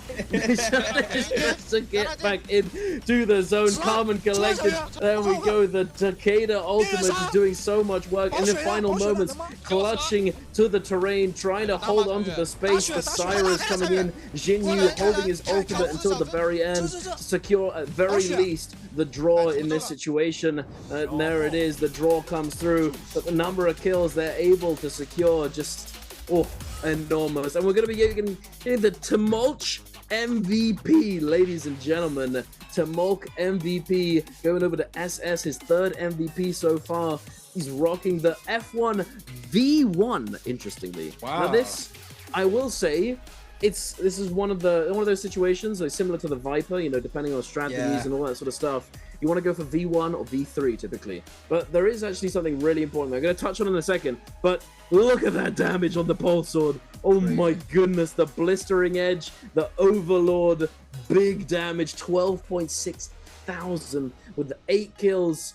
Oh my goodness, what a game coming out from SS. But touching back on what I was about to say, the one of the big important things about Tumulch, as you know, CA, the F, you're able to iframe so much stuff, right? You're able to avoid the Tessa charm. You're able to avoid the Viper stun on the ultimate. You're even able to avoid Valda V1, which is kind of irrelevant. It's an irrelevant factor, but still, you know, you might as well include it. So it's really, really helpful. But if you got V3 and you happen to step into the wall, your F is going to be given to you, and you don't have that F activation, because that's the thing you need to iframe through all these things. So these kind of little nuances, really, really important, and something to think about in your next Tumulch game if you're a sandy boy. Enjoy it. Yeah, I mean, they're kind of rare now. They're kind of rare. I mean, but Temmie, just like you mentioned, there's a lot of tech to Temmie, lots of iframes, has extensions. I mean, just overall, I just love Temmie's play style. But I mean, here in trios, he has a very, very high task, and we saw there how important he is, especially in the end circles. We saw the Syro just stuck in the air, just on the wall there, of the Temmie wall, not being able to move in that last and final moments of game number 4. But man, it's just insane to watch how crazy these teams are going. OUG with back-to-back wins, coming in hot there, continuing the momentum from game number 3, now potentially taking that first seed as well. They're gonna be able to take on over a percentage of the points on over to the bi-weekly final on Sunday. Once again, everybody, if you guys are looking for that avatar, the bi-weekly finals will start tomorrow. Tomorrow will be for solos, and on Sunday will be for trios. But overall, 5-1 still making it into that end game, have been very consistent throughout the whole night, still haven't made it into that top 12. YZG had a crazy game too, so that kind of gave them a little bit more leverage into these games. So we'll love to see the momentum continue shifting from game 5 and 6 for 5-1 to make it to that top 12. The YZG, I thought they were gonna have a crazy pop-off game. They ended up getting that Yang depletion timer, which kind of set them back with, like you mentioned, that third party as a third party. It's just so much to deal with from these squads, and they do a really good job, the best of the potential, but it's just so much damage for so many teams. And on top of that, you're getting ult thrown at you after ult after ult. It's just so much to try to deal with. But I mean, it's still, this could be a good bounce back here for YZG if they're able to continue to get some sort of momentum to game number 5. But overall, I mean, just crazy sequences. 2-on-1s, crazy. Trios 2-on-1s. I mean, it makes complete sense, right? We saw it in the corner. One of 521's members gets caught up by OUGs, goes for the 2-on-1 on the Hong sword to try to get the damage off of that as quickly as possible, right? Like I mentioned earlier, you don't want to have that time there from the grapple bump to try to confirm 1.0. It's just quicker to 2-on-1 it. And now with the live patch, it's gonna the time to be able to do so on a nunchucks or staff is a little bit more different now because you have more air time where you're able to grapple bump off nunchucks and staff now. So you know it's gonna be a lot more consistent with those weapons alone for these players and trios to be able to see those 2-on-1s on nunchucks or staff. But yeah, I mean, I was looking at game number 1. I was looking at the weapon preferences for a lot of these players. There was a lot of spear for our first game, but then it started rotating back on over to dual blades. We had cavalry blooms being invested from a couple teams throughout games 2 and 3. Obviously, pole swords with blister edge is always going to be a staple here in trios with so much damage, especially with gold rarity like OUG had this round. I mean, it's just so much damage being outburst there from that weapon alone, being able to peel, take damage after. It's just an overall beautiful weapon to have here in these matches. Fan as well. We've seen a lot of wind spot as well here in this last 5 moments of this game. It's just all around those weapons have been a staple in the meta for trios, with just how versatile they are and what they're able to do in scenarios in a 3v3. So just being able to watch that firsthand here in the highest level in NARAKA is just beautiful to watch. Yeah, it's a true privilege to be able to cast here and just to be able to spectate and watch it all unfold in these intense and dire situations. We love to see it. Good fundamentals, excellent top tier gameplay. That's what we like, ladies and gentlemen. And we're gonna be getting a little bit more of it here. We're gonna be jumping into game number 5 very soon after we have these hero selections, the phasing going through. And I did want to touch back on something that you said about YZG and 521 essentially being neck and neck right now, and the worry that because of like there being so much of a contest right now in that bracket, that it's gonna be very difficult for 521 to actually come in clutch and secure that qualification. It's not gonna be easy, so we'll have to see if they're able to manage it. Either YZG is gonna stumble or potentially 521 or TE, because TE also relatively close. I believe they're currently in that 11th spot. They need to make something happen to secure it. And then what's even scarier is that there is a team, which team it is escapes me for the moment, that is currently, like, they look very comfortable, and nobody would have initially thought that they're actually at risk of not qualifying for the bi-weekly final. They're not playing today. And I can't remember which one it is exactly, but they are at around 100 or so points, 90 to 100 points. And if these teams actually break through and 521 breaks through towards the very end, it's actually plausible that they may get knocked out. I'm not sure who it is. We're gonna have to see. I mean, the only team that I can think of in the top side is like SS1, but I think they're like 103 points, so it's gonna be a very hard task. But yeah, I mean, even Bauda, right? Bauda is, I think, 14th place, but the point differences is like 3 points from 521 and then like another 2 from YZG. So it's just very close, and these last 2 games are going to matter the most for those squads right there as well. And even 11th place needs to be very careful to not get overthrown, TE, to make sure they can stay inside that top 12 threshold. So all these games are buzzer beaters. These teams have to stay up, have to play the best they can to make it to that top 12. We are gonna have our first round selections here for our 5th game of our day, of our night, second to last game of the day. Alliance going with that Xiphon comp there for their first round selection. AOT for DRG. You love that. You love that AOT, huh? It's coming through. I mean, it's just like it's so good at these. I mean, I don't have any special feelings towards it necessarily, but it's like I always I always find it interesting, the dynamic as to when this composition comes into play. Like, when are they trying to look for it? And I think that because we're going to nighttime Morris right now, it's actually going to be the ideal point to play this comp. Yes. And I think that they're thinking the same thing right now, or at least a couple of them are, because, you know, that top left side of the map, we've talked about it many times with those extremely tall trees. Yes. It makes doing those Viper drop downs much easier. So finding those opportunities is not that uncommon, and we could see this entire bottom phase pick up that Viper. But no, it looks as though instead we've actually got a decent amount of Tianhai and some Takeda and Temi. It's a bit of everything, interestingly. There's only 3 Viper comps being picked up. Yeah, that's rough for them, right? With the monk in play. I mean, just they do well into the attack on Titan, you know, like the new Transformer comp. But it's definitely going to be an interesting endgame situation if they don't really pop off. They need to prevent these teams from scaling up. Otherwise, it's going to be too difficult in those end zones if there's these just Monk, Kylin, zipping comps that are just stacked to the teeth and just unkillable. You know, they need to find something going early to mid game kind of situation. Wait, no, yeah, it is 3. It is 3. And then we have one sort of Justina Cannonball composition coming out from YZG as well. Like, that's the comp that we seen, like, getting off-picked, right? I mean, we have a staple with that Monk Keelan and then the Xiphon comp and then Sand Xiphon. And the AOT, you know, those are staples. And then one team out of the bunch will run that Faria, Justina, Cannonball in these matches. We haven't seen amazing value from it alone. 5-2-1 we're up there into the last and final moments, and I think that's where that comp will shine the greatest as well, into the end circle, especially with these Temis on the field, being able to mech up there with the Faria to try to get some damage out and some eliminations in the end circle. So we're gonna have to wait and see how YZG does. I mean, this is a very important game for YZG. 521 on their trail, Bowder as well, trying to contest, and 521 and Bowder are both on that Sand Siphon.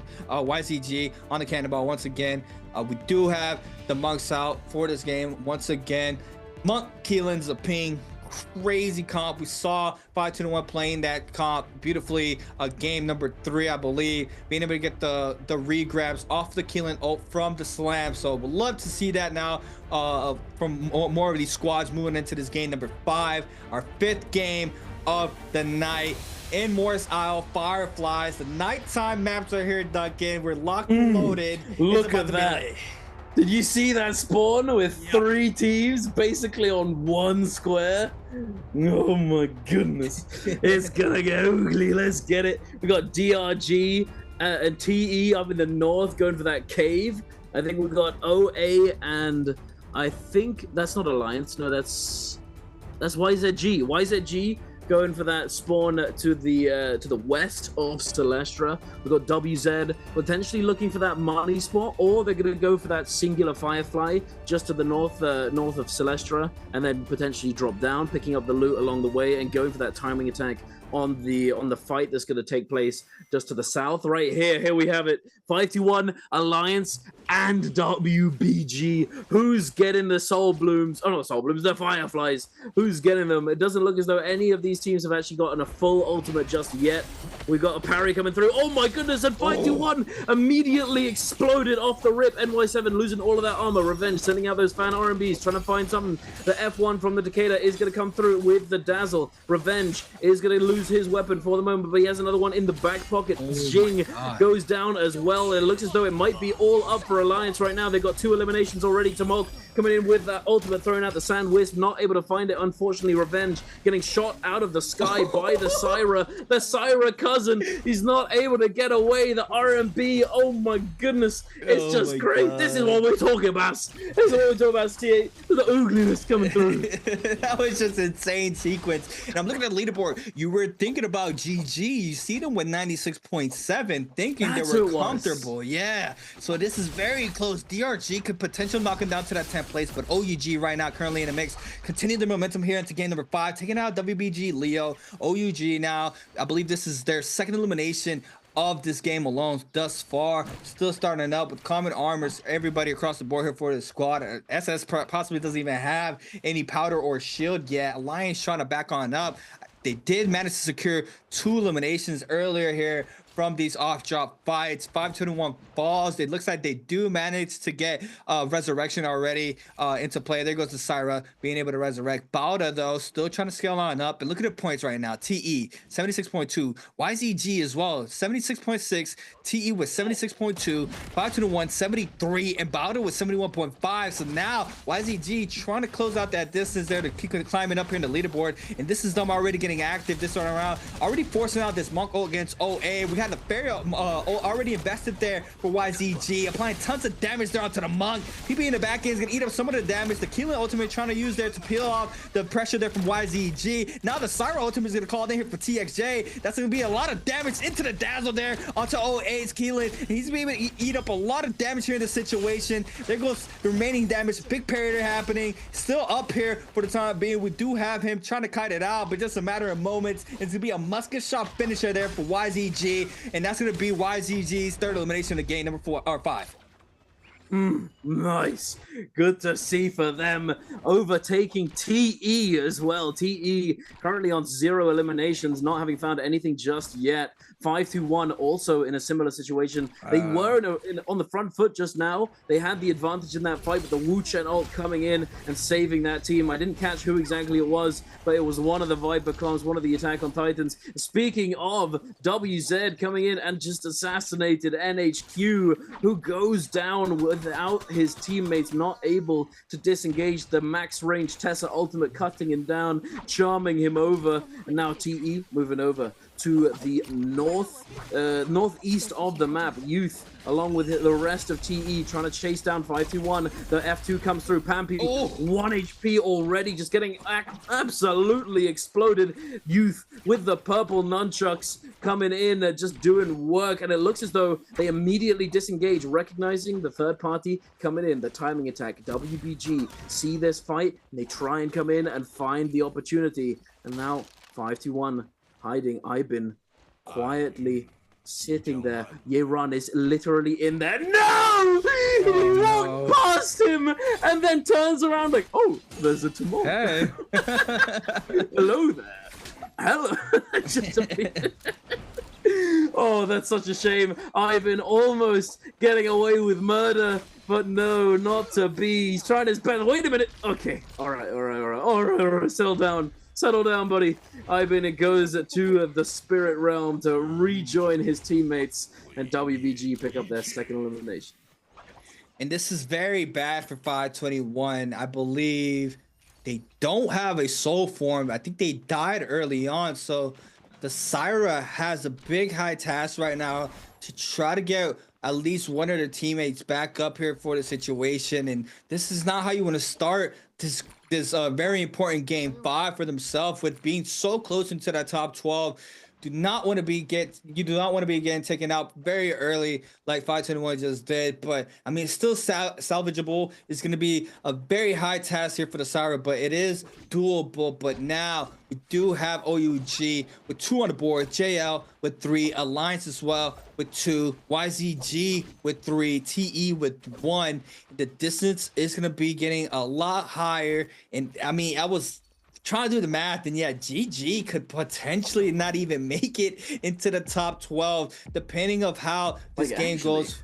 Yeah, it can be very close. I'm looking at the numbers there from DRG. Still no eliminations on the board thus far for DRG, but potentially 3-4 racks them up close to 90, and even going into game number 6 with another 3-4 kills, they could potentially knock out GG. So it's nobody in the 9 to below is safe this far. I mean, even OA needs to try to pick up some of these eliminations. We do see Alliance once again having a really good start this far for game number 5 with their amazing performance of game number 4, from being able to control them all the tempo there from that end circle that we saw. But now 521's Pampy gets caught up, and this is bad for them. 521's Pampy needs to try to stay up in the situation, but all ults invested. The kid ultimate called in the backside there for Pampy, but it's not going to matter here in the situation. Just 1v3, and 521 is going to be able to get eliminated.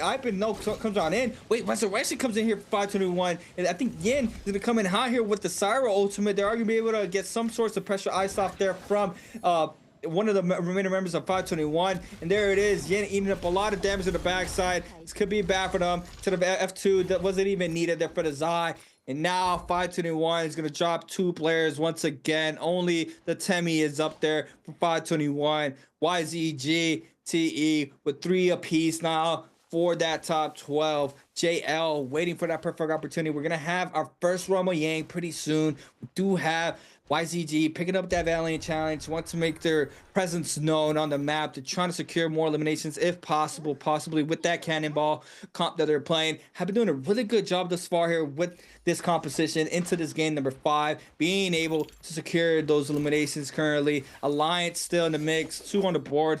Siphon comp, very strong, especially off rip. Purple armor already on the side, scaled up, ready for this first Romo Yang of game number 5. Looking to start rotating on in here from the outskirts of Celestia, possibly moving on in towards WBG, who is already posted up in that Romo Yang alliance, as we see in the minimap. Center right there from that round. We do have Bauda top left, being able to get that Romo Yang gate. YZG as well, starting to move on in. OA potentially contesting YZG. I'm looking for the Spirit Well, but I do not see it on my map, so I'm not sure who. Oh, JL top right are looking to get that Mystic Might there from that Spirit Well. Look at 521. 521, they got the res. Let's go. Way. In the top right. No way. The clutch res. They're coming back. They needed that. They're coming back with a vengeance. They needed that. They needed that. They did. They really did. It's not over yet. 521 are still in it. They need to get that final rebirth, their 3rd member, but it's doable. It's winnable, chat. We got this. Come on. It would be so hype if we saw them make it here, having had such a good performance early on as well, getting multiple double-digit games.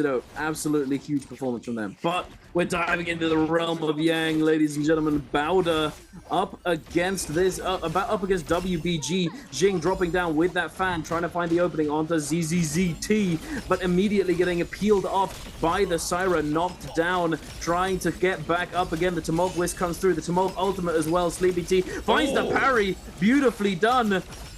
Not able to get the full follow-up, unfortunately, onto Leo. Leo now trying to stand strong, gets dazzled in the mix. ZZZT, the Takeda ultimates have not been popped just yet, but as I say that, here they are. The triggers have been pulled, the gun has fired, and Sleepy T now looking for this fan, gets the shove onto all 3 of those members, I believe, trying to chase this down. The scale rush comes through, the drop down into the R&B, finds the elimination, but the parry coming through from Leo, massive parry for his team, might be able to clutch the situation, but Sleepy T, he's pretty low. Will he find the heal up? But no, the dazzle, wait a minute, no, walk back into it. He's got one more Furin Blast, jumping into the air, using that F1, but the fan flank comes through, and there it is. Bauda gonna be able to close it out and get that Realm of Yang win, secure that Vermilion Bird's Might. On the outside, DRG picking up that Spirit Well, getting themselves the Mystic Might. We've still got a fight going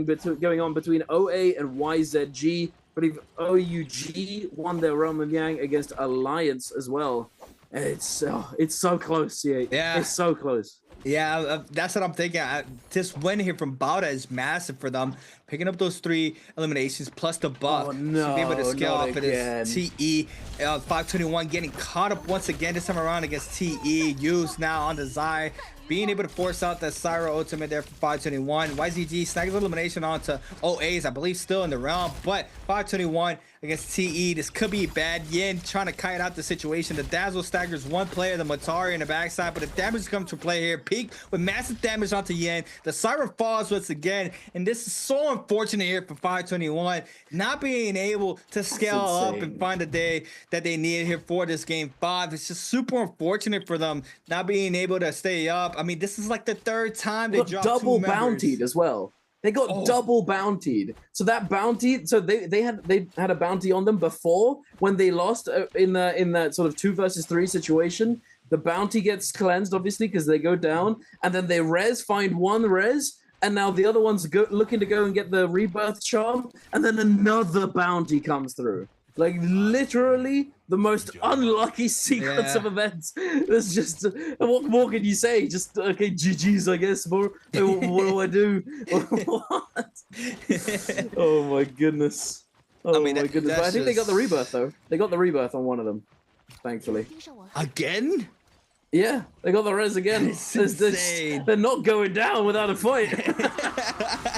That is insane. OUG against Bauda. This is a big scrap up here, but Bauda needs to try to snag out this eliminations onto OUG, but OUG has been on fire, but it doesn't even matter. ZZZT there, an elimination onto SS, and now Bauda making Baby U very weak there on the backside. The Temi there for OUG, eating up tons of damage. Zenyu trying to stay up. WBG starts to move on in. Bauda with a second elimination onto OUG, and now Zenyu is gonna eat up tons of damage, but it's gonna be WBGG Ryan here with the elimination onto Zenyu. And now the Syra ultimate is going to be called in here for WBG. And the backside Alliance start moving on in. It's going to be the Temi ultimate invested on the backside. Got to be real careful. And this is a very dangerous area to fight with all these poisons in the back end. You see them all being up here. And a lot of these players are going to start taking that tick damage there for themselves. Now Bada now gets cut up off of the dazzle off the 2. Big parry there from Jing. Does not look like that's elimination. Jing gets dazzle off of that into the whips as well. That's a crazy combo. Jing falls there into YZG. YZG runs it right back. Alliance starts falling back now in the situation, but Bauda snags up now 6 kills on the board, still in the middle of the mix. They have the Vermilion's Birds Might, so they're going to be staying safe. They can't get active, but YZG not being afraid of this, start coming right back, and they're going to snag up 3 cleanups here off of this situation, and now they're going to be up to 9 kills here for game number 5, and what a beautiful showcase here from YZG. Not afraid of anything, coming right back into the scrap house. They are not afraid, and they paid off beautifully for them. We see them here. They are going to be shooting up some of these poisons to make sure they are not getting interacted with later on in the situation. So he's going to go ahead, get some of that back. But we're going to take a quick little reset. We're going to take a quick little look at the first Romo Yang here from OUG against Alliance. And this was a big fight. OUG's Monk already forms on in. Alliance is trying to kite out, trying to use the pillars for coverage here against this Monk. But trying to see if he can find an opening here for one of these grabs. Yuma gets grabbed there in the backside to the Keelan as well. There's tons of damage here. The Sour ultimate there from Revenge is trying to ice out some of the pressure here from the Monk, and I'm starting to see that some like the Monks don't really look at the Syra, but sometimes they just turn onto them and get a free grab off of them. And there it is. Azai gets caught up in the backside. It's gonna be lots of damage. Revenge now trying to stay up. He is gonna be still in the mix, but gets caught up once again, and now in the 1v3 Zenyu just waiting this out. He's like, all right, let's clean up, and he managed to do so. And OUG still outside the realm, cleaning up wolves. I mean, they're not letting go to this gas pedal and potentially taking the MVP for game number 5 as well.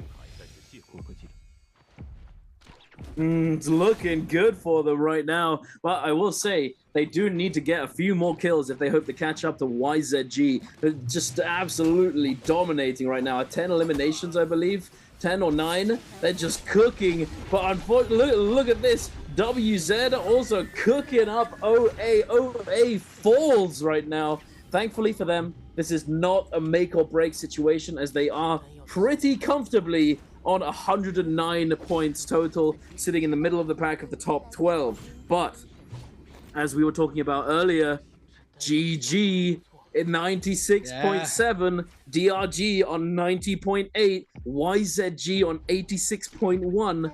This could actually be the scenario where GG falls out of qualification, especially if Bauda starts leveling up, if 521 manages to salvage their game completely after having had the most unlucky early game possible. Like, what the double bounty XD, what am I doing? Let me go, man. Look at that. There it is. Look, there it is. They're coming back. The rebirth charm, ladies and gentlemen, off of the Spirit Well, and they get Draco Storm. The dream is alive.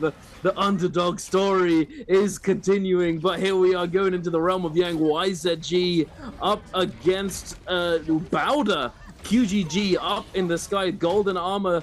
Justina gonna be dropping down, trying to find the stagger onto Sleepy T. Doesn't find it. The Tumult ultimate does go down on top of this Farrier. TXJ in that Syra ultimate, looking to create some opportunities, try and find these dazzled, but he's immediately being answered by Bowder XEM, who's also on that Syra. The huge parry coming through onto QGG. Not that much damage to follow up, as he does have that combo breaker F, but he's holding on to this ultimate, trying to bide his time, and there it is, pulls the trigger. Can we see it? The Billy Justina about to unleash. Cue up the montage music.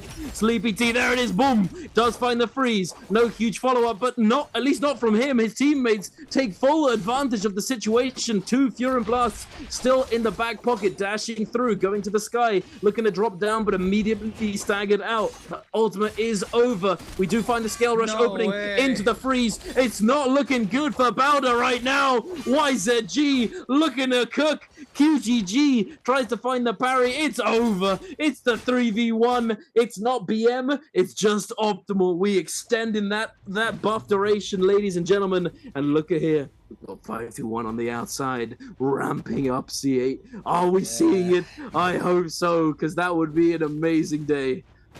Yeah, I mean, all they have to do is get a little bit more scaled up, right? They've had a very rough spot thus far in this game alone, but I mean, we've seen how well they do in the end game. If they're able to make it into that end game here for game number 5, 17 players are still up. They just need to secure those eliminations. They've had a rough start thus far, but it is possible, and I would not be surprised at 521 with the way they've been playing throughout the whole night, being able to snag up some of those kills in the end game. It's just a matter of how well they play this remainder of this game. They do have that Draco Storm up for 64 seconds, but OUG and YZG have it for double of that duration, so they just had to make sure they live out these buffs and potentially even contest that next Spirit Well coming up. But we're gonna have to wait and see how 521 deals with the situation. Yang depletion timer here for these teams who have fallen in the realm. TE, that was a massive scrap off there between both of those teams. TE still in this situation, still in this game, trying to see if they can find a perfect opportunity to resurrect. But Bowder and YZG in our realm was insane as well. These two teams are very close to each other. TE and Bowder, look at the point differences. Both of those teams have the aim depletion timer. This could be the perfect opportunity here for 521 to snag up some of these eliminations, because 13 and 12 need to get active pretty soon. So it's just going to be a matter of time. Just got to make sure OUG doesn't see you and get third party off of that alone, or potentially fourth party. But this was the realm of Yang here for OUG against TE. Monk opener here for Zenyu. Tries to go for a grab. Doesn't find one just yet. Does manage to get a Gooba Stomp into the... Doesn't get the grab this time around. Still trying to look for a grab. Doing the best as he can. Youth in the backside there on the Zai ult. Just waiting to pop that ultimate. Zenyu not being able to find the best value. Gets the grab off the Youth this time around. Tries to go for the double grab, but there goes the slam into the Keelan ultimate as well for the extra damage. Doesn't get the second grab this time around. The tap dodge is here from Youth to avoid those falling grabs there from Zenyu. And now he is going to be forced to start moving on in here. Full weapon in. No ult online. He does manage to eliminate Youth off of that, but that's going to be Baby U with the musket shot there. PK caught up there off the Dragon Slayer, fall up there from the spear. Now 1-2 Xiaonan does manage to get some sorts of damage, but it's not a lot in the backside. Jump parry there for Zenyu with a massive elimination onto Pig, and now in a 1v3 winning this out.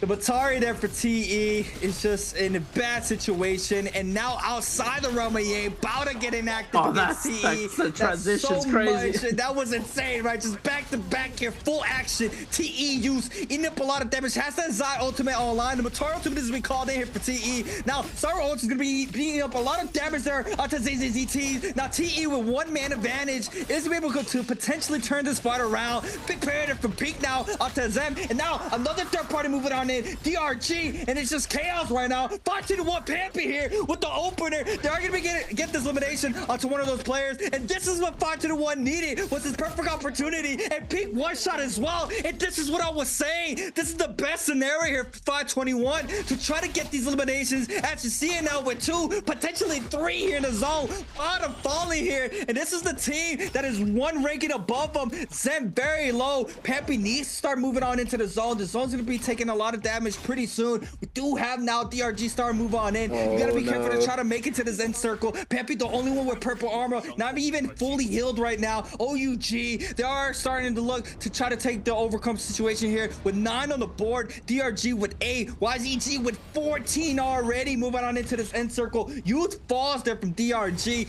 Full reset. Looks like it's calmed down here for OUG. Not full W King 521. And 521 rotates fully in. And it looks like they do come out victorious in that situation with a little bit more resources. But YZG already posted up here for the spare well. And it's going to be White Tiger's power for this one.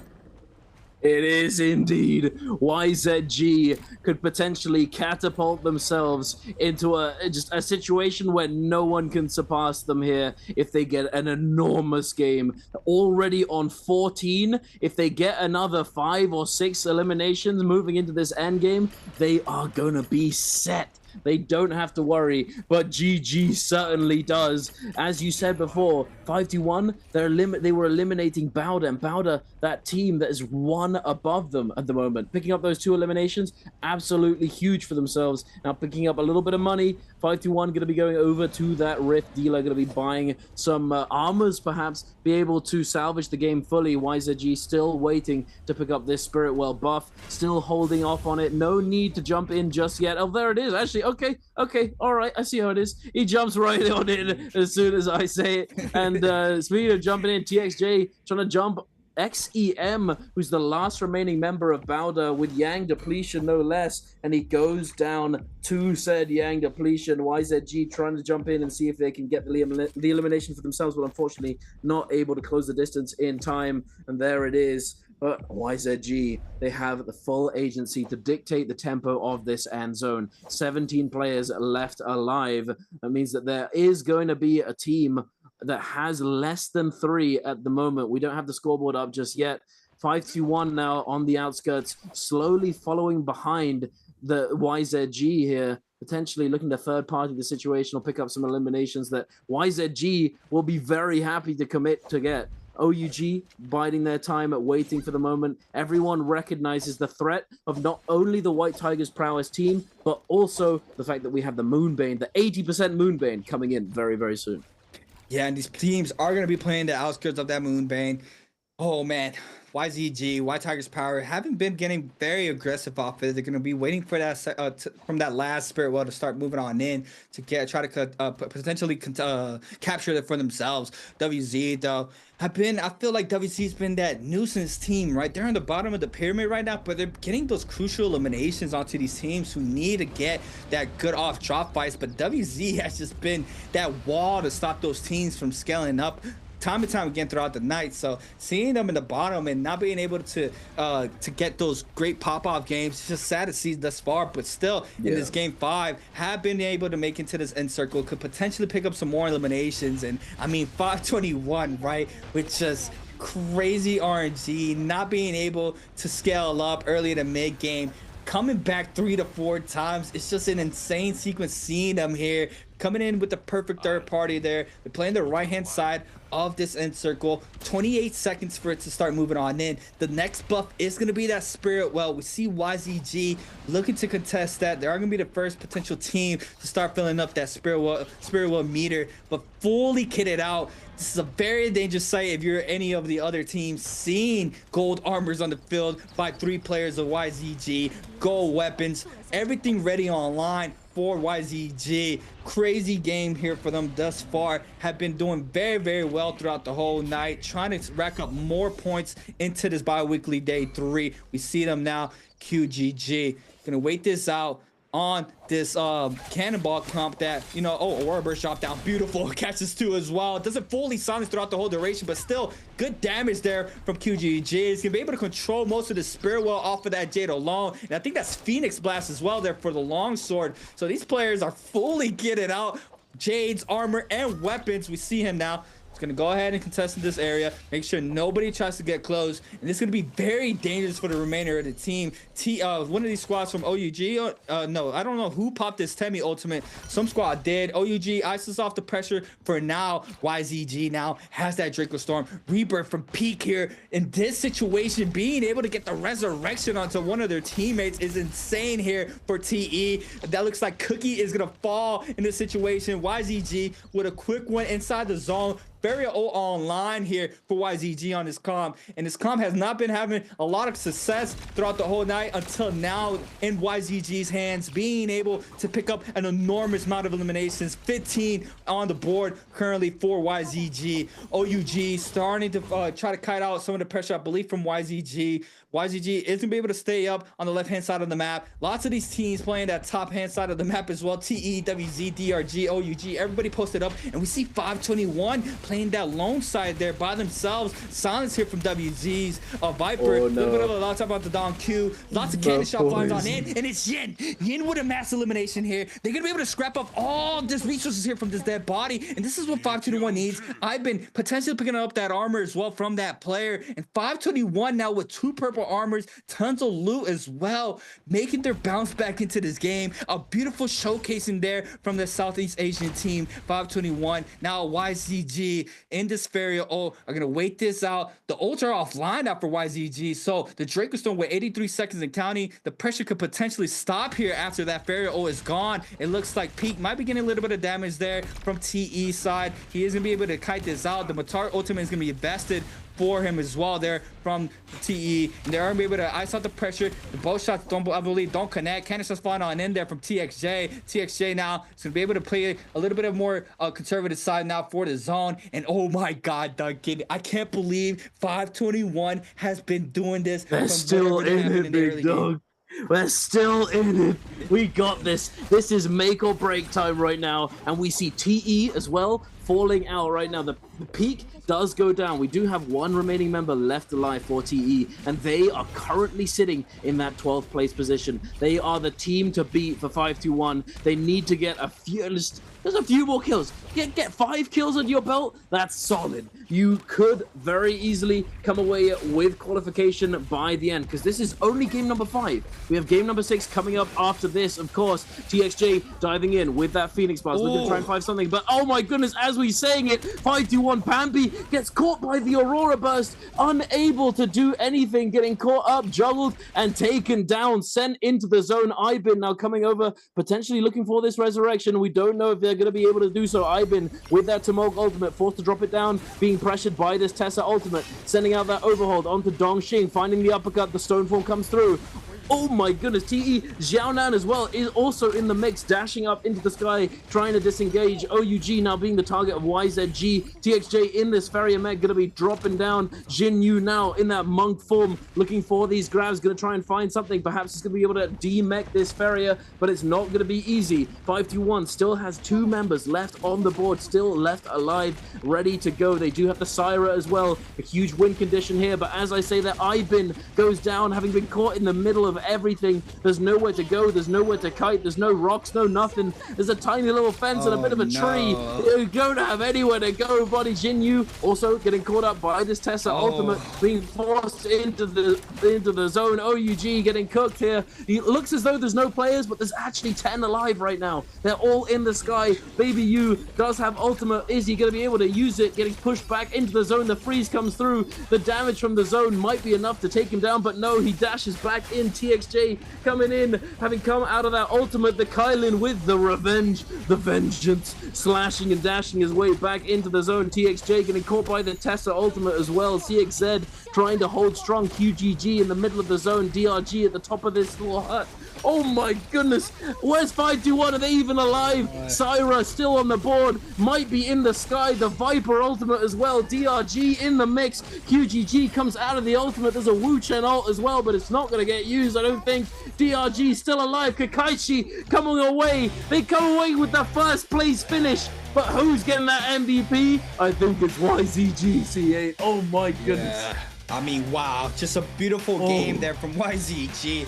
I mean, so hard to try to ice off any sorts of pressure there from YZG with no DRG with the winners MVP. Hey, yo, really? How many eliminations did DRG secure there?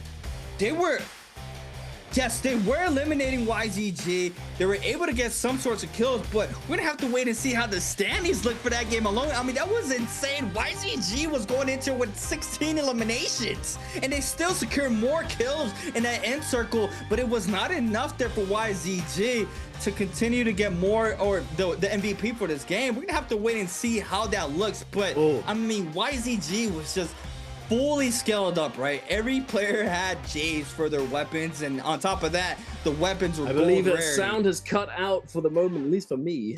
I can't hear anything for the moment. But oh my goodness, what a game coming through. What a game coming through, C8. It's intense as well, because what are we going to do going into this game 6? We've got game 6 coming up. A 5-2-1 could very easily come away and clutch it up. But it's not over for TE just yet either. TE and Bowder also still in the mix, still trying to keep their spot in that top 12. It's not gonna be easy though. This is make or break time. It is never. I mean, it has been this close in the past, but is it going to actually? Are we gonna see it? Are we gonna see them clutch up 5-2-1? What do you think going forwards? Oh man, I mean that game right there was a very high task there for 521. The cards played out perfectly for them. The third party that they had was against Bauda. They did eliminate 2 out of the 3 players from Bauda, so that was the perfect opportunity there for 521 to bounce back this from a nearly to nothing game that they had for this game alone. So being able to get that in front of their faces was, I mean, it's RNG potentially, but I mean, it was just insane that they're able to get that. But we do have an answer for treasure for everybody at home. Make sure you guys swap on over from YouTube to Twitch in order to win a Spring Split random gift. The question will be, how many kills did Team JL get in game number 5? A4, B5, C6, or D7? And we're at the point of the night where these questions are being a lot more specific, so make sure you guys pay attention to everything surrounding to be able to make, or to be able to win one of those answer for treasures. But yeah, I mean, that was everything that 521 needed in that end game situation there for them to, you know, get those ranking points. I believe they were probably in that second team to fall there, so they made it pretty far in. They are going to be getting some of that ranking points off of that game alone. I mean, just crazy, right? Like 3 or 4 resurrections, Reapers, Charms, buys, time and time again there for 521. Crazy game. Yeah, the bounties, right? You mentioned the back-to-back bounties was just so unfortunate for them, but I mean, you see how polished they are, being able to bounce back in a situation like that where everything is not thrown your way, and we saw there how well they were able to adjust off of that alone. But I mean, YZG was fully running down everything until the last and final moments of that game where DRG was able to take it. So I'm very curious to see how the standings look for this game alone, because I mean, they weren't even in that 16. Oh my god, they had 15. They snagged up 15 from, I think, from like 9 eliminations. So DRG snags up the MVP because of the ranking points. 4 ranking points. How important it is to be the last team standing, as we see right there, as well as 521 in that second place team to fall there with that 2.5 ranking point. They don't get a lot of points overall because of eliminations, but they're still able to secure that. But DRG here being our winners for game number 5 on that AOT comp. We see the damage here from the Viper and Tessa. 15,000 damage on the Tessa, 17,000 damage on the Viper, and the Wuchen with the 14k healing, 4 eliminations, same for the Viper, and then the Tessa had those 7 kills there for Don Q. But I mean, what a game 5 it's been. A crazy sequence. Our standings, overall standings, and oh my god, it's gonna be very close. Overtook them. They took them. Oh my goodness. They took it over. They're in that 13th. Yeah. The Bowder was above them during that game. And then Bowder gets eliminated with the Yang depletion, the dangerous, the spooky depletion. And they come through. They overtake them 0.5. Crazy. Oh, how close is that? I think they're still a little bit of ways there. Yeah, so they're at 6 just under 6 points behind TE. So if TE somehow flops in game number 6, then 5-2-1 very easily come through. But if Bowder as well does the same thing, then it's still up for grabs. YZG, I feel, is probably all but certain that they will qual unless. But it would be a miracle for the teams below them for YZG not to qual here. And OUG, look at that! They overtake, sitting atop the mountain, 137.7 above them by 0.5 points. Insane, actually insane. Like, oh, we're gonna one up them, guys. We're gonna do it. We're gonna do it. Even we had Kai Bao in game 1. We gotta do it. We bring back Kai Bao for game number 6. Hey, you gotta bring it back. You gotta bring it back for sure. They have to bring him for our last fighting game. But wow, I mean, I feel like all game 6, Duncan, we're gonna be doing mathematical equations in our head for those 3 teams fighting for that 12th place spot. It's super close, but we're gonna be taking a quick look here at our replays here from game number 5, powered by China Unicom. We're gonna be having DRG, our winners here for game number 5. Nice opening here. Lost and told on the nunchucks. We do have now here near Sunwing being able to get some sort of damage here in the backside. R&B focused there on the elimination onto the monk.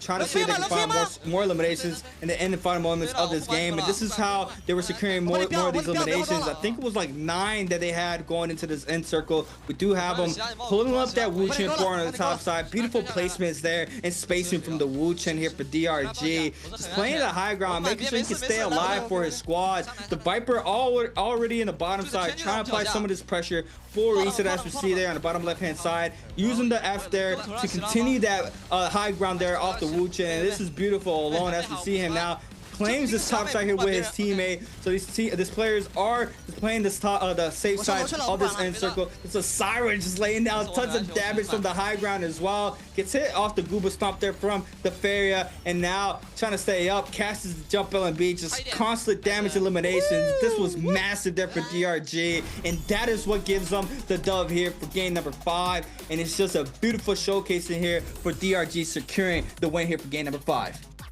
Oh, absolutely. That was really nicely done by that Wu Chen, leading into that end zone with the multiple sort of air resets, the hops into the quick swap to range, shoot a little bit, and then use that F, pop the ult, replace the ult as well, using the ult cancellation to get the orb back, and then jumping into the recast as well to keep himself in the air so that the decay. So once you spend too much time in the air, obviously you and I know, and a lot of people you at home know that if you're too high in the air, you're gonna drop to the ground, right? Yep. But he's able to stay there by using that ult deactivation and reactivation, resetting that timer, allowing him to stay in the air for even longer. Really nicely done, really well played, coming out from DRG, from that Wu Chen as well, coming in, dropping down. At that point, you know, everyone's grouped together. All right, I'm just sending it. Just sends those focus attacks. Just not a care in the world. He just does it. Yeah. Hey, if I get parried, meh, whatever. I did damage anyway. And there it is. They come in, get a few more kills, and secure that first place. It's so close. But before our game number 6, ladies and gentlemen, we are going to be going to a short break. So don't go anywhere. We'll be back very, very soon.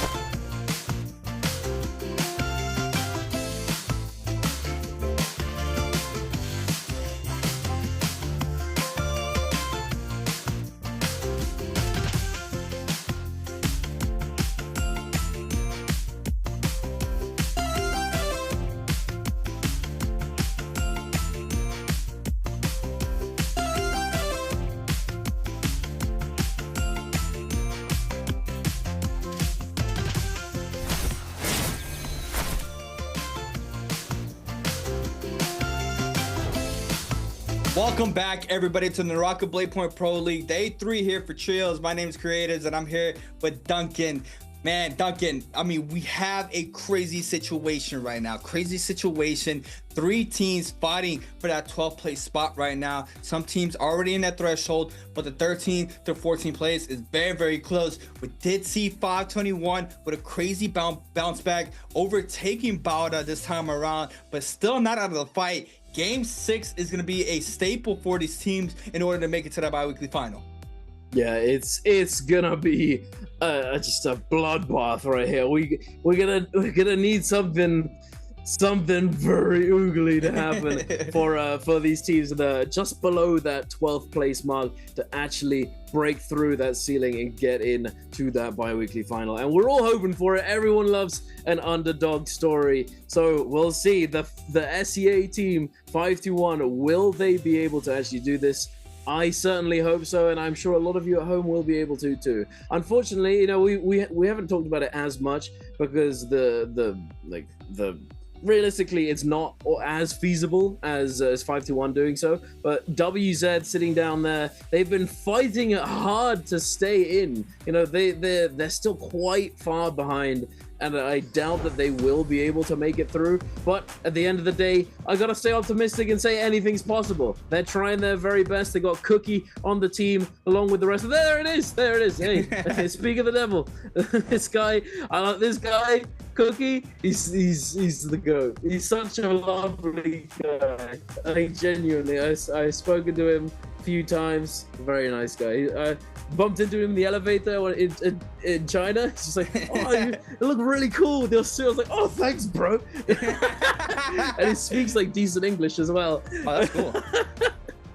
That's cool. Lovely guy, genuinely. But yeah. Well, it is unfortunate to see that WZ just hasn't really managed to find their footing so far this season, as I believe that in the previous week bi-weekly they also struggled a bit. But it's new teams, move things around. You know, sometimes it takes some teams, some new put together teams, a little bit longer to adjust. I definitely see them coming in future and having adjusted. And doing a lot better than they have so far. So definitely looking forward to that. But we're not talking about that right now. We're going into Game 6, C8. What do you think's gonna happen? We're going to Perdoria. What are you hoping for, or any predictions perhaps? So I mean, YZG has been having a crazy night, right? But now that the team that is in this very hard situation is TE, that are barely in that 12th place spot. 521 right below them, and then right under them is Bauda, right? So I'm trying to see how well these 3 teams are gonna be able to adapt, which teams are gonna be able to win their off drop spawns. We did see the crazy miracle there from 521 game 5, but I mean, that is just I would say 1 in a million thing that would just happen. It's just an insane sequence how they're able to bounce back time and time again off of that alone. So, and then getting back into the momentum, they find Bauda there out of all the teams and snag up those eliminations. It's a very rare sight. So I would love to see 521 being able to have that good off spawn fights for them to be able to scale up into that first realm. But we know how aggressive these teams are going to be, especially game number 6. Teams who are not even close into the vicinity of that top 12, which is full W key in as well. It's not something where it's rare to see at this level with game number 6 on its way. But still, I mean, we do have our first round selections. Man, it's gonna be very, very interesting. I'm looking at the comps. TE here in this section. OUG has been having a crazy day as well, overtaking all the teams now in first place, being able to be on the top of the pyramid. No Kai Bao for this game 6, but still trying to rack up as much points. That was crazy. We did have some Kai Bao slander there from one of his teammates talking about he's just better in solos. I mean, that's the only reason I felt okay saying that, because the bro's teammate just said that. Just repeating what he said. But yeah, unfortunately, I mean, Kai Bao, up until today, I believe, I don't think he's ever played in an Nbpl Trios game. Yeah. I genuinely don't think he has. I think it's only ever been solos.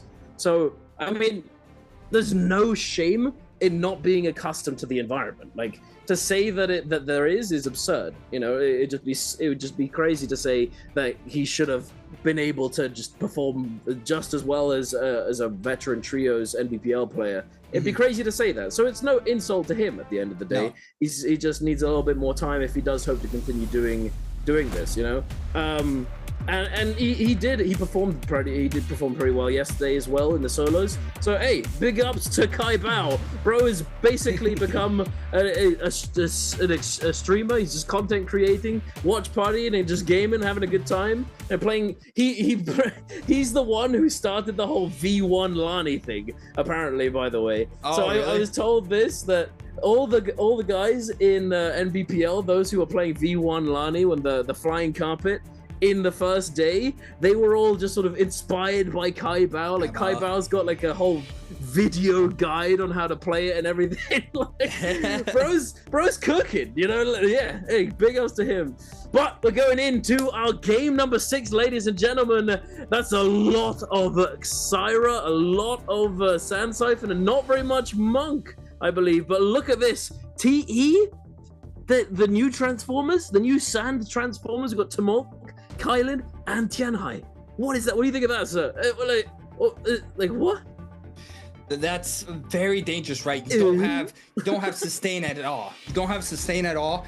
And I'm looking at 521, and I'm looking at Bauda. 521 on the AOT, Bauda on the Xiphon comp, right? Being able to get a lot of eliminations with that comp, especially off rip with Fireflies on the map for this game 6, can be very dangerous here for TE. Not being able to have that back foot pedal that they need with a healer in this squad, it's gonna be very, very tough here for TE to try to stay in this game. I mean, I don't know. I would have loved for them to play potentially Cannonball, maybe, if they hadn't had played it, right? I would have loved them. I mean, we just saw YZG have an amazing game there with the Cannonball, but they opt to go for this comp alone. Not sure if it's just like a visual glitch that we get here to not see a healer in that competition, but we're gonna have to wait and see how that pans out. It looks a very high risk, high reward, possibly going for just lockdown monk grabs into killing slashes type of thing. I'm not sure how well it's gonna do, especially when you have healers like Syra and Zip in the field right now, being able to have that sustain. So definitely TE, we're gonna have to wait and see how their scrap offs go against all these teams in the field. But game number 6, Pordoria with the Fireflies in this map alone, it's gonna be a treat for us. Everybody locked and loaded here for our last and final game of day 3 here for the NARAKA BLADEPOINT Pro League. I mean, we got the split screen. Yeah. Oh baby, hey, you know this. You know it's serious when we got the split screen, ladies and gentlemen.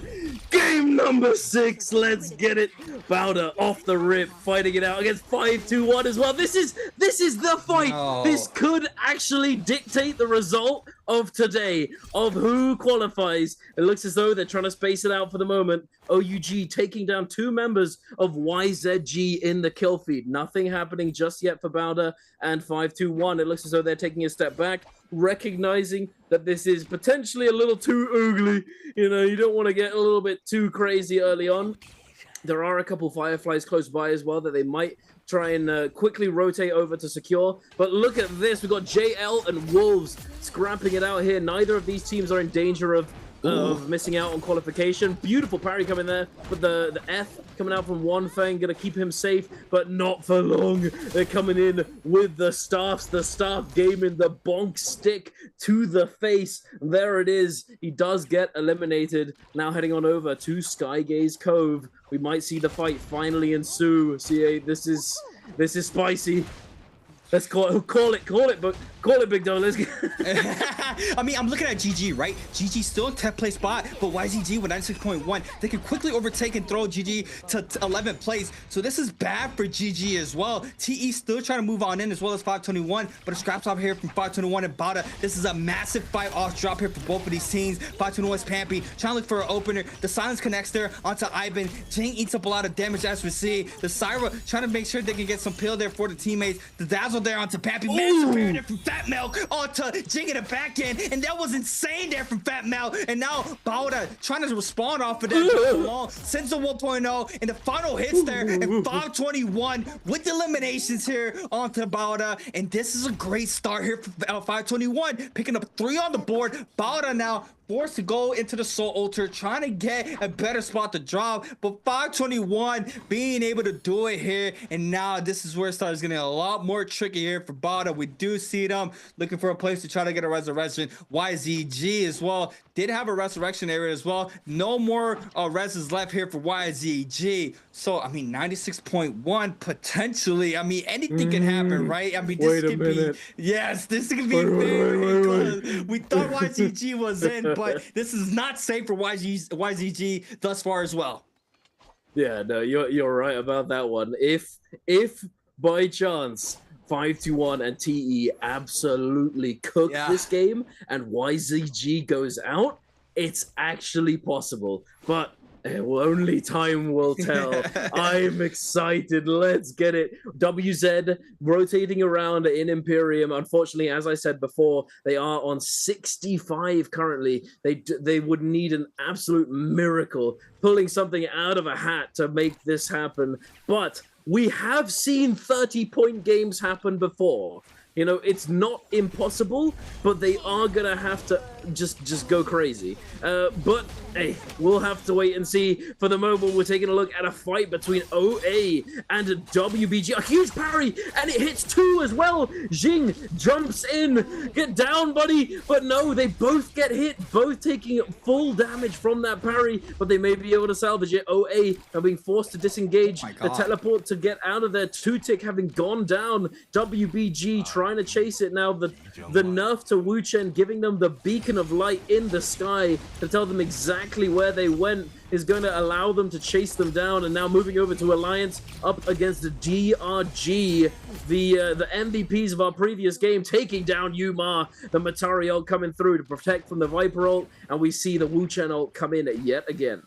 Yeah, this is what DRG needs. They need to win these fights. Currently with 1 on the board, Yuma falls. The other player goes inside the plant there. I did see him being able to break the ankles. He thought you were going to catch me. He just goes in and hides. But the Takeda 4 Alliances did not have the same luck as that. And DRG is going to snag up their second elimination here for game number 6. TE in the mix. This time around against Wolves. JL starting to move on in as well. Youth, I believe the only one in this area here for TE. On the kill and uses the F to back up some of the pressure here from Wolves. Wolves, though still the full W keying in. There goes elimination there for Wolves. DRG takes up an elimination onto the last remaining member of Alliance as well. So 3 players from Alliance are going to fall. They do have 3 kills currently here. DRG as well with 3, but Wolves with 6. OUG with 3. 521 with 3. And TE has to play this conservative. I didn't really look at the resurrections. Not sure if they have one currently here, or they have another resurrection for this game. This needs to be a very perfectly played out situation here for TE. Still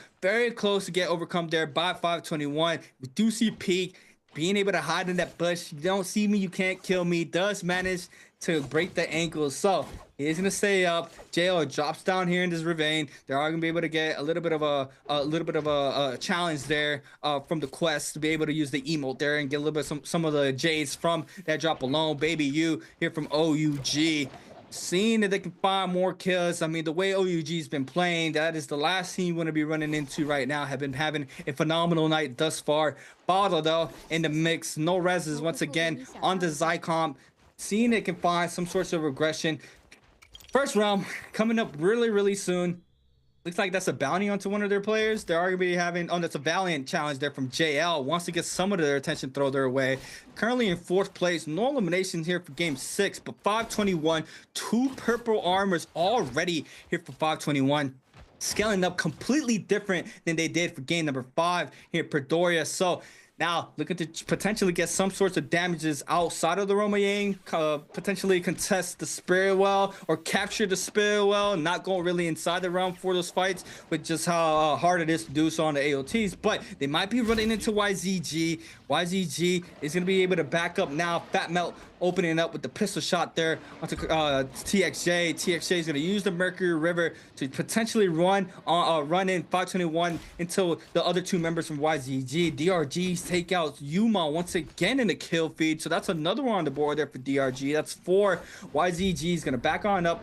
Now it looks like that might be the Roma Yang in the backside. 521 is going to go ahead and just back on up for the situation. But YZG still seeing they can find a squad. DRG in the mix, and this could be bad. And the fight might unfold. No, just running past each other. They are still not going to go ahead and take this aggression right now. The random bane spawns on in. Balda still in the mix. Full blue armored out here for Balda. Currently with 0 kills. 78 point currently for Balda. Super close to 521, but I mean, it's going to come down to this Roma Yang here, Duncan. This is going to be an insane. I want to see a 521 versus TE realm. That will be insane to watch.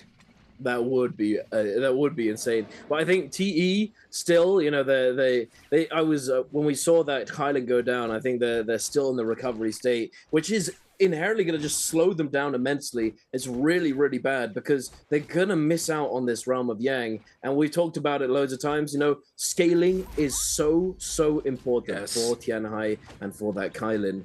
The Tamulk, not so much. But I mean, even then, Tamulk, anyone can benefit from a good armor and good weaponry, and having that buff as well to potentially give themselves the agency to just run down a team with that Vermilion Burst. Oh, wait a sec.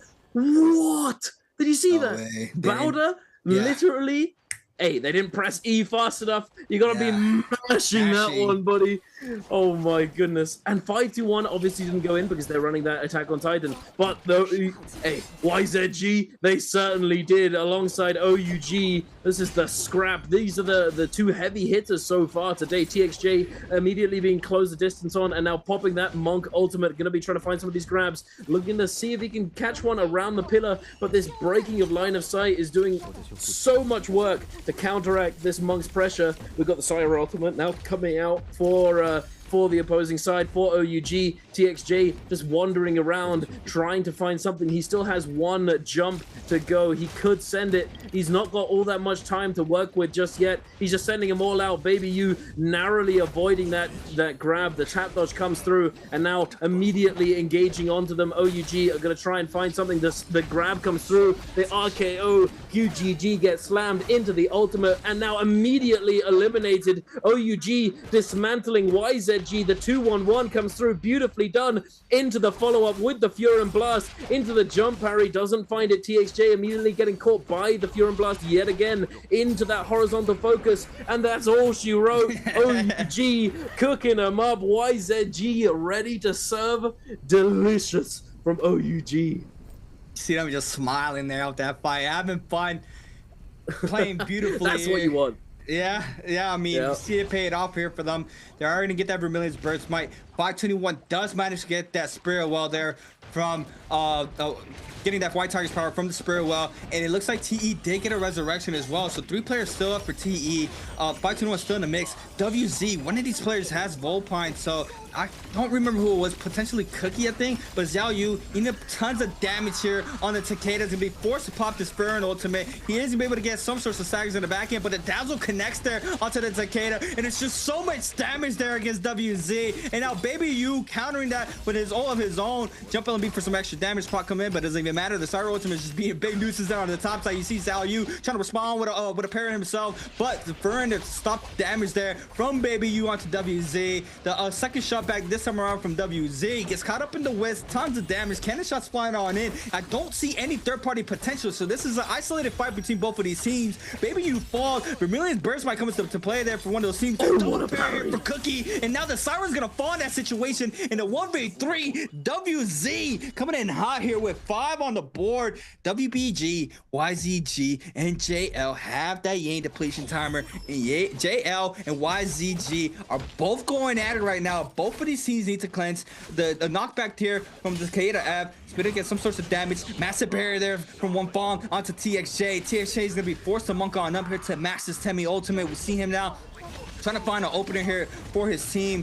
Ferns are out there for the opposing squad as well. YZG is going to be eating up a lot of damage here off the Sour. We see them trying to play inside of Tumult ultimate. TXJ has not been able to find any grabs yet, but OA is going to get a resurrection as well. Now, who's gonna be able to come up on top? They're gonna wait for this ult to go on down. You see JL perfectly positioning now to get ready to drop right back here into this fight. You do see this monk now demonking. Now there it is. JL is gonna start moving on in from 2 directions in this situation. No ults left here for YZGs, and now this could be bad. The drop down there off the pole, so he's gonna be able to eat up a lot of damage there onto TXJ. TXJ now trying to respond here in the situation. The F caught in there from the Temi. The Wisp does not connect though. CXC is trying to stay up. Does manage to go right back inside the zone, but these players on the bottom of the terrain here applying lots of pressure. Jump period from CXZ onto One Fong. One Fong is gonna eat up a lot of damage off of that alone, but no follow-up, and it looks like no kills have happened yet. TXJ Paris Cuckoo in the back end now. Triple charge there from the pole sword. CXZ there with elimination off the fan as well. Now in a 2v3, YGG turning this fight around. One Fong drops very low. The Temi F caught in once again. The Wisp connects onto the Zipping until the enemy focus off the dagger, and now a 1v3. YZG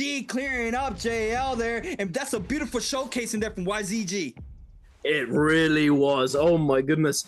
I've said it time and time again. Yang depletion is killer. If you get caught with Yang depletion and you just can't find the recovery, at the very least, it's very, very hard to find that recovery just because of how things have evolved over time. But you know what else is going to be very, very hard? It's 5-1 right here. They lost 2 members. Recovering from this is going to be even more difficult as well. 1 person left alive. We do potentially get this resurrection, but I think they do have quite a ways to go to get into that safe zone. As you can see, that purple bar underneath the map on the right-hand side of the screen is...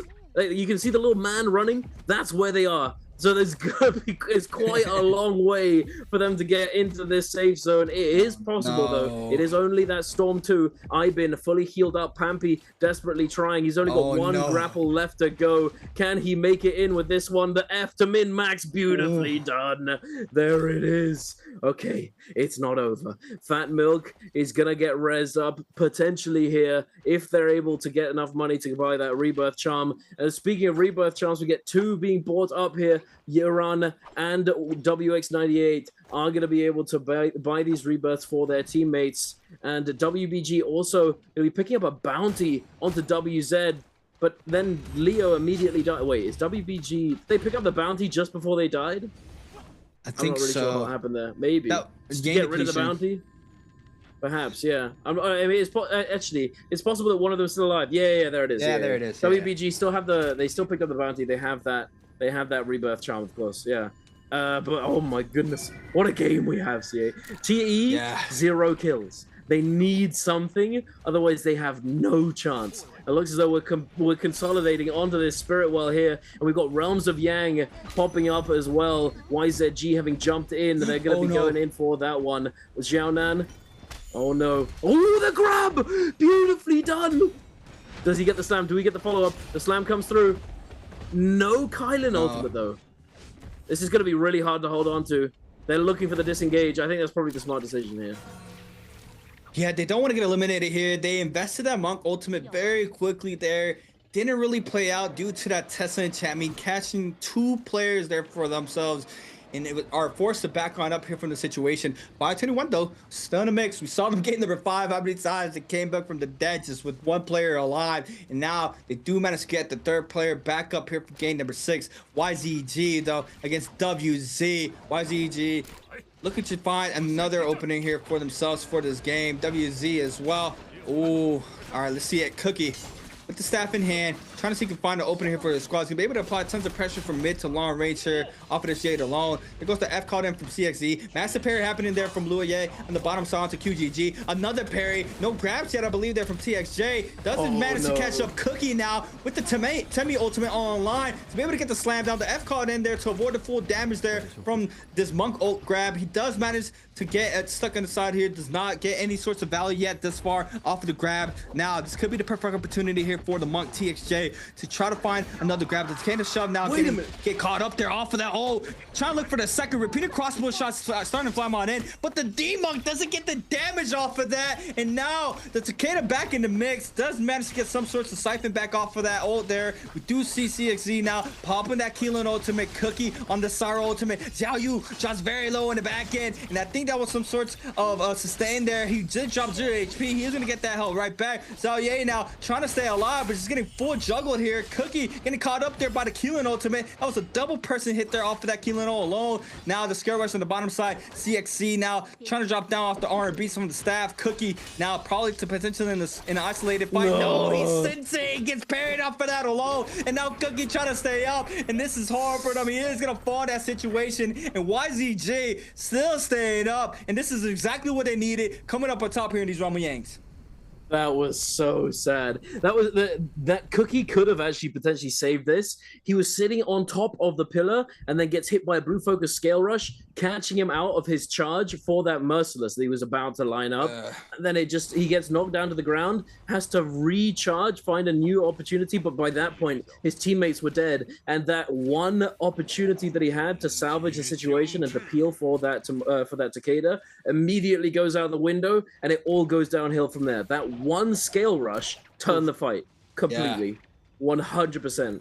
Actually insane. I mean, to say that it's luck is, I feel, a bit ignorant, because YZG is an absurdly good team. So it's very, very possible that that wasn't like it was intended, and the result was foreseen. But oh my goodness, what a fight! And it's really unfortunate to see, because WZ actually on a pretty good roll right now in this game. They've gone up to 70+ points, and if they were to be able to get like a crazy good game, get a 20 to 30 point game, they could make it into that bi-weekly final. Yeah, I mean, I would love to see another team contest. Right now, they're gonna have to fight this Yang depletion time into the half. 520 gets caught up though. And Wolves with Mystic Might. They're not gonna have that Draco Storm, but they are gonna be having that Mystic Might there. We're gonna have to wait and see how they do here in the situation. It's just a little bit of pressure to ice off any sorts of damage that 521 could have potentially threw their way. They're on the Mystic Might. They're not playing that aggressive. They're gonna go ahead and play the safest route there from themselves. We do have OA. This could be a potential nice opener here, but third parties are starting to form on in. 521's Pampy inside the mix there from OA. These players do not want to get active here against each other. They do see OA starting to move on and rotating. TE as well. TE 0 on the board. 521 81.5 for 521, 83.2 for TE. I mean, it's very, very close here in the situation. I think we can say YZG is safe for sure with 102.1.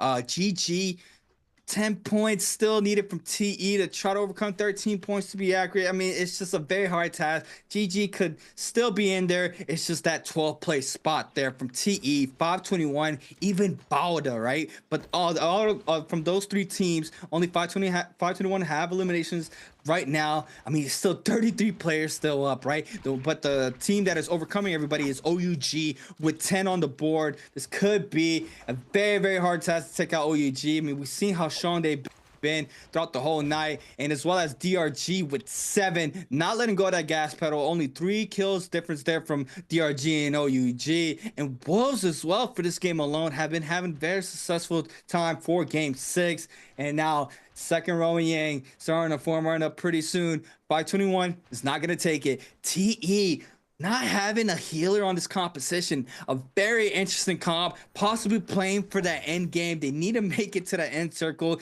due to not having any source of sustain in the composition. But Balda are going to be trying to make it to their second round this time around, see if they can try to get in this time around. But we're gonna have to wait and see. WZ starting to move on in.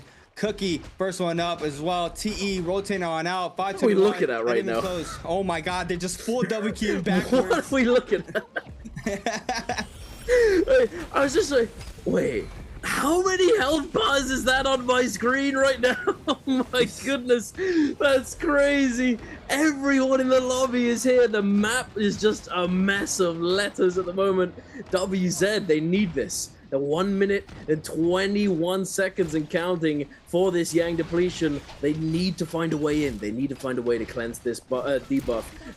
Wolves NHQ does go down in the mix. Actually, DRG now being focused down. This could be the opportunity that they've been waiting for. WZ trying to dive in onto DRG. WX98 caught in the corner. Tessa ultimate is going to come through onto Cookie, and it's actually going to make him forced to use this ultimate now, immediately getting at D-Charmed. They do cleanse one player. They don't have money. Oh, no, wait, they do. Okay, they didn't have money before, but now they picked up 18k from that body. So WZ, even if they don't manage to get all three, they could potentially still salvage with a rebirth charm. But getting as many kills as possible in this situation would be the best possible scenario for them, as they do theoretically have a chance. But Luoye goes down in the mix. It's going to be very hard to survive this one, considering the number of people in the vicinity. The Wu channel is going to come out for OA, taking them out of this situation, having lost their Tessa.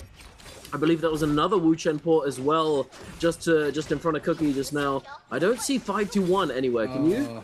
I did see him dropped in, but they backed on up. They tried to go for that third party, and it looks like they retreated instantly, not having any value off of that alone. But 5 seconds of counting here for Cookie. It's going to fall pretty soon. Wolves could get the elimination here, but no, Alliances is going to be picking up elimination out to Ivan. So that's one member down there for 521. Cookie falls to OA. TE now still in the situation. Bauda does get caught up there off the Tessa enchantment. This could be bad for him. He goes up high, drops right down. No one sees him, I believe. The follow-up there from OA gets the damage. Bauda picks up 2, 3, I believe. That's 4 for Bauda. 521 falls now into 14th place.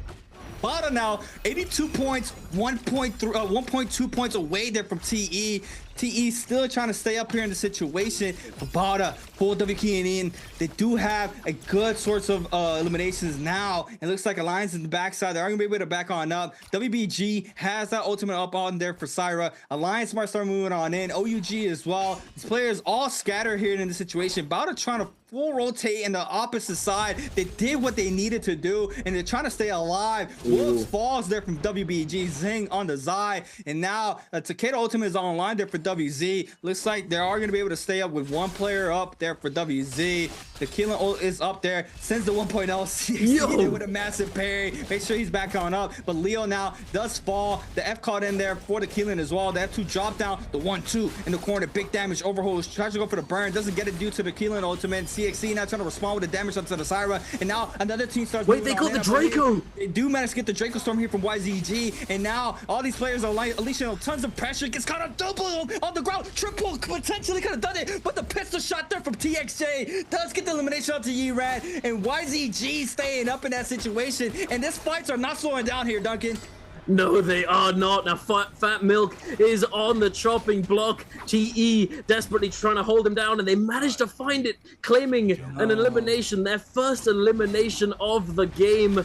Just giving them that little bit extra, it might make all the difference. Bauda closing in on that scoreline. They have all 3 members alive, I believe, as well. TE, all 3, but 5-1 is heart-wrenching. Only 1 member left alive, and it's Pampy on the Viper. Potentially, if he finds the resurrection on his Wu Chen, they may be able to make something happen, but they're going to need a lot more kills if they have any hope. They need to secure the spot. They need to get more than enough kills if they want to overtake TE, because TE, they're on that end game composition. They have that Tianhai, they have that Kailin. They could very easily take that end game heal off situation and win it all because of that. So it's very, very close, but YZG looks as though they're in the similar position and having Draco Storm as well. They're coming in immediately just in time to recontest, but not enough. They're not going to be able to do it. They've used that ultimate, pushed them out of the zone, and now OUG on the front foot looking to try and chase them down. Jin Yu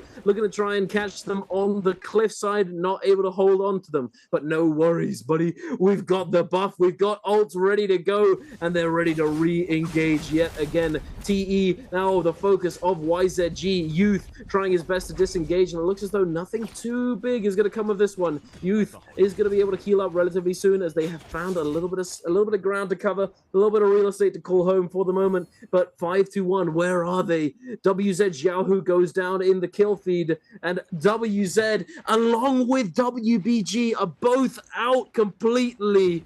They both had 8 elims, and there was a glimmer of hope but only for a moment, a fleeting glimmer of hope, and they get eliminated. Now it's down to 5-1, Bowder and TE. Hear me out. Best situation. Best situation for Bowder or 521. TE gets eliminated early into this end game, potentially by OUG or YZG. They fall with 85.2. Bowder has everything they need right now, fully scaled. But 521, the Viper could have a big impact if he's able to stay up in those last and final moments with a drop down ult, potentially getting a massive stun there. I've seen crazy stuns from Viper in the end game circles, but the whole lobby just freezes. So I mean, it's a very hard thing to do. But if T does fall, Bada and 521 could have potentially that opening that they need in order to close out that distance from that 85.2. But this could be bad. Let's see. We see Bada get engaged on OUG as well. First one's getting active this time around. We do see them full focusing Pampy, and Pampy's gonna be forced to pop this ultimate. He's able to get a stagger. Nope, that's called him. No. Player. He has the Phantom Step, and 521's dreams are done here for this bi-weekly too, and they're out of the run in 14th place. Now it's gonna come down to Bowder and TE. This is a very close between both of these teams, and to make it into that 12th place threshold. Bowder already invested in this ultimate. TE as well. This is a big scrap off here. You got to be careful not to get grabbed here if you're Bowder. Zem, he does manage to weave out of this situation. No grabs there from none of these monks. We do have 2 monks up for this top side of the cliff. We do have Alliance and TE monked up. A grab there onto NY7. No re-grab. He tries to look for it. Does not manage to get it there. But Bowder's now starting to move on in pretty closely. Waiting for this monk ult to go down. Viper ultimate investing there on the bottom side of the terrain from NY7. Could potentially get a stun into one of these players. And it'll be onto OUG. Zen Yu. You need tons of damage inside the zone. And he is going to fall off of that. And Revenge with a massive elimination inside the zone. 10-minute ultimate now called in from SS from OUG. Now, side ultimate called in here from Bowder ZZT onto Baby U. Baby U is gonna be able to play inside this Temi ultimate. We do have him now, still trying to look active, potentially look for a massive F2, holding this out. Peak from TE in the backside, very low. He's gonna use the Zai ultimate to cover for his teammates there on the bottom side of this terrain. Takeda ultimate called in as well there. We do see ZZT now playing the top side. Revenge starting to move on in as well. Big juggles there onto ZZT. Eats up a lot of damage inside the zone. Nearly gets eliminated. And you there from a lot of elimination off the pole sword. That's a lot of damage there. Gets elimination. Now you trying to respond here for TE. One player falls there for Bada. You double hits, triple hits off that F alone. He is going to be enchanted off of this alone. Does not get any damage thrown his way. YZG takes out one of these players from TE, and now still with only 1 kill remaining. Not safe in the situation. Bada getting very active. YZG takes out a player from Alliance. Now this could potentially go down to placement points for these teams. We do have you trying to stay up. Cannon shots flying on in from the top side of this map. Now YZG is going to fall. That's another kill there for Bada. It could be close. Youth falls off of this. And I believe Bada off of this alone can stay on top. We do have YZG falling. And now Bada still in the mix. Having the Cyro online. He's going to go ahead and pop it. TE as well. The Viper Tether is going to stun the rest of the lobby. This is what I was saying. The whole freeze from all the lobby. We do have elimination going towards OUG's way. TE only is completely out. This is very close here for Bada. 7 needs to go heavy. And that's all he needed right there alone. And that's going to potentially bring it up here for the top 12 threshold. Zem still trying to pick up another one, and there it is, and they managed to do it. And Bada with 8 being able to secure that 12th place spot. But OUGs are going to be our winner here for our last game of the night. And what a beautiful sequence there for Bada, turning that game around, having a really bad start here for game 6, still staying up in that end circle and securing that 12th place spot. Oh my goodness, what a game, what a nail biter. OUG certainly deserving of the MVP, but applause has to be given to all 3 of those teams sitting on that threshold, clawing their way up the hill, trying their very best to salvage the situation. Unfortunately, 5-1 falls, they stumble, and they cannot get back up again. TE holding on to that 12th place spot for dear life, but unable to resist, unable to keep Bowder down, and Bowder come in clutch the last few moments and take their spot and secure that qualification into the bi-weekly final. Ooh, that's an exhale right there. Holy, that was a spice. What a banger day we've had today, CA. Yeah, What I a mean, day. that was insane. I mean, I was just keeping my eye on the kill feed, and I was keeping my eye on the left-hand side for those overall points as well. That was just unfortunate there for TE going down against OUG. I mean, OUG has been having an insane night right there, not being able to secure any of those eliminations on the board. But I mean, it hats tipped off there to Bada. They die off spawn there, and they were forced to find a better route to scale up there for this last and final game, and they managed to get a big elimination there towards closer to the end game, where all those teams are rotating out. I know you were looking at all the whole line of just names just starting to move on across the whole map. They were able to pick up some eliminations there by the mid area of Predoria, which was just a crazy sequence. I mean, that was so close, and it's just insane to watch how close these teams were. Unfortunate enough, 521, they had a great start for game number 6. We're not able to capitalize off of it. Not being able to take those Roma Yangs, it's just rough there on the AOT. So they were trying to get those eliminations outside of the outskirts, and I think they do manage to get one Spirit Well for first round. But after that, I mean, we saw the pressure that the second Spirit Well came in, where one of the teams were even forced out to pop the Monk ult and didn't get the value, so they was forced to back on up there. And I mean, it's just unfortunate for them. But needless to say, it was a valiant effort there for 521 with a crazy bounce back, nearly closing out that 12-point threshold distance for themselves. But I mean, Bada there with the clutch was just an insane way to watch this last game being played out for today. Absolutely, yeah, it's one of those situations for them, you know, like 521, they were running this Viper Tessa Wushen, and it's because of that giant herd of players in that area at the edge of Imperium. You know, if there hadn't been that many, you know, they could have like you usually like have a safe place to put that Wuchen port down, but like if there's just everyone in the lobby in the area, you don't have enough range on that teleport to actually take yourself to a safe place where no one's going to be able to see where you teleport to. I think that may have been one of the deciding factors that prevented them from being able to actually live through that situation. But it is what it is, eh? We've still got plenty more NARAKA left to be played for the rest of this spring split. We've got 2 more bi-weeklies after this one, and we've still got the bi-weekly finals this weekend. And we've got the final lobby set in stone for this Sunday. Obviously tomorrow is solos, but here we are taking a look at the stats off the back of that game for OUG, our MVPs for game number 6. A decent amount of damage coming out from these players, a lot of kills, and let's take a look at the final total standings. BBE unfortunately not able to find their footing on either of their days and getting a significant amount of significant number of points. FPX, just we talked about it at the beginning of the day, it's likely they're going to be going out, and I mean, they go down to that 11th spot. But here we are taking a look at Bowder clutching up, finishing off the day with 92.8. It was all so close at the end. Oh my goodness. And look now as well, so this is another thing that's a big factor. It's not just about actually making it, it's that once you can say that you've basically made it, getting as many points as possible is also really important, because as we can see the pre-post points on the right hand side of the screen, the percentage of your total points from the group stage is going to carry forward into that bi-weekly final, allowing you to start off of what you've already done essentially. So it gives you that little cushion potentially if you're high up on the leaderboard, and if you're on the lower end, it's still a little bit, and is like, I think between the top and the bottom it's only about 8 points difference. 8 points is still significant though. Absolutely. Yeah, I mean, that's like what we said, like a mid game, like a good mid game right there.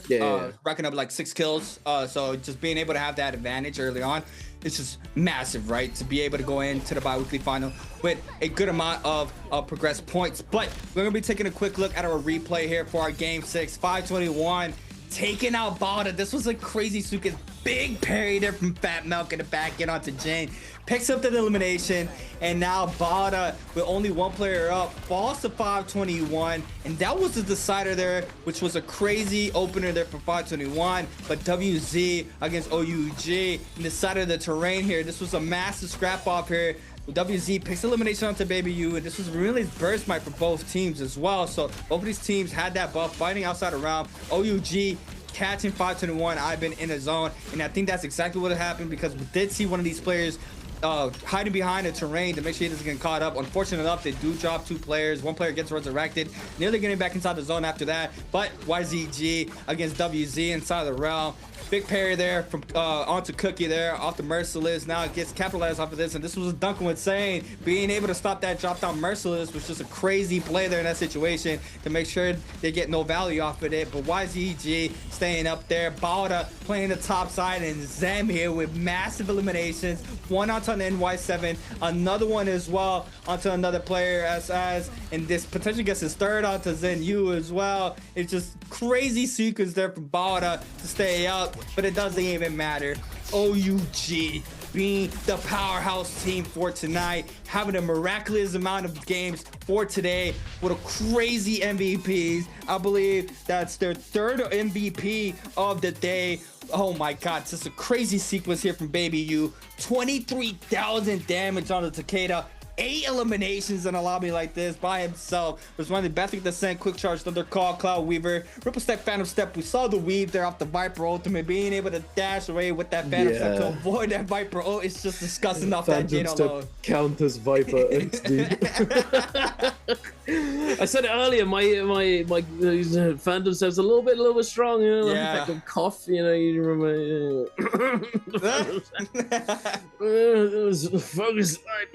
Focus. These Jades, they Jades of Destiny, they might as well be legendary at this point, you know. They have such a huge impact. Not only does Phantom Step inherently counter Viper, but it is also just insanely good on its own, as it removes a fundamental aspect of the game and its actual like fighting system. You know, if you don't have melee aim assist, you have to aim your attacks, and in a lot of scenarios, even if you do aim it very well, it's still extremely difficult to actually land that sort of thing because of the hitboxes and all that sort of stuff. And then they're also just invisible, which doesn't help, you know. So yeah, Phantom Step, you know. Phantom Step is so good. In trios, I mean, in solos, because solos is a lot like cross-up base sometimes, right? Not being able to 180 catch because someone has Phantom Step, it's just so annoying to deal with. And I mean, we see how strong it is against a Viper. Just tap and shift. You just tap shift, avoid the whole ult there from a Viper. Just super unfortunate there. But I mean, wow, what a set of games we have for tonight. I mean, I love day 3, right? Because day 3 is different from every other night, I would say. You know, obviously bi-weekly finals, you're looking at that top side of the pyramid, right? Who's gonna take the chip home? But for day 3s, for both modes, you're really looking at that top 12, 11 through 14 spot to see who's close and who's gonna make it and have a chance to compete for the chip the following weekend for the bi-weekly finals. So that's why I like day 3s a lot. Moving on into the remainder of the spring split, or even from the start of the NARAKA BLADEPOINT Pro League, I would always love day 3 just because you had that different aspect, right, from being able to see who's gonna make it that threshold. But we're gonna have one of the same aspects. We're gonna go ahead and take a quick little interview with one of the players here from tonight's games. Hi guys, welcome to the post-game interview. I'm Leah. So this time we have 暴打 ZT come to our interview. So please say hello to our audience first. 也请周涛先跟大家打个招呼吧。大家好，我是暴打的周涛。Okay, welcome. First of all, congratulations to 暴打 fighting until the last second and get the last ticket of this bi-weekly final. How do you feel? 那其实首先也是要恭喜暴打，战斗直到最后一秒拿下了这一张门票。现在感觉怎么样？现在感觉非常的开心。I feel really happy. Well, because you guys gave us the highest qualified line so far. And how do you think about the whole games of this times, like a regular game? 那其实这一次暴打也是给我们贡献了有史以来最高的晋级分数线。对于这一周整个的常规赛，你自己怎么看呢？怎么看的话，就是这周感觉大家都在发力，就给我们的压力很大。如果就是相当于我们这种第一天没有打好的队伍，就后面的压力会特别大。I think every team and every player there like have really high energy. So for us, we didn't like perform well in the first day of the game. So we feel really precious for today's matches. Okay, let's move on to our answer for Treasure, please. So this time our question is, which role did 暴打 ZT use in Game 6？ 那这次我们的问题是周涛在第6把用了哪一个英雄呢 ？A 是特莫尔 ，B 是张起灵 ，C 是天海 ，D 是季莹莹。So please count down the time， 就请周涛给我们倒计时一下吧。3, 2, 1。Okay, screenshot everyone. And what's the answer？ 答案是什么呢？答案是 D。Yes, the answer is D. Well, we really don't want to see like you guys put yourself in a kind of really close to the qualifying line, and it's very dangerous. But how do you think about like what is the biggest problem for today's game? 那其实我们也非常不希望看到就是队伍把自己放得离分数线非常近是很危险的。但是对于你自己来说，你觉得今天的比赛队伍最大的问题在哪儿？最大的问题。在我们最有机会在第5把就回到安全的位置的时候，就那个时候身体特别想上厕所，然后导致我们回阳镜没打好。Okay. Well, actually, for the game 5, we really have the big opportunity to go to a kind of safe place for the total point list. But actually, for that game, I really want to go to the toilet, so we missed the young. Well, it's kind of pity. But we also know like ZT was in YZG before, and you was the support position before. After you came to 暴打 you changed a lot. So how do you think about the change of yourself? 那其实我们也知道，之前周涛是在 YZG 嘛，那来到了暴打也是做了一个位置上面很大的改变。那目前来说，你对于自己的改变怎么看呢？还有很大的提升空间，但是我有好队友，他们愿意就是慢慢的教我，慢慢的陪我练习。So I think I still have a huge space to improve myself, but I think my teammates, they're very kind and very good. They like to teach me a lot, so I feel very lucky. Well, you know, we always talk about we said the regular game and the bi-weekly final, they're totally different. So how do you think about the differences of these two? 那其实我们也一直在说，觉得常规赛和周决赛真的就是完全2种不一样的游戏。那在你看来，它的区别到底在哪里呢？常规赛的话，大家可能以练习为主，然后就是自己新阵容或者什么新打法练习为主。然后周决的话，就是大家都把自己最强的拿出来。Okay. So for the regular game, maybe some team will think as a kind of training game. They will try new things, new combinations, and new style in the regular game. But for the bi-weekly final, every team and every players will use their like most powerful combinations in the bi-weekly final. So it's really high powerful. Okay, thank you. Thank you, ZT, come to our interview. And also, we really hope 暴打 can get a good grade in the bi-weekly final. 也是谢谢周涛来到我们的赛后采访，当然也非常希望暴打可以在这一次的周决当中拿到一个好成绩，好吗？好的。Okay, that's all for the interview. Bye bye, everyone. Welcome back, everybody. A nice little interview there from ZZZT, Sleepy T, the boy. Hey, I can respect it, but bro needed to go to the bathroom. He's just busting. He's like, hey, let's skip Yang, guys. I gotta go. I'm sorry. It has to be done. That is crazy.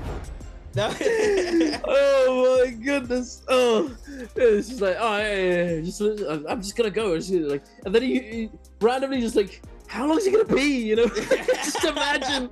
He's just like, come on, buddy, come on. Oh, but remember to wash your hands, ladies and gentlemen. Always wash your hands. You don't want to. Okay. All right, moving on. Taking a look at the total standings. Yet again, the pre-post points going forwards into the bi-weekly final, which is going to be happening on Sunday as well. 12 points is the bottom half, and I believe it was 20-something at the top, wasn't it? See? For the proposed, 20.5. It's going to be an interesting one. Man, I was I didn't know TE had a crazy day one. They had a 71+ point day off of that day alone, and then tonight they just do a 14-point day, which is just insane to see, right? You were mentioning a little bit earlier where, you know, before it was just like certain teams slash players, regardless of solos, just being the ones dominating, right? But now everybody has that potential to be able to dominate, right? We did see a crazy sequence from OUG taking 3 MVPs, but YZG was in the mix, Wills as well, DRG, and you know, it kind of now it's starting to feel like more of a transition to like like different esports where, you know, it's like a day-to-day thing now, right? Where a lot of these teams have to come in their end game at the end of the day. We do have our tomorrow's schedule for the bi-weekly final 2 for solos for everybody at home. If you guys do want that avatar, tomorrow's the night. 8 games potentially on the board for tomorrow. A crazy sequence. We're gonna have to wait and see who takes the bi-weekly 2. I mean, this is different because bi-weekly 1 finals for solos we had Edward, but you know, I would love to have more versatility, see who wins for bi-weekly final 2, but that will be tomorrow. But yeah, I mean, now it's just being a, you know, a day-to-day thing, opposed to how it was before, where more dominant teams and people were just a lot more ahead of the curve than how, you know,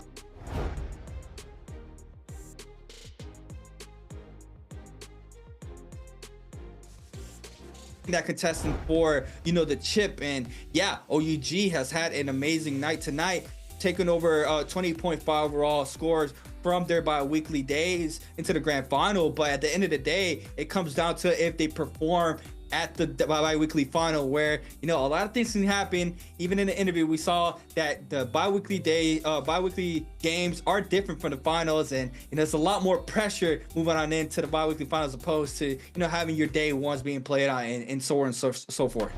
Yeah, absolutely. We've always had made the assumption, you know, that they were like in the group stage days, that teams were limit testing essentially and testing out different compositions and strategies, and that's just confirmed by ZZZT. You know, he's just like, yeah, it's just like, it just happens, you know, they're just testing out stuff, limit testing life, you know, you might as well. But then in the bi-weekly finals, you know, they're all fully locked in and running at their best possible composition. So it makes sense, and it's an assumption we've always made, but there we have it, the confirmation. Thank you very much.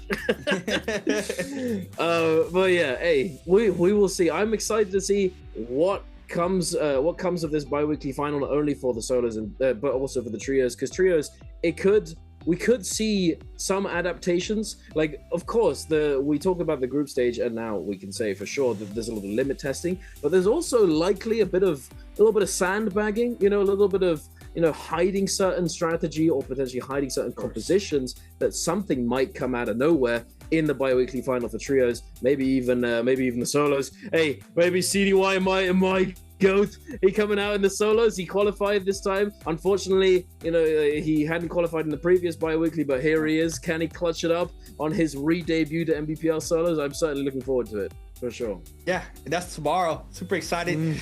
Bi-weekly finals, always a great sight to see. I'm just thinking about WZ. WZ doesn't look bad. WZ looks like a good team. Just a little bit of punishment. I did hear you say that it's a fairly newer squad, if I'm not wrong. So you know, a lot of esports, just with teams, regardless, you really gotta have that chemistry with your teammates, and it's a very hard thing to work on. Moving on over to the remainder of the bi-weekly. But I mean, a team like WZ, I've seen them very polished, being able to win a lot of fights against the best teams in the server as well. So, you know, I would love to see how they evolve throughout the bi-weeklies and see how much more better they will become throughout the remainder of the bi-weeklies. But that will be enough for us. 6 games are done. My name is Creators, and I was here with Duncan. We saw 6 games being played out. Tomorrow will be bi-weekly finals for solos. See you guys tomorrow for more NARAKA BLADEPOINT. Take care.